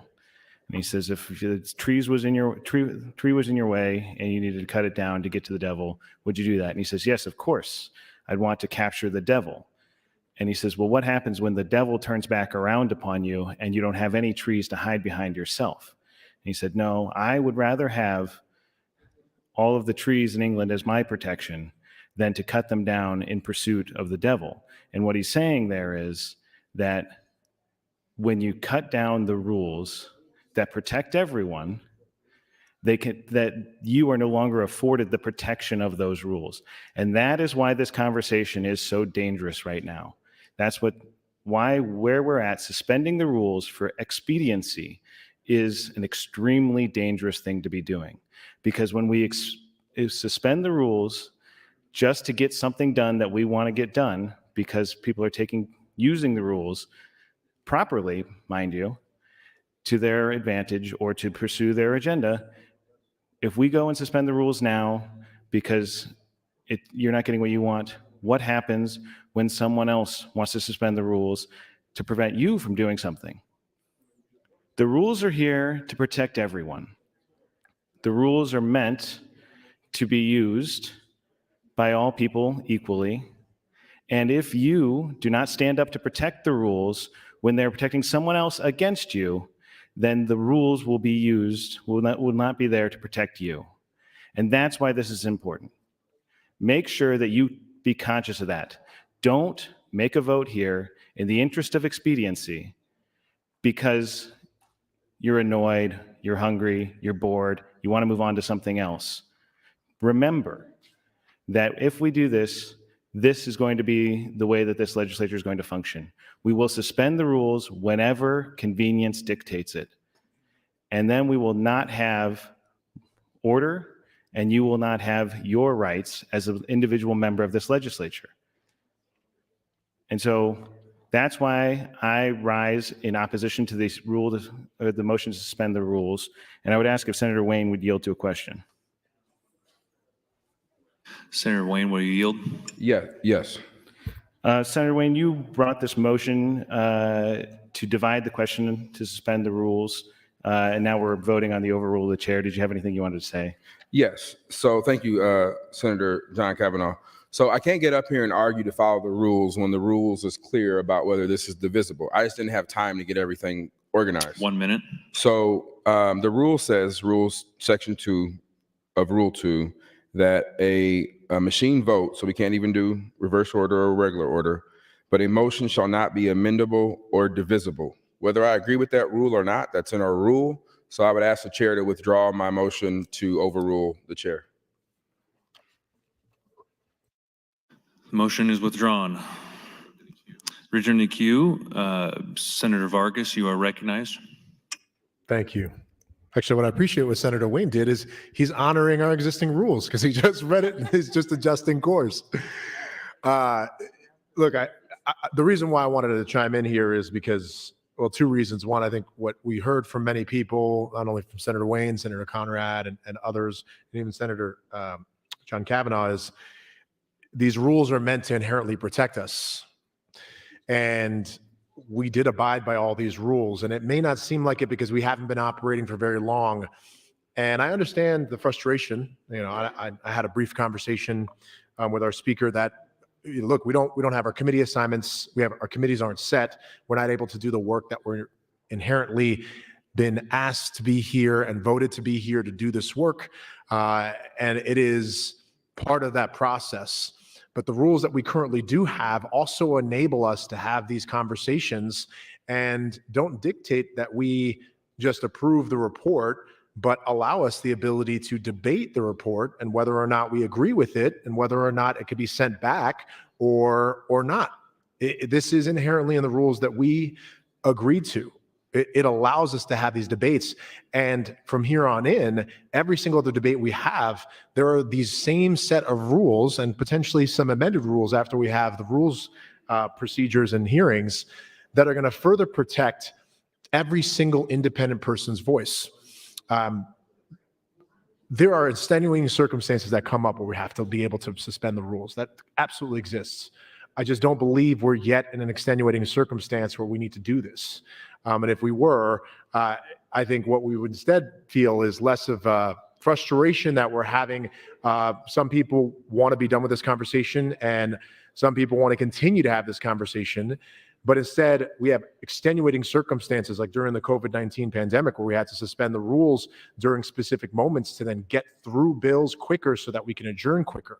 These are extenuating circumstances where we are in battle or in conflict with things that are outside of our power and nature, and we have to get certain work done. We are still early in the session. These debates are important for establishing the kind of culture that we have. And I also want to make sure that people feel like when they utilize it, which sometimes happens every once in a while, a senator is going to utilize the rules to fight something that they agree with or disagree with. Often they disagree with, and they're utilizing the rules within the structure that we've established and accepted.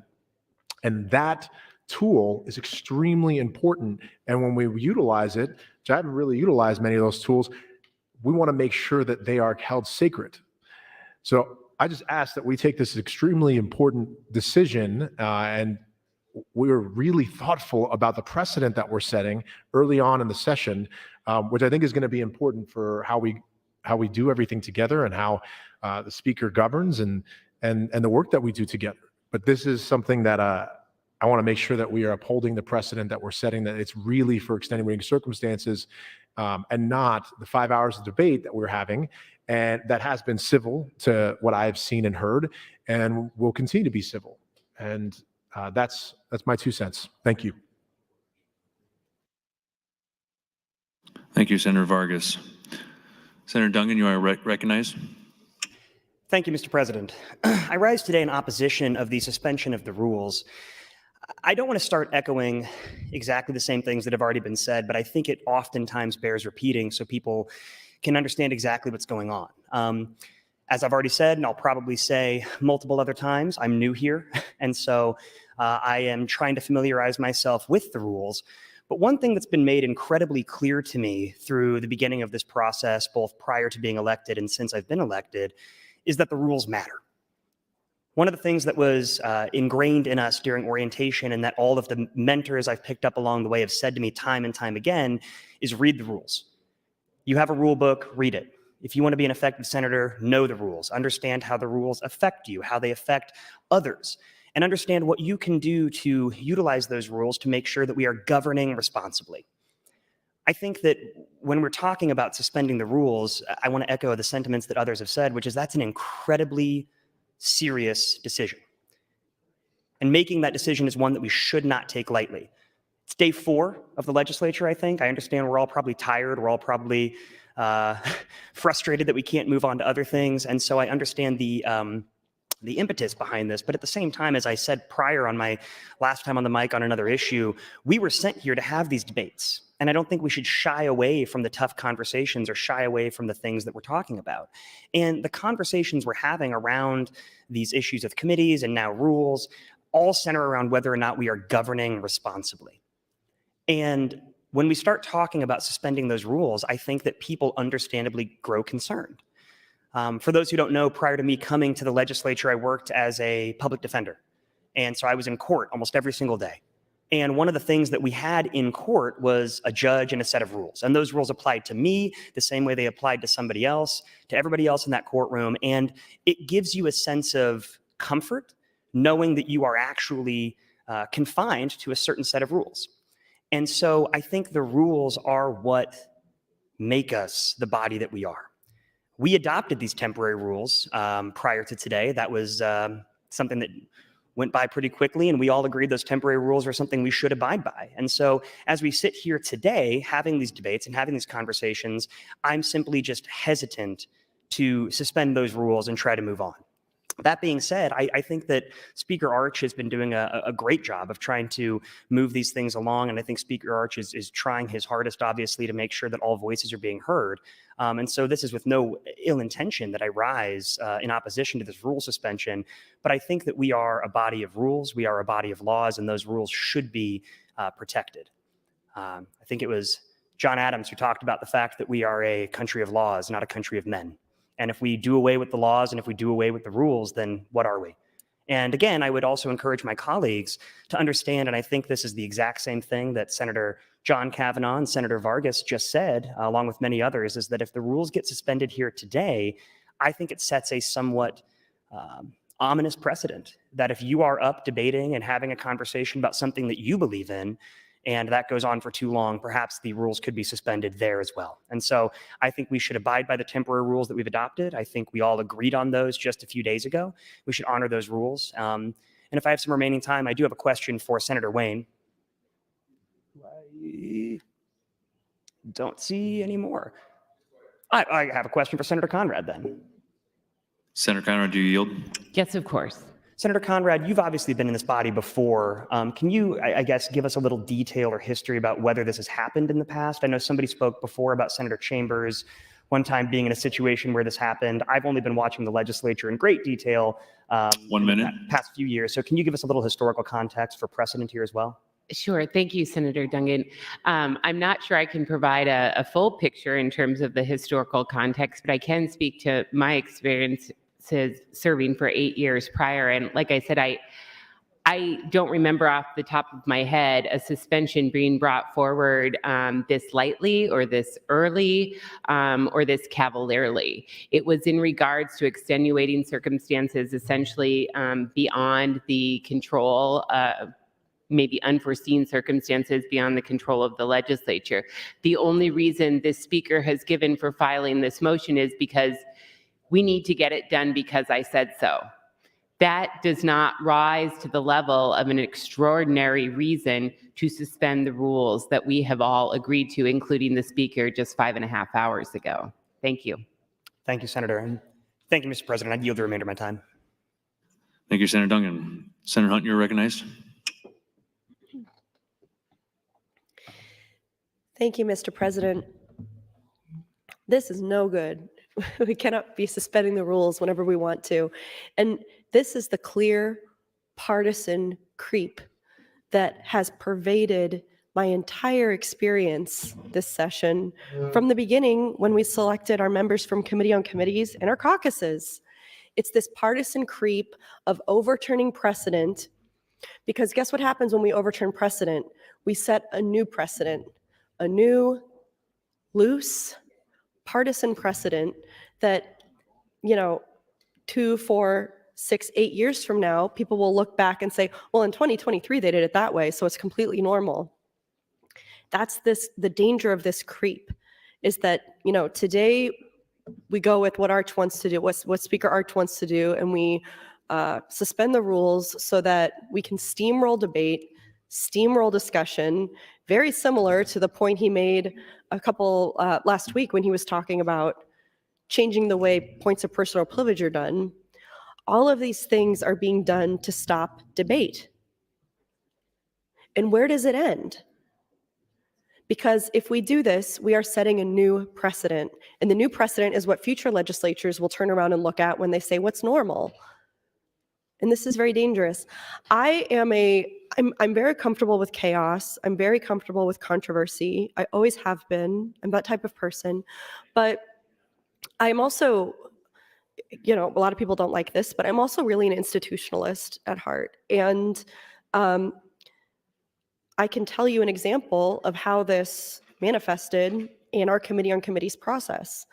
So, there's the precedent of how we select members from our caucuses for Committee on Committees. That, in my opinion, was not quite followed for us. There's a precedent about who is included in meetings. From what I hear from other caucuses, from other congressional districts, that wasn't quite followed either. There's a precedent for how we handle impasses, how we handle it in Committee on Committees when members can't agree. Typically what happens when members can't agree is someone has to concede or you find a third way. We never open it up to the full committee for a vote. For each slot available to a caucus, that caucus votes internally. We never open it up to the full committee to say, CD2 can't decide, so CD1 and 3, you tell them what to do. That's never happened. That would be an insane precedent to break. The point is that these stalemates are frustrating, but they're healthy. And sometimes it takes time to get through a stalemate. I've been on committees before where we were there till, maybe 9 or 10 at night working through stalemates. This year, my experience was as soon as temperatures started rising, as soon as anybody started disagreeing, Senator Linehan would say, everybody, we need to take a break. And Chairperson Albright would say, now guys, if we can't agree, we're just going to put it to a vote of the full committee. Like, that was the precedent that was set over and over. This was said by both of them more than once, more than twice. Just starting the expectation that we aren't going to have debate, we aren't going to have disagreement. If disagreement happens, we're going to steamroll it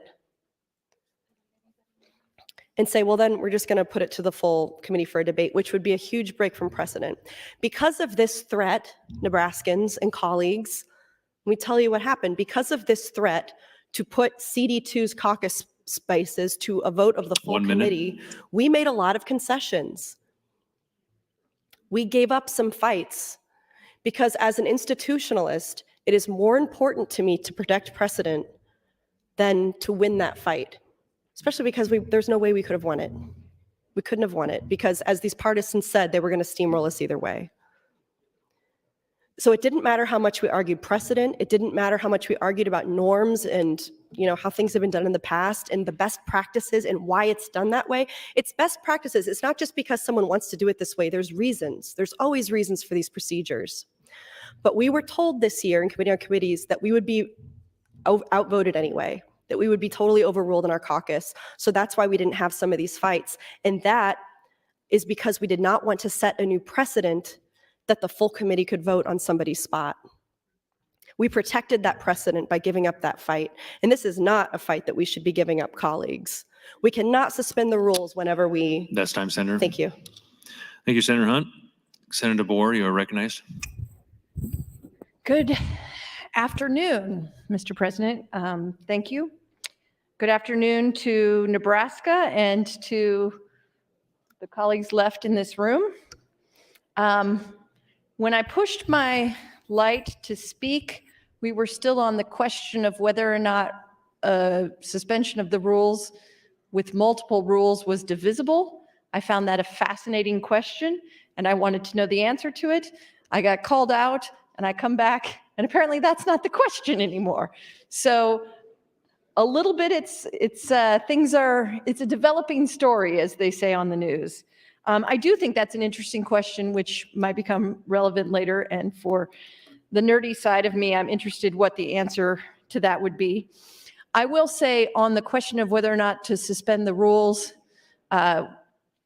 with absolute respect, Mr. Speaker, in this case, I really don't want to suspend the rules. I think that the suspension of the rules is a thing that we need to do rarely and usually from unforeseen circumstances or some sort of mistake or something like that. And I don't want to make suspending the rules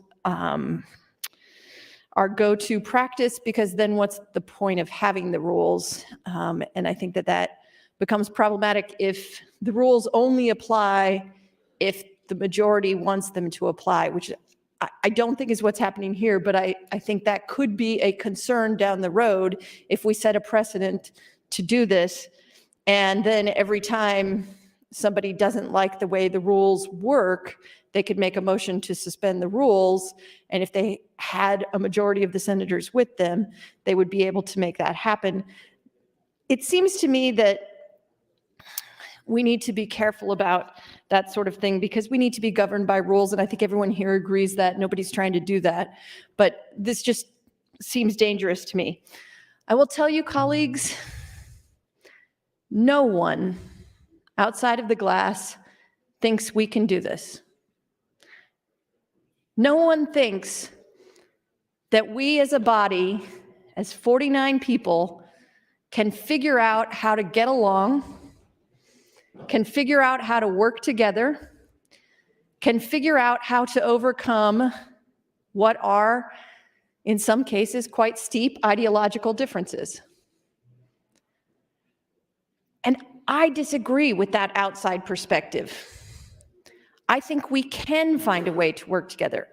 I think it's going to require sitting down together with those that we disagree with. When we have problems like the ones that have been mentioned by colleagues today, I think it's going to take getting together with them and asking them, what's the end game? What's the strategy? What do you want? How do we do that? I think there's a number of things. That doesn't mean it's going to work, but that might be a step in the right direction.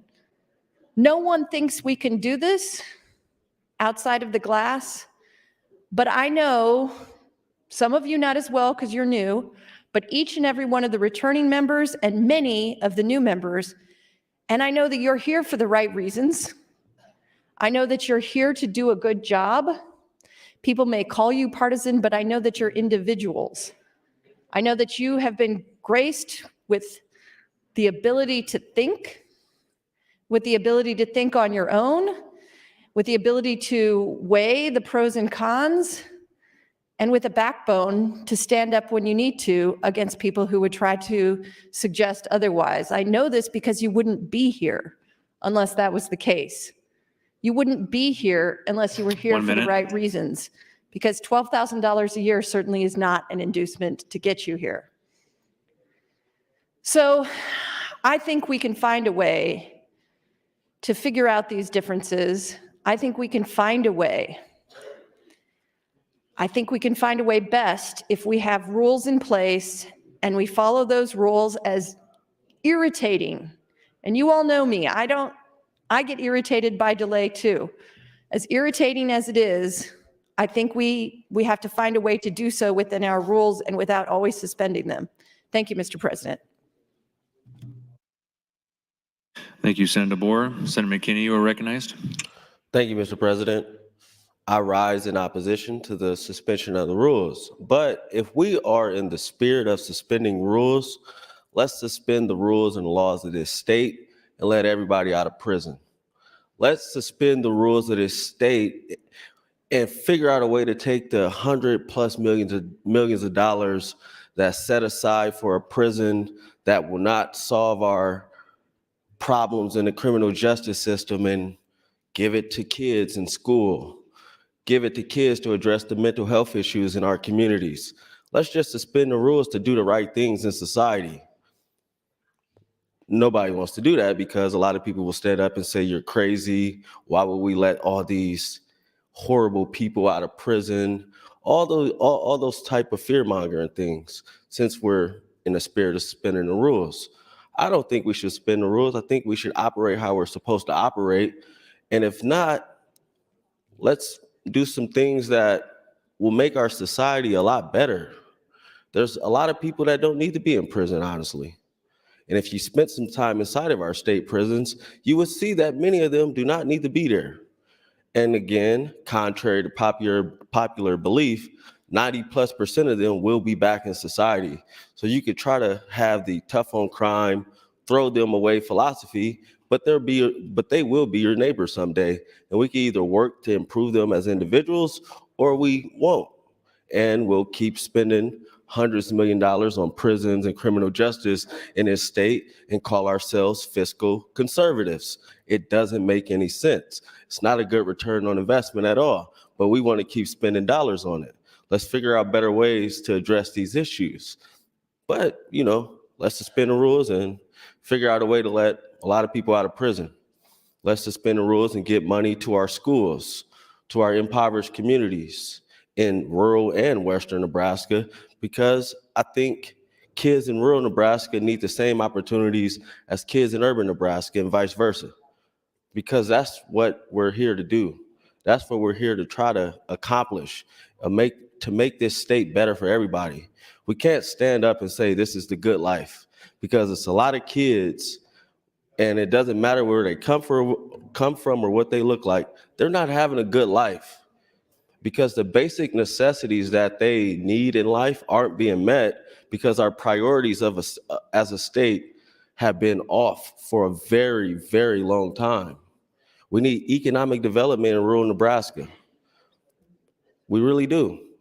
Our state needs to grow. We're losing population. We're spending money on criminal justice things because everybody wants to be tough on crime, and it makes no sense, because although we spent my whole lifetime being tough on crime, our prisons are very overcrowded and people are still going, communities are still poor, and those type of things. So let's suspend the rules to do the right thing if we're going to suspend rules. But if not, let's operate how we agreed to operate last week. Let's run this body how it's supposed to go. Let's be fair. What's wrong with being fair? And outside of being fair, how about let's just be humans? At the core of all this, it doesn't matter if you're a Republican, a Democrat, white, black, Asian, or whatever. We are all humans at the end of the day. And we don't do a lot or stress a lot about humanity and human dignity and human rights and standing up for one another. And that's the problem here. We're putting politics over people. And the problem is people are struggling, and a lot of people are happy about 1 minute. that. And it makes no sense to me. So my advice, let's, figure out a way to suspend the rules, let some people out of prison, give kids basic necessities, improve our educational systems, because in my community, our education system is failing a lot of kids, and we got to change that. So if we're going to suspend the rules, let's suspend the rules to do the right thing. Thank you. Thank you, Senator McKinney. Senator John Kavanaugh, you're recognized. Thank you, Mr. President. Well, when I last rose to speak, we were still on the motion to overrule the chair. And I did speak about my opposition to the suspension of the rules, and I would join in the number of people who are speaking in opposition to the rules for that reasons I articulated. And I think there are a lot of folks here who probably are thinking this falls in the same category of the conversation we've been having the last really 2 days, Friday and today, and have started to tune out. But you should pay attention to the conversation, and you should pay attention to the reason this is different than what we've been talking about. This is about whether or not we continue to push aside the rules when it's expedient. This is about not having a consistent set of rules for everyone. And you might think that today you're on the side that's going to get the better of it. And maybe you think you will always be on the side that will get the better of it. But I can tell you, you are not right about that. You will find yourself on the receiving end of a rules change or of a shenanigans or of some sort of misappropriation, misuse of the body if we allow this sort of thing to happen. You might think everybody comes in, starts out pretty chummy, obviously kind of devolved quickly into a forceful conversation and discussion about what we really mean and what we really want. But you might think you're sitting here and you're bored and you're tired and you thought this would be a quick, just bang, bang, get a couple of days under our belts and move on and do all these things. And so you're already tuning out, but this is not the time to tune out. This is the time to pay attention and think about what you really want and think about what possibly will happen to you if we allow this to happen, if we suspend the rules for expedience sake. You will not always be on the prevailing side. You will not always be in the majority on an issue, and think hard about that, because this will not just be applied against people who you don't like. It could be applied against you. And so that's why it's so important that everyone start paying attention here. And the rules, heard a lot of folks talking about, we need consistency day to day, and that is true. And the reason we need consistency day to day is so that everyone understands where we're at and how to function. You can look at the rules. You don't need to be here and have a debate. You can hold the rule book in your hand at home over the weekend, like many of us did, and read through it and say, okay, this is in order, this is out of order. I understand that. I know what the limitations of the debate are. I know what the limitations of the conversation are, and I know what I can do and what I can't do. But if we're always suspending the rules, there is no certainty. There is no ability to know how this place is going to function day to day. And that will cause a substantial breakdown in how this place functions. That will cause a calamity going forward in terms of whether or not we can get anything done in any kind of order. But it also will cause a huge degradation in the mutual respect and how we treat each other. 1 minute. Thank you, Mr. President.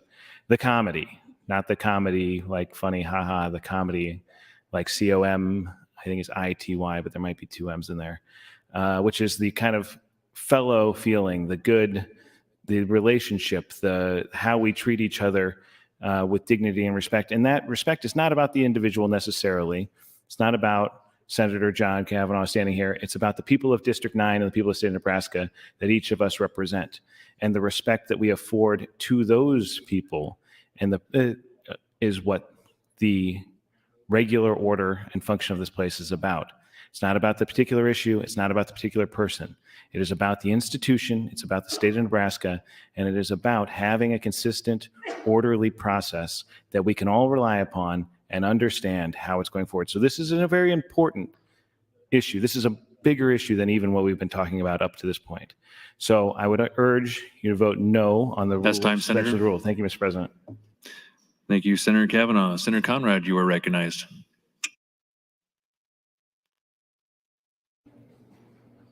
Thank you, Mr. President. Good afternoon, colleagues. I just want to flag for everybody, you may have seen a lot of people up and out of their chairs and getting their extra steps in this afternoon and having some thoughtful negotiations kind of behind the scenes or off the mic, so to speak.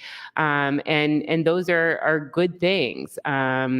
I want to thank Senator Arch for providing an opportunity to continue the dialogue, to figure out how we can work together to structure the remaining time in this debate in a constructive and helpful way without setting a poor precedent for how to rule on this motion, this very serious, this very grave motion that is before us, so that we have an opportunity to move forward with our agenda so that we don't set a poor precedent in terms of this session or into the future, and that we agree to adhere to the rules that we all agreed to adopt together just about 6 hours ago or so in debate. So that being said, I do appreciate that there's negotiations happening. I do think that there are valuable and important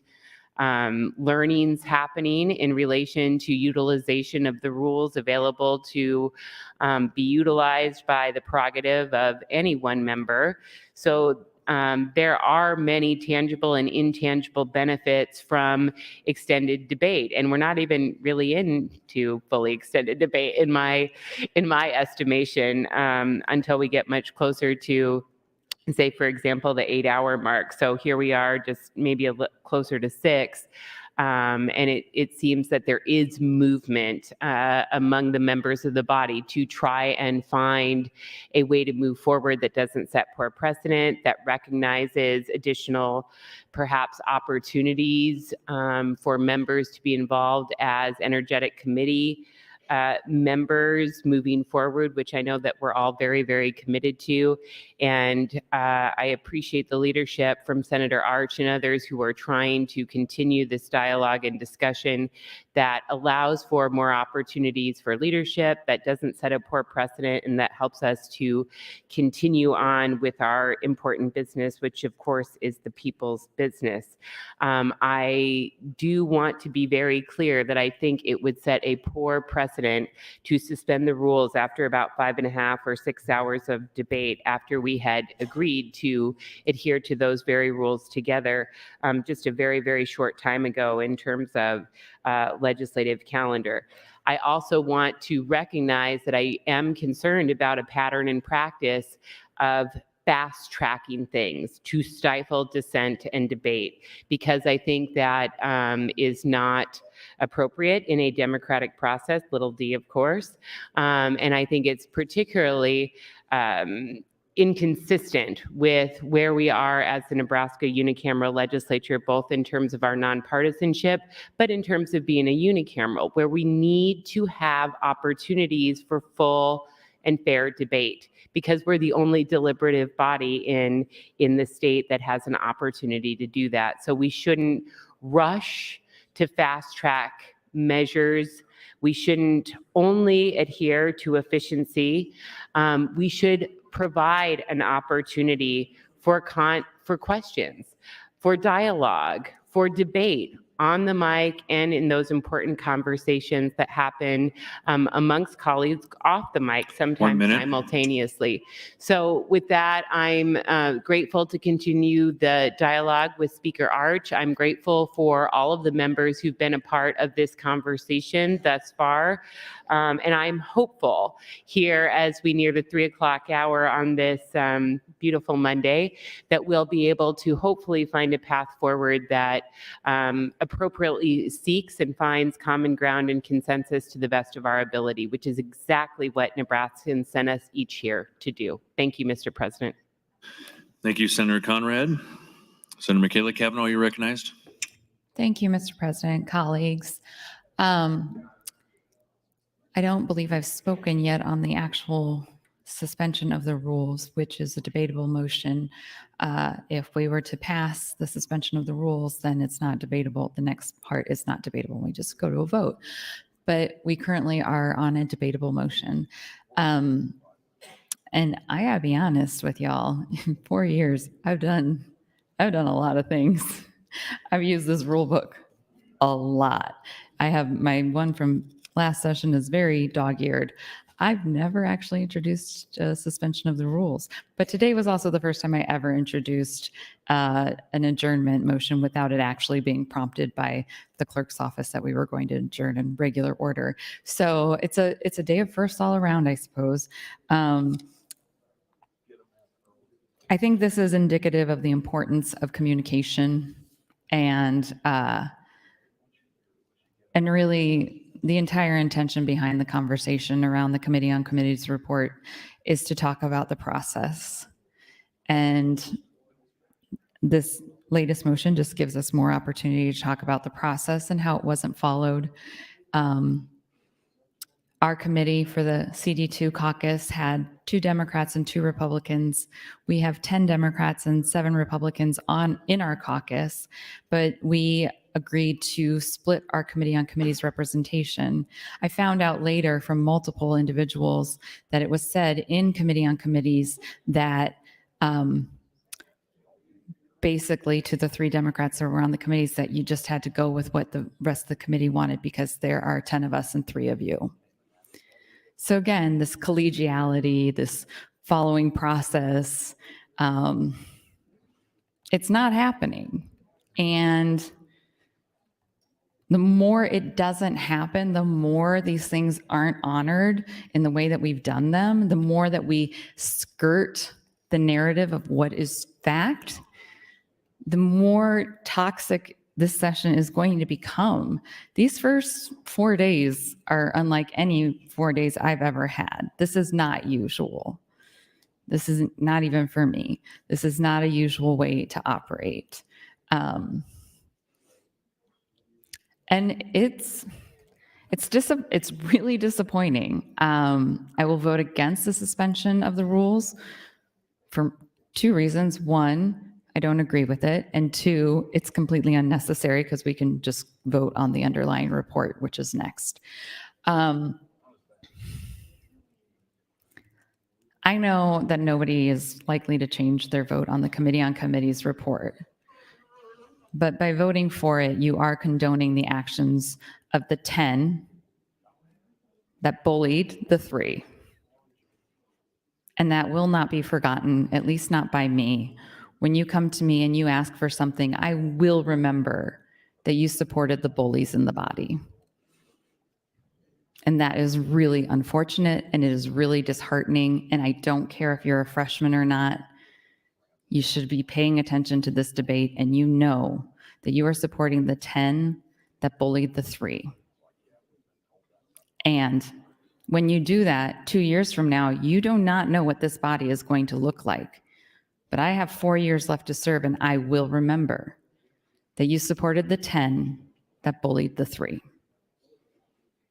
So that's a hard lesson. Several people have spoken about how this moves in multiple directions. You will get burned.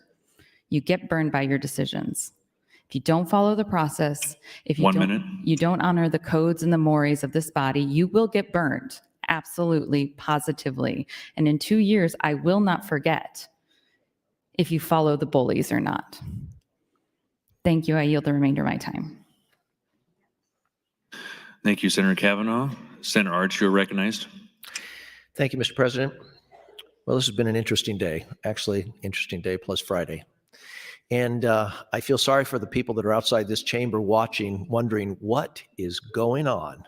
What are all these rules and all of this? And I will tell you that to try to help frame this just a little bit to those that are not in this chamber, not understanding, we, with this report, we do not have rules specifically around these kinds of things. We have them around legislative bills. It's called a filibuster. It's called, how many hours and how many, how long can you go? And then you go to cloture.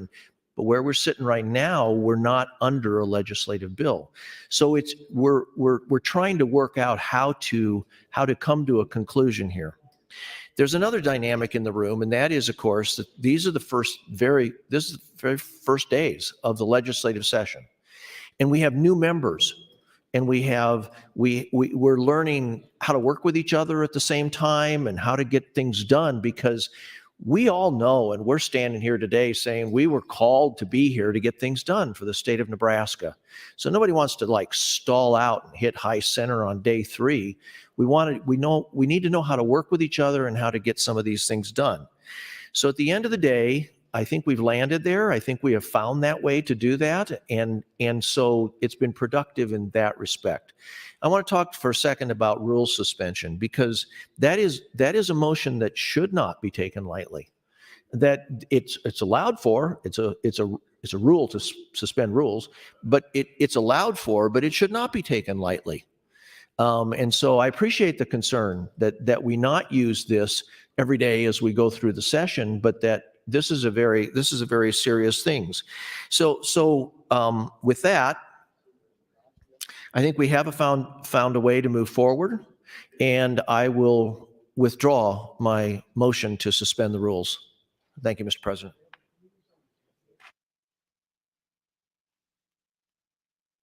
Thank you, Speaker Arch. Debate will now be on the Committee of Committees report.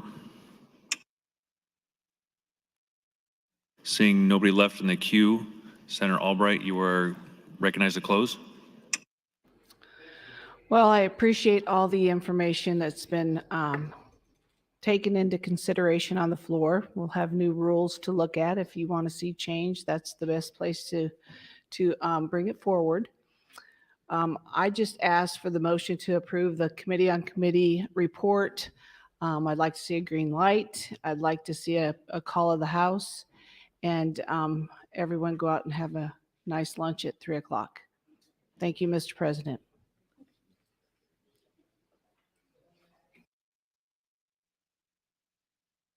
There's been a request to place the House under call. The question is, shall the House go under call? All those in favor vote aye. All those opposed vote nay.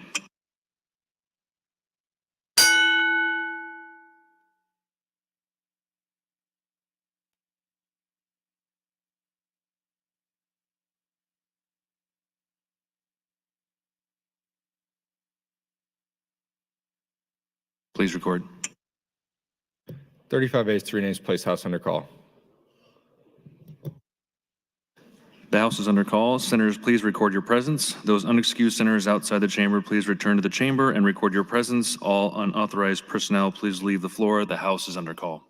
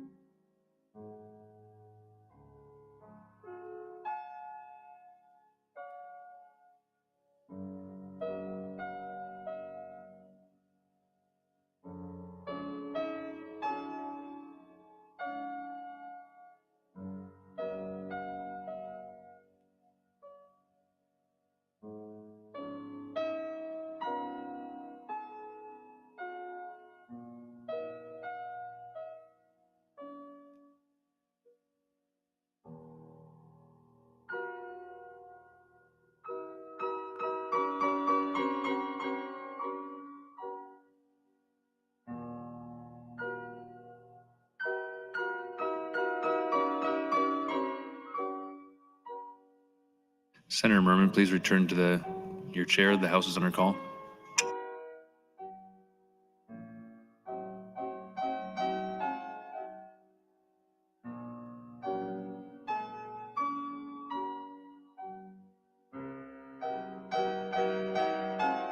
All members are present. The motion is in front of you is to approve the committee and committee reports. All those in favor vote aye. All those opposed vote nay. Roll call vote has been requested. Mr. Clerk, please call the roll. Senator Aguilar. Voting yes. Senator Albright. Voting yes. Senator Arch. Voting yes. Senator Armendariz. Voting yes. Senator Ballard. Voting yes. Senator Blood. Senator Bostar. Voting yes. Senator Bostelman. Voting yes. Senator Brandt. Voting yes. Senator Brewer. Voting yes. Senator Breezy. Voting yes. Senator John Kavanaugh. Voting no. Senator Michaela Kavanaugh. Voting no. Senator Clements. Voting yes. Senator Conrad. Voting no. Senator Day. Voting yes. Senator DeBoer. Voting yes. Senator DeKay. Voting yes. Senator Dorn. Senator Dover. Voting yes. Senator Dungan. Voting yes, Senator Erdman. Voting yes, Senator Frederickson. Voting yes, Senator Geist. Voting yes, Senator Holleran. Voting yes, Senator Hansen. Voting yes, Senator Hardin. Voting yes, Senator Holdcroft. Voting yes, Senator Hughes. Voting yes, Senator Hunt. Voting no, Senator Ibach. Voting yes, Senator Jacobson. Voting yes, Senator Kauth. Voting yes, Senator Linehan. Voting yes, Senator Lippincott. Voting yes, Senator Lowe. Voting yes, Senator McDonald. Voting yes, Senator McKinney. Voting no, Senator Mosier.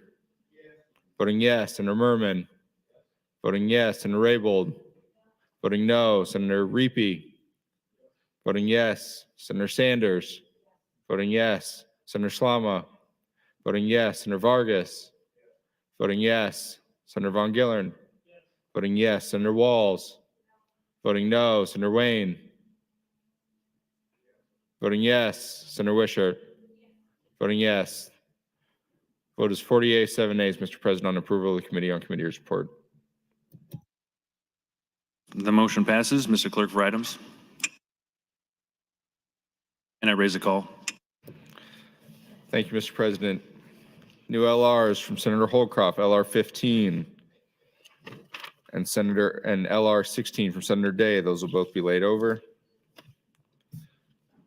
Additionally, Mr. President, the Reference Committee will meet in room 1525 upon adjournment, 1525 upon adjournment, Reference Committee. Finally, Mr. President, a priority motion. Senator Breezy would move to adjourn the body until Tuesday, January 10th at 10 o'clock a.m. Question is, so legislature adjourn. All those in favor say aye. All those opposed say nay. We are adjourned.